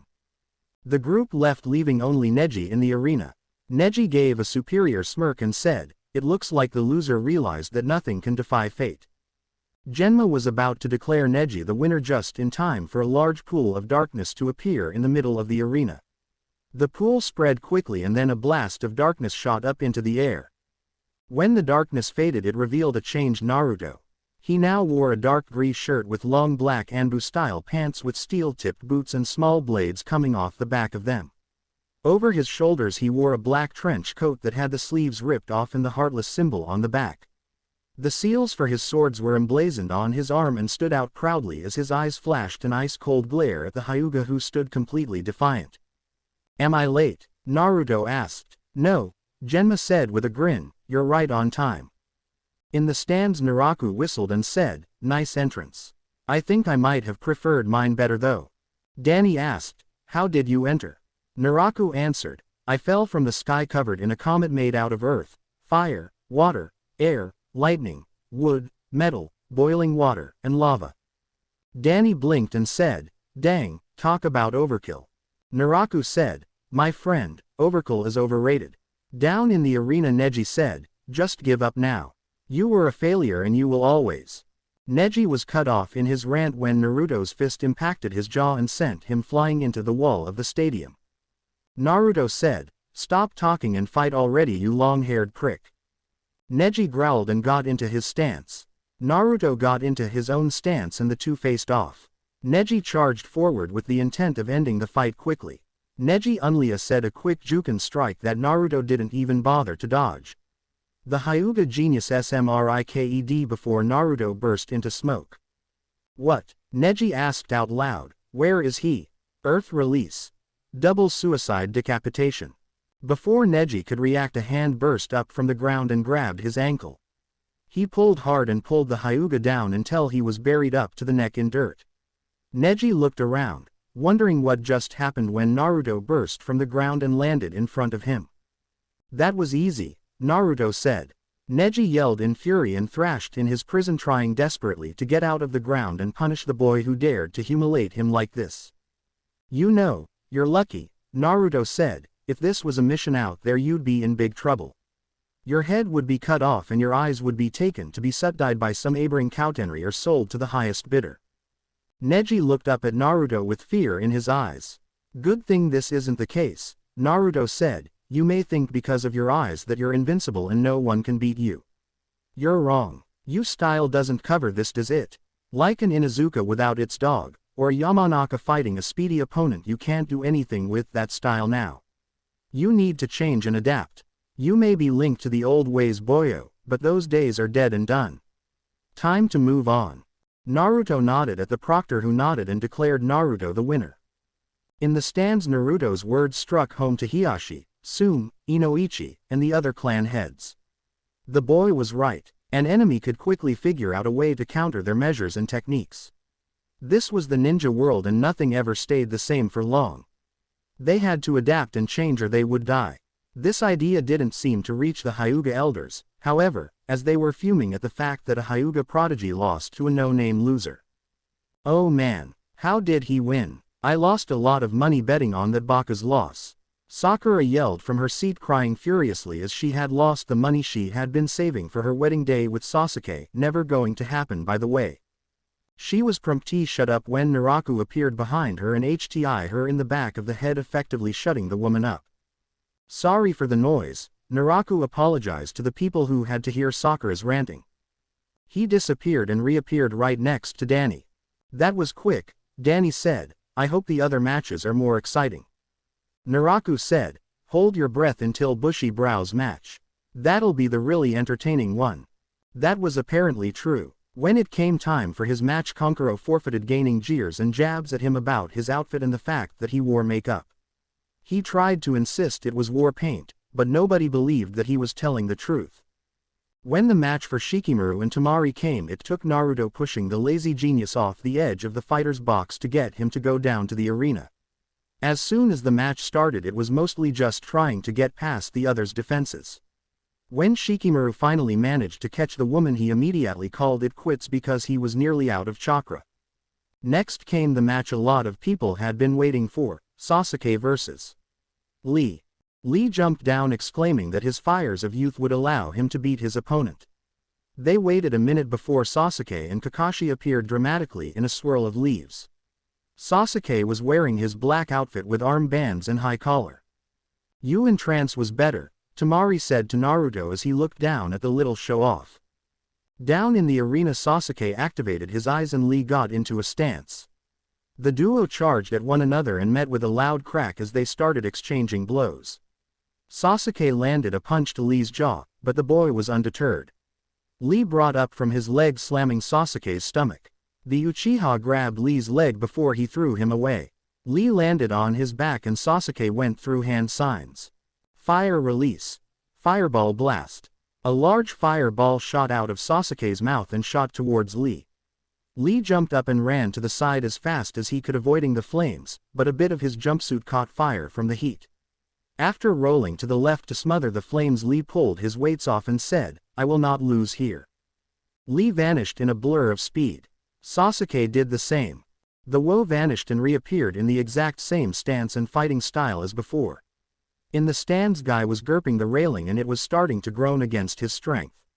He should have known that the Uchiha would try and copy the style he and Lee used, because Lee had beaten and humiliated Sasuke in a match before the Chunin exams even began. Down in the arena, the two figures met again and again with loud clashes as they smashed into each other again. Finally Sasuke broke them apart and yelled, Dancing Leaf Shadow. A powerful upward kick knocked Lee into the air. Sasuke jumped up after him and yelled, Lion's Barrage. The young taijutsu specialist was sent flying DW onwards and crashed into the ground. Finally Sasuke yelled, Leaf Hurricane. Sasuke spun like a top, intent on a vicious kick that would end Lee. Lee rolled to the side to avoid the kick. As Sasuke landed, he was wide open. Lee's fist impacted Sasuke's jaw, sending him rolling like a ball until he crashed into the wall. Lee then focused his, but before he could attempt to open a chakra gate, Sasuke shot out of the smoke and slammed a chakra-enhanced punch to the young boy's jaw. Lee hit the ground hard. Sasuke stood above Lee. Memories of a match they had where Sasuke was beaten and humiliated flashed through his mind. Sasuke roared in fury before he started beating on a nearly unconscious Lee. Blood was flowing from Lee's nose and mouth, and Sasuke continued to relentlessly attack. Everyone could only watch in shock as Sasuke brutally beat down on Lee. Even Sasuke's supporters on the council and his fangirls were shocked beyond words. Genma finally snapped out of his trance and pulled Sasuke off Lee. The fangirls and Uchiha supporters were shaken up by what they saw. Instead of seeing the Rookie of the Year and Crown Prince of Konoha, they saw a pale and black-eyed mad dog with a look of insanity in his eyes. Even Sakura was put off by all of this. And Anbu came down on orders of the Sandaime and whispered to Genma. Genma then said, "Winner by knockout, Sasuke Uchiha. However, Sasuke shall be put under examination due to brutality towards a fellow Konoha ninja." Sasuke scoffed and walked up to the competitor's box. There he was met with slight fear from Temari and anger, coldness from the Konoha ninja. Now, Genma said, "Will Naruto Uzumaki and Sasuke Uchiha come down so we can begging the next match?" "Just go ahead and give up, loser," Sasuke said. "You're no match for me, an elite Uchiha. I've had training from one of the best jonin in the village. There's no one here who can beat me." Naruto said, "Just shut up and get ready to fight, Tem. I'm going to make you pay for hurting my friend like that and nearly killing Bushy Brows." Sasuke spat and said, "Like you could make me pay for anything. Maybe after I beat you I'll take that Hyuga girl and make her my bride." At that, Naruto's fists clenched tightly and he reached for his arm. In a poof of smoke a large broadsword appeared in his hand. It was long with black spikes along the edge of the blade, a shark fin coming out of the back of the hilt, and an iron shark tooth on the bottom of the handle. "Tem," Naruto said, "I'm about to give you the beating of a lifetime." Genma said, "Okay, the first match between Sasuke Uchiha and Naruto Uzumaki, begin." Sasuke shot forward his Sharingan blazing.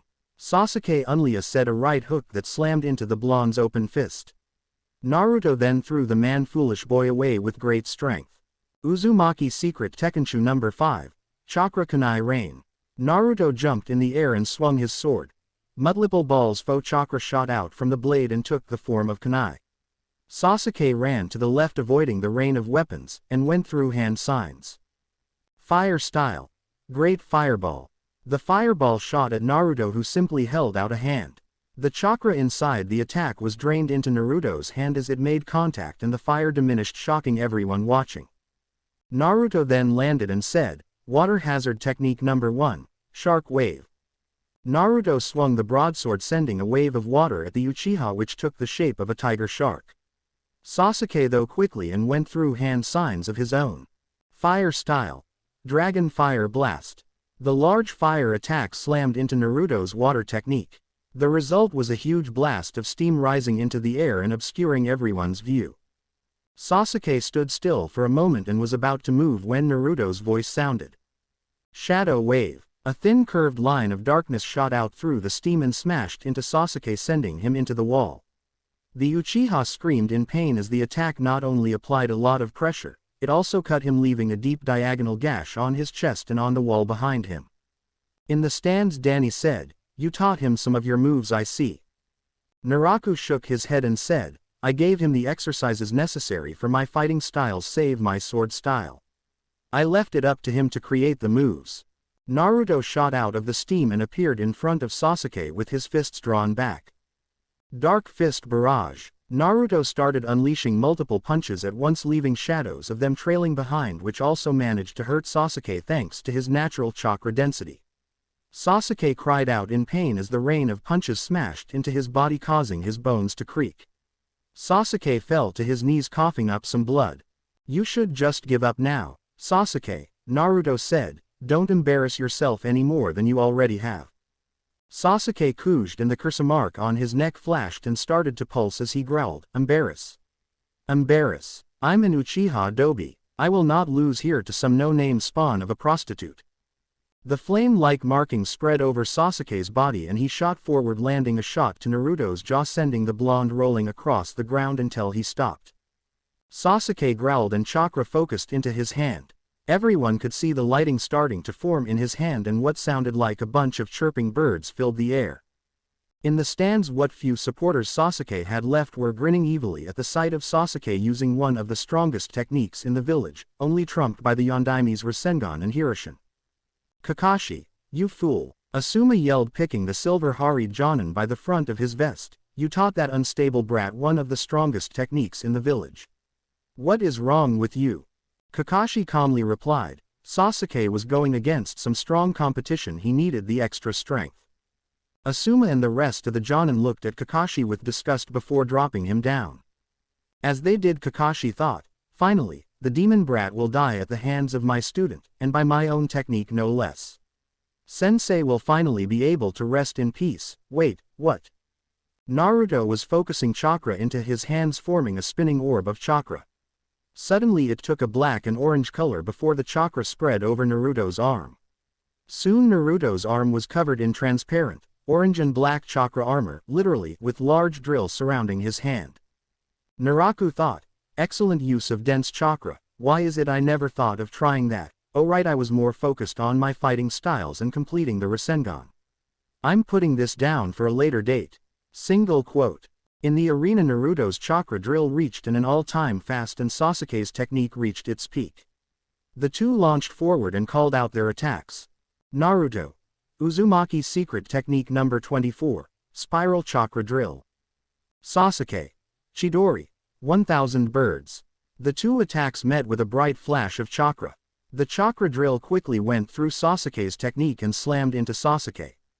Fortunately, for the Uchiha, Naruto was aiming to cripple him, so he only got hit by the chakra energy surrounding the drill bit and not the bit itself. Sasuke was sent flying like a ragdoll before he slammed into the wall, leaving a large hole. Seeing as Sasuke wasn't getting up, Genma said, "Winner by knockout, Naruto Uzumaki." At that moment a loud explosion rang out. All the ninja in the stadium stood at the ready and the Kazekage chuckled. Hiruzen ducked just in time to avoid the Suna leader slamming a kunai into the place where his skull had been. A bunch of sound and sand ninja appeared in the arena, having disguised themselves as civilians. Konoha Anbu joined in on the fight. Outside the village a massive three-headed snake rose up and started smashing everything in its path. Hiruzen jumped up and landed on the roof of the cage box in the arena. The old man was quickly joined by Naraku, who stood next to the old man in a swirl of fire. The two Konoha ninja faced the Kazekage, who they figured now was an imposter, Naraku having a good idea who. "I already know that the real Kazekage is dead," Naraku said, his voice clear. "I also know that I killed Orochimaru. That would only leave you to fight now, Kabuto Yakushi." The Kazekage grinned behind his hood before he grabbed his cloak and ripped it off to reveal the face of Kabuto, only there were great differences. His skin was as pale as Orochimaru's, his eyes were yellow and snake-like, and he had patches of scales on his face. Aside from his usual clothes, Kabuto wore a hooded maroon coat with red, white and yellow markings made to resemble eyes, and with the hood up, resembled a serpent's head. Under the cloak Naraku could make out a white slithering creature, most likely a snake. "What the hell happened to you?" Naraku asked as he stood at the ready. Kabuto answered, "This is what Orochimaru left for me. I've taken his DNA as well as that of a few other people and added their abilities to my own." Naraku scowled and said, "So you really are a monster, just like your former master." Kabuto grinned and said, "I wonder what would happen if I were to add those eyes of yours to my body. I'd truly be unstoppable." The lower half of Naraku's mask opened up, revealing his mouth. The blonde then unsealed his swords and put the third on in his mouth before he growled, "Not going to happen, Snake Boy." Kabuto eyed him and thought, 3 swords. That's an unusual style. Hiruzen thought, so I finally get to see him in action. Let's see if he was bluffing when he said he was so powerful. Down in the arena, Naruto ran water hazard through another sand Chunin before he had to dodge a blast of wind coming from a sand Jonin. Naruto immediately recognized him as Baki, the sand team's leader. "You put a major kink in our plans, brat," Baki said, taking out Gaara like that. "At least now I'll get the chance to make you pay for that." Naruto said, "Why are you fighting this anyway? The Kazekage is dead." Baki scoffed and said, "So what? I just want to take this village down, and I'm going to start with you." Baki charged forward and so did Naruto. The invasion of Konoha had begun again. Explosions rang throughout the village. Sand and Sound Ninja charged and clashed with the Konoha ninja. The sound of fighting spilled far beyond Konoha's borders as they all fought. On the top of the stadium, Naraku was in the middle of a sword fight with Kabutomaru. The snake-themed doctor swung out the Kusangi, which clashed loudly against 2 of Naraku's swords. "That's quite an unusual style you have there," the pale man said, Maybe after you're dead I'll take your body and steal it from you. Naraku growled. Don't bet on it. Naraku wrestled against Kabutomaru before he pushed forward, knocking the silver-haired maniac backwards. Naraku shot forward and swung his leg out. Legs. Kabutomaru jumped over the kick just in time for Naraku to go up into a handstand and spin around on his hands. Twister. The powerful kick slammed into the man's stomach, knocking him backwards. Naruto got up and swung his leg, yelling, "Storm leg." A wave of energy shot off Naruto's leg and was sent speeding at Kabutomaru. The blast sliced right through him. As soon as it did, the man was replaced by a log in a puff of smoke. Naraku dodged to the right, avoiding the maniac burst from the man's swung sleeve of his cloak, sending a large white snake outward. Naruto jumped up to avoid the attack and then came down. There were 3 glimmers of steel in the air as the snake was sliced to pieces. Naraku's foot connected with the ground and he was propelled forward by a mix of gravity control and moon step. The blonde shot forward as he started his next attack. 1 gorilla, 2 gorilla, 3 sword style, 2 arm strength slash. Naraku shot forward and swung his enhanced arms just as Kabuto's bones shot out of his arm and formed a shield around him, blocking the attack. The swords slashed deep, leaving a trio of deep gashes in the bone shields. Naraku raised an eyebrow as he saw that. He then realized that he remembered hearing something about this from Anko. One of the sound ninja that became a part of Danzo's blood roots had the ability to make his bones grow to such an extent that they could exit his body and were extremely hard to break. From what the others told him, one had the ability to spew out webbing, another had a twin that could separate from him and could absorb someone just through physical contact with open skin, another could summon demon-like creatures and control them with a flute, and another was freakishly strong. "So you absorbed some of Orochimaru's old bodyguards," Naraku said. "You really are a sick individual." Kabutomaru scoffed and said, "Like I care what you think. Now, let's see how well you do against the world's most powerful creature." Down in the arena, Naruto slammed his fist into Baki's jaw, sending the shrouded man rolling. Baki jumped up and formed a sphere of wind chakra in his hand. The Sand Jonin shot forward and unleashed the attack. The attack impacted Naruto's stomach, but the attack died as the chakra in it was absorbed. At that moment his leg shot up and salmed into Baki's chin, knocking him off his feet. The blonde shot forward and punched the man in the face, sending him rolling. Baki snarled and was about to get up just in time for gravity to increase. Baki cried out in agony as the increase of the pressure broke the bones in his leg. Naruto then shot forward and grasped the man's neck and started to drain the chakra out of him through his neck. The man's body fell to the ground, pale and obviously dead from chakra depletion. Naruto was then attacked by 3 sound ninja in a pincer formation. They were stopped by a blast of light blue energy. All 3 were turned to living ice sculptures. Danny flew down and clapped his hands together, sending a sound wave that shattered the ice and the people inside of it. Danny pulled out his scythe and swung it, the staff extending and decapitating a few of the sound ninja around him. Danny then unleashed a volley of energy blasts, taking out a few more sand and sound ninja. "Go and help the big guy out," Danny growled. "I got these clowns."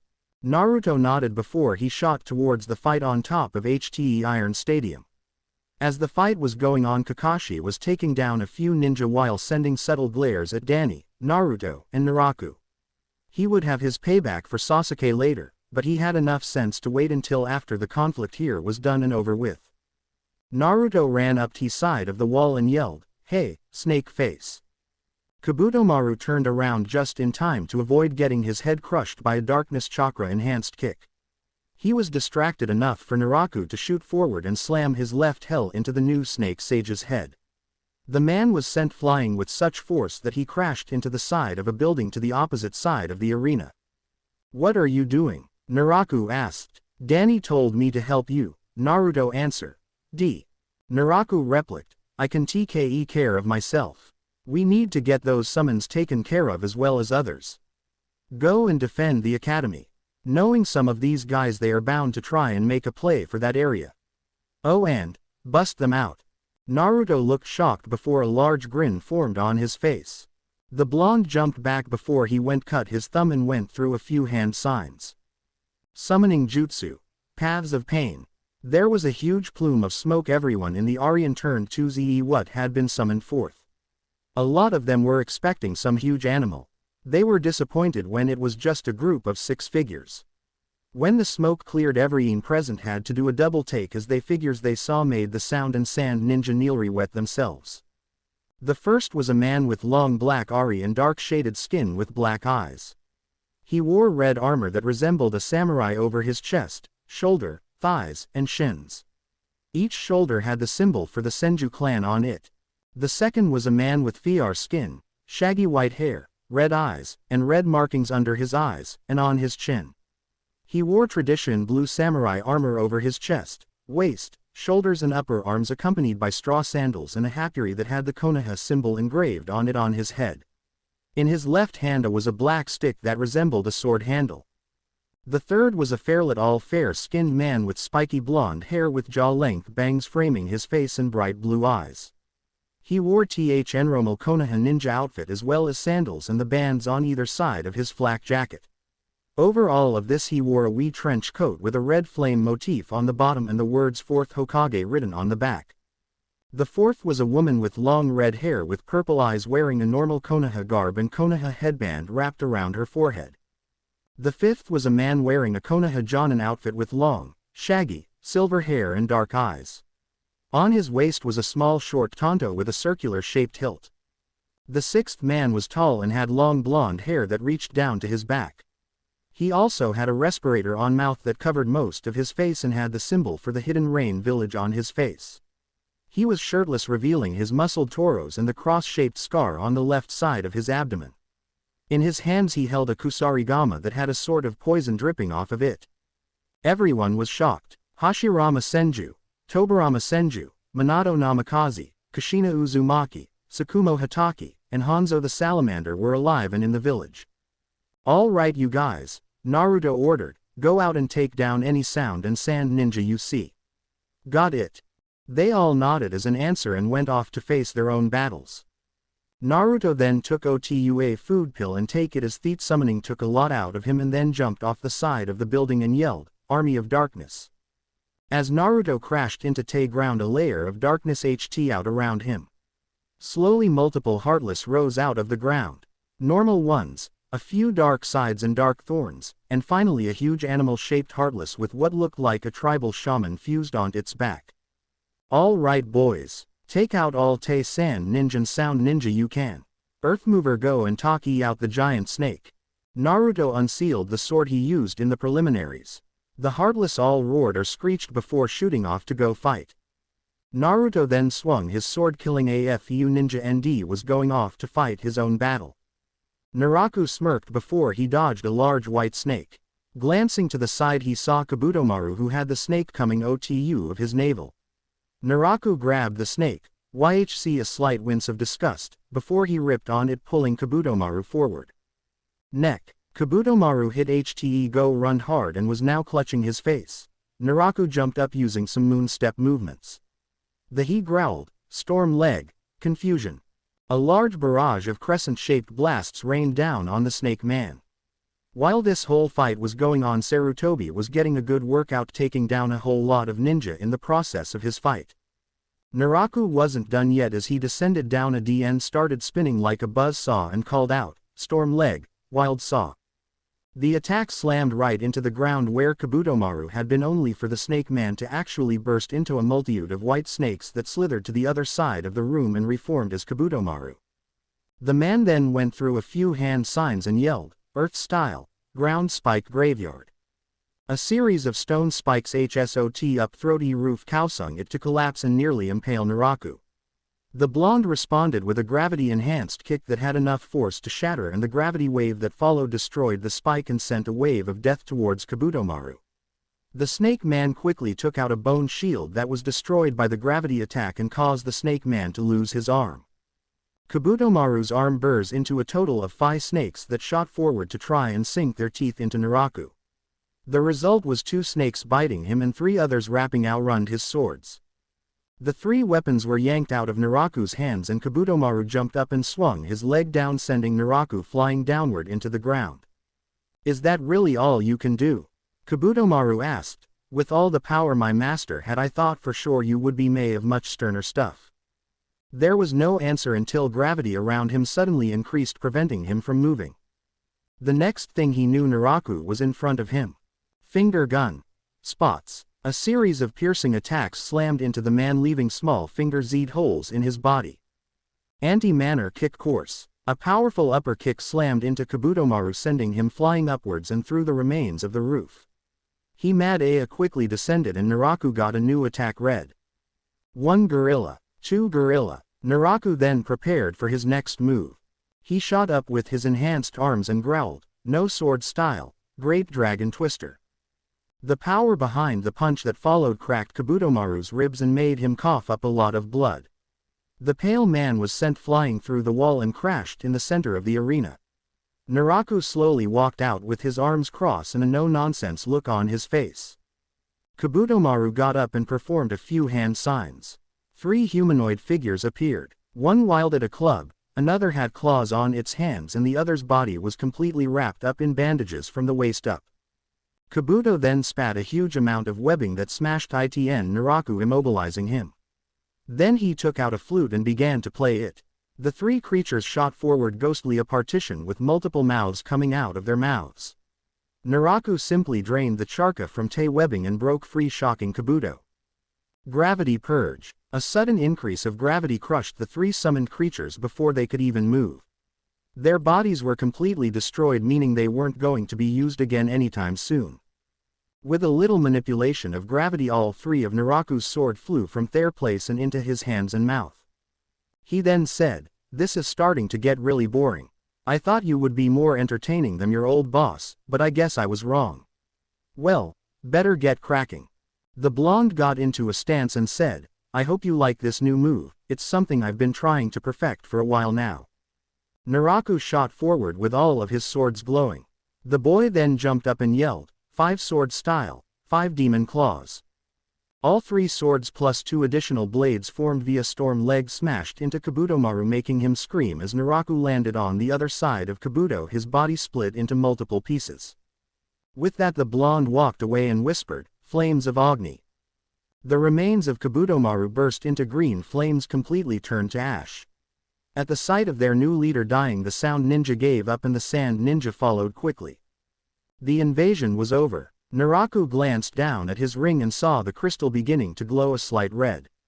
He sighed. He should have seen this coming. He better go enjoy some relaxation while he could. Meanwhile, the Dark One sat in front of what remained of his generals. "We are supposed to be an unstoppable army," the leader said. "Now, explain to me, why is it 2 of my generals have fallen to mere children?" The remaining generals winced at the angered tone of their leader. "Master," an old man's voice said, "I assure you this next world will fall. It seems to be a copy of the world Orochimaru was from, and there is a copy of the Naruto boy there as well. This could work in our favor, as he may be able to help us take down the child who stands in our way." The leader said, "Good, because I am putting you in charge of this personally. If you fail, you will not live long enough to regret it." The old man gulped and nodded. It had been a week since the failure of the Sand and Sound invasion. After Sand had been taken down, the council tried to throw a bunch of punishments ranging from fines to jutsu. If they had their way, Suna would have been decimated and thrown into ruin. Luckily, the Sandaime was able to stop the greedy civilians, and their attempts to try and gain power were stopped.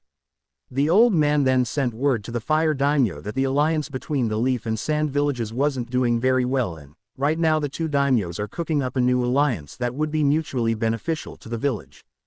Speaking of greedy council members, the council tried to have the bodies of Hanzo, Tsukumo, Kushina, Minato, Tobirama, and Hashirama taken from Naruto to be turned into their special secret weapons. They were stopped when Naruto told them that the paths of pain were only usable through his Rinnegan. As such, they were listed as special clan tools to be used by him and him alone. After that, they tried to get Danny as a donor to create their own army of ghost-powered ninja when they found out about the powers his bloodline gave him. They were shot down when Danny told them that it wouldn't be happening and made a threat to freeze them all to death if they ever tried anything like that. Naraku and Danny were given special medals for their part in protecting the village. They also gained a fanbase among kids and older teens with their skills. Even some of Sasuke's fangirls converted.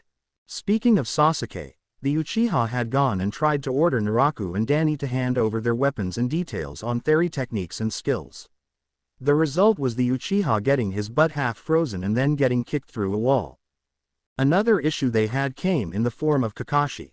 Kakashi was livid that Naruto had learned one of the signature techniques of his sensei and was using the body of his sensei's wife, and his father as weapons. He stormed up to them in broad daylight and demanded that they hand HTE mover so that they could rest in peace. Naruto decided to use a bit of irony and brought out the body of Tsukumo Hatake and had Konoha's white fang beat the crud out of him. Other than that, Naruto was growing well under his training with Naraku and Danny. Unfortunately, all good things must come to an end. High above the planet, the Dark One's ship came out of the portal and floated just out of the Earth's atmosphere. The Dark One stood before an old man with graying skin, blank eyes, with thick glasses, and a scientist's outfit complete with black gloves and dark-looking sunglasses. "I assure you, Master," the doctor said assuringly, "in time this world will fall." "Good," the Dark One said, "now I have but one question. How is this world going to fall, if you are still here talking to me?" The old man nearly had a heart attack from his master's sudden shout. He turned around and ran to procure his vessel lest he wind up angering his master even further than the past failures of his fellow generals. "Back on the planet. Come on, boy," Naraku said, "don't tell me that's all you got." Naraku heaved another boulder at Naruto. The sound of metal striking stone was heard and the boulder was split in half. Naruto was panting as he held a normal Zanbato with a seal on it in his hands. The ground around them was littered with hundreds of metal shards and the handles of broken swords. Naraku had been training Naruto into the ground so he would be ready when the fight with the invaders came. To help him, Naraku was using a training method he used when he was training with the Konoha 12 and Jiraiya. Naruto was given normal swords with weight seals on them. He then had to destroy the boulders that Naraku threw at him. The problem was that the swords weren't made to take on chakra and could be destroyed if they took on too much chakra. While Naruto did have perfect chakra control, this was still a pretty taxing effort with the weight seals. He had done this a few times now and he had broken at least 5 swords so far. Danny was off to the side taking his break from trying to balance a kunai on his hand. The trio stopped from their training when Naruto's ring started to glow bright red. They all heard a loud rumble and looked up to see a massive ship flying over the village and heading for the square. The trio nodded and looked at each other and nodded. They then shot towards the square. Meanwhile, the villagers, ninja and civilian alike, looked up in shock as the massive ship flew above them. The bottom of the ship opened and multiple pods dropped. The large metal constructs hit the ground with a loud bang, forming craters and kicking up a lot of dust and debris. Anbu stood around the area while other ninja backed the civilians away. After seeing his ring glow, Naruto had alerted the old man and had his security around the village beefed up a bit. Some people thought the old man was just being paranoid, but they finally figured out that this was probably the invasion the old man was talking. The pods opened and humanoid figures walked out. They were tall, wearing black bodysuits that shone in the sun like metal. Their heads were covered in the same material, only in gold, with a singed horizontal red line as a visor. In their hands they held special staffs that had opened heads that were glowing yellow. For image, think the special guards from Force Unleashed, and for the weapons, think the staffs from the Death's Head guards from Planet Hulk and World War Hulk. Best Hulk series ever, by the way. Closing parenthesis. The Anbu stood at the ready for anything to happen. The soldiers pointed their weapons at the ninja and civilians before lasers fired from them. FYINGHTE ninja, that people that didn't have the sense to leave. While this was happening, an Anbu moved in with speed, swinging his sword. To his shock, the figure brought up its staff and blocked the attack before throwing out a punt kick that knocked the Anbu back and fired the weapon, destroying the Anbu's head. The robots continued their onslaught until the sound of 3 voices shouting reached their ears. Chu sword style. Castle Gate. Spectral Dragon Bomb. Uzumaki sword technique number 4. Decapitating water wave. 2 robots were sliced in half, 2 more were cut down by wave of water, and a wave of bright green fire incinerated 2 more. The robots turned and faced Naraku, Naruto, and Danny. Targets. Identified, a robot said in a mechanical voice, program active. Commencing termination. There were at least 18 robots left. Danny said, 6 for each of us. Take them down fast and hard. The other 2 nodded before getting into their stances and got ready to fight.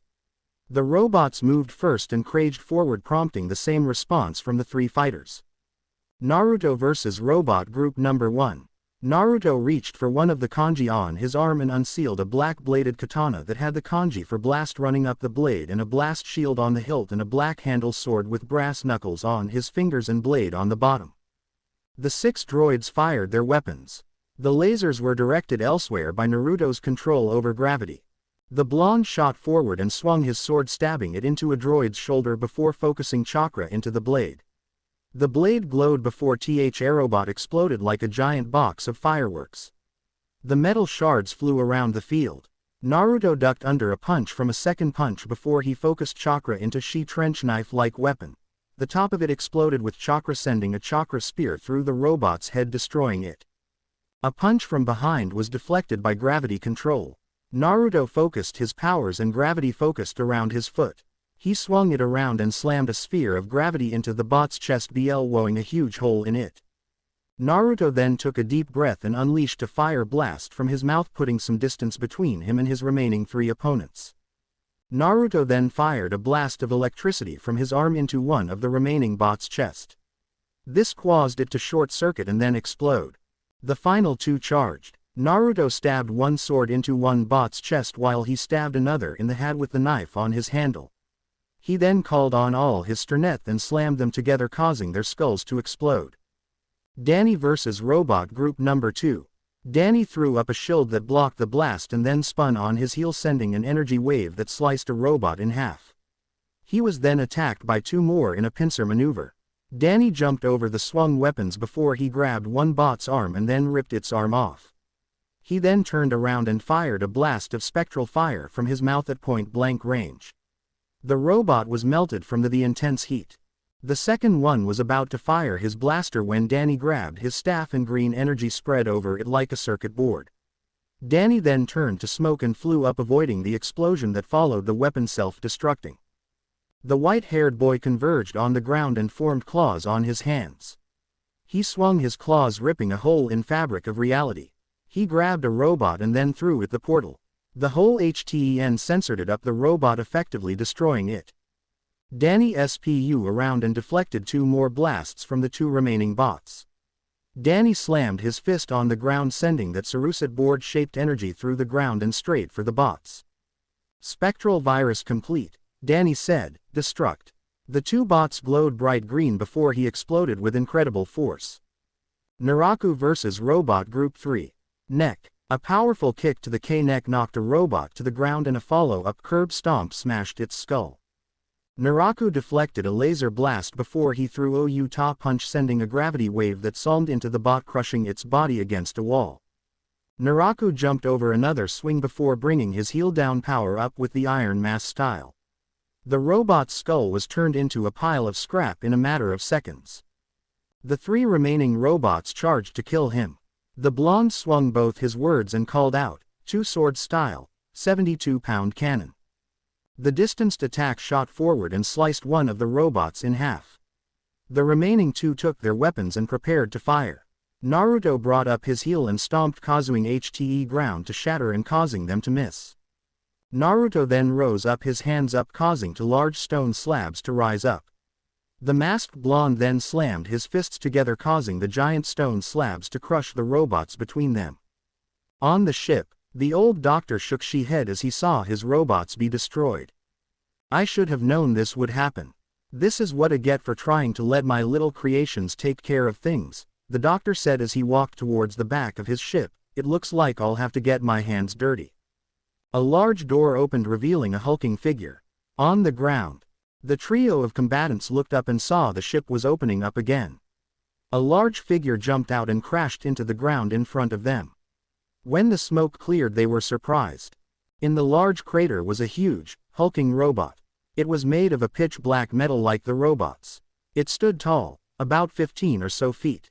It had broad body with packs on the front with large SGE-mented cylinders coming off its back in a vertical direction.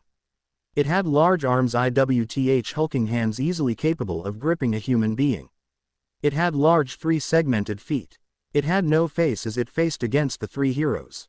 "You should be honored," the old doctor's voice said. "It has been a long time since I've had to get in combat myself. Though, I usually hate resorting to violence myself, but I'm not afraid to get my hands dirty." Danny asked, "Then why are you hiding behind a big hunk of metal?" The slots on its back seemed down and pointed at them. The cylinders then started to spin and energy bullets started firing from them. Danny turned intangible while Naruto and Naraku both got out of the way. Naruto swung both legs up and yelled, "Storm Leg, Dragon Fang." The wave of energy was sent flying at the robot before exploding against a shield around it. "Nice try, boy," the doctor said, "but I've reviewed your battles with the Chopper and Orochimaru. I've developed a shield that blocks both chakra and ecto energy. You can't harm me, boy." The doors on the front opened up and multiple missiles fired from them, sending HTEM flying at the trio. Naruto and Naraku both activated their sense of gravity that caught the missiles and sent them flying back at their user. Danny used out his electricity to turn the missiles around. Since the two weapons weren't made of chakra or ecto energy, they passed right through the shield and slammed into the bot with explosive force. The bot stumbled back before lowering the weapons and firing again. Naruto and Naraku brought out their power over all elements to stop the bullets and then send them back, forming multiple holes in the machine's armor and destroying HTE guns. Danny shot forward and brought up his scythe. He swung the weapon and the staff turned into a chain. Swung the weapon before the blade struck the shield. The controlled robot threw its arm up and swatted Danny backwards. He looked through his pane and saw a large object in the shape of a large blue orb on its back that was glowing. Danny grinned before he righted himself in midair. Danny was about to do something when an orange and red fireball slammed into the robot's shield. Everyone turned to see Sasuke standing to the side with what had to be the most arrogant smirk on the planet.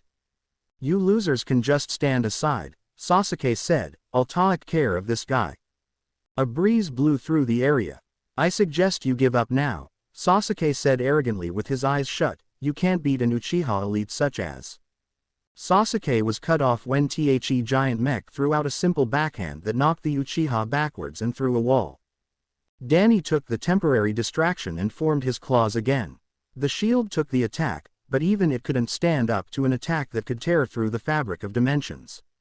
There was now a gaping hole in the shield. Danny pointed his arm through the hole and growled, "Spectral virus." The energy virus went into the orb, causing the shield to completely malfunction and then short out. The rest of the robot froze up. The virus froze up the joints. Inside the robot, the doctor was trying to get his robot to move. "System error," a computerized voice said in a female voice. "Movement system failure, shielding system failure, shield shut down." Danny jumped up and went into his dragon hybrid form before yelling, "Take him down." Naraku took out 3 swords while the Naruto took out water hazard. Darkness and fire focused in Danny's mouth while darkness and water focused on Naruto's sword. The 3 then unleashed HTEIR attacks. 5 sword style. 180-pound cannon. Danny. Dark Dragon Inferno. Naruto. Uswamki sword technique number 18. Great Shark Blade. Naraku unleashed 5 waves of Enerig from his swords and his feet. Danny fired a blast of black and red flames that took the shape of a dragon's head similar to the shape of Dora or Aragon. Naruto unleashed a flood of water that took the form of a school of sharks.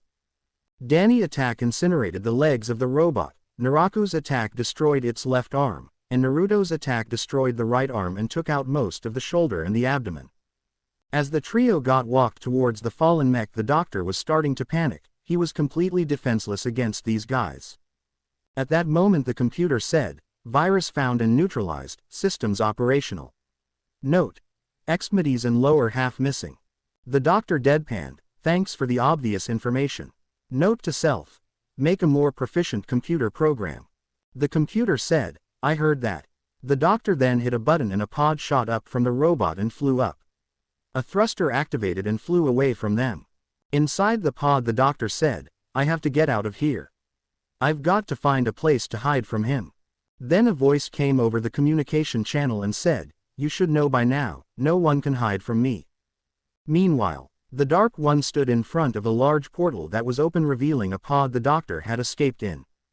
"Goodbye, Doctor," the man said.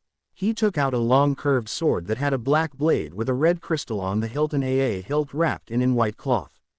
There was what looked like a large fang on the bottom of the handle, and the sides of the hilt had large broad iron bat-like wings. There were also multiple red runes running up the blade. The Dark One drew back his sword. The crystal opened, revealing a red eye with a black vertical slit pupil. The runes on the blade flashed brightly. He swung the sword and it went right through the portal with a bright flash of red and black. With the Doctor, a slash appeared in the air with a black and red color. The Doctor screamed as he and the pod he was in was completely destroyed. Danny blinked a few times and asked, "What just happened?" Naruto said, "I think we just saw a glimpse of power from their boss." Danny whistled and said, "Though Vlad was crazy HWNE, it came to failure." Naruto blinked and asked, "Can you tell me what just happened and who these guys were?" Naruto said, "Imagine this. Worlds brought down by a maniac with an army of monsters and backed up by powerful warriors. Multiple worlds have fallen to them. Me and my friend are out HTERE to try and stop him." Naruto growled and said, "Who are you get such a mission?" Naruto looked at Naruto and removed his mask. The blonde gasped at the sight of the familiar face. Our version of Naruto gave a mock salute before he and Danny vanished in a flash of light, leaving an awestruck Naruto. In the dimensional void, Naruto flew alongside Danny through the portal. Suddenly, Danny clutched his sides and let out a groan of pain. "What is it?" Naruto asked. Danny then let out a scream of pain as there was a bright flash of dark green.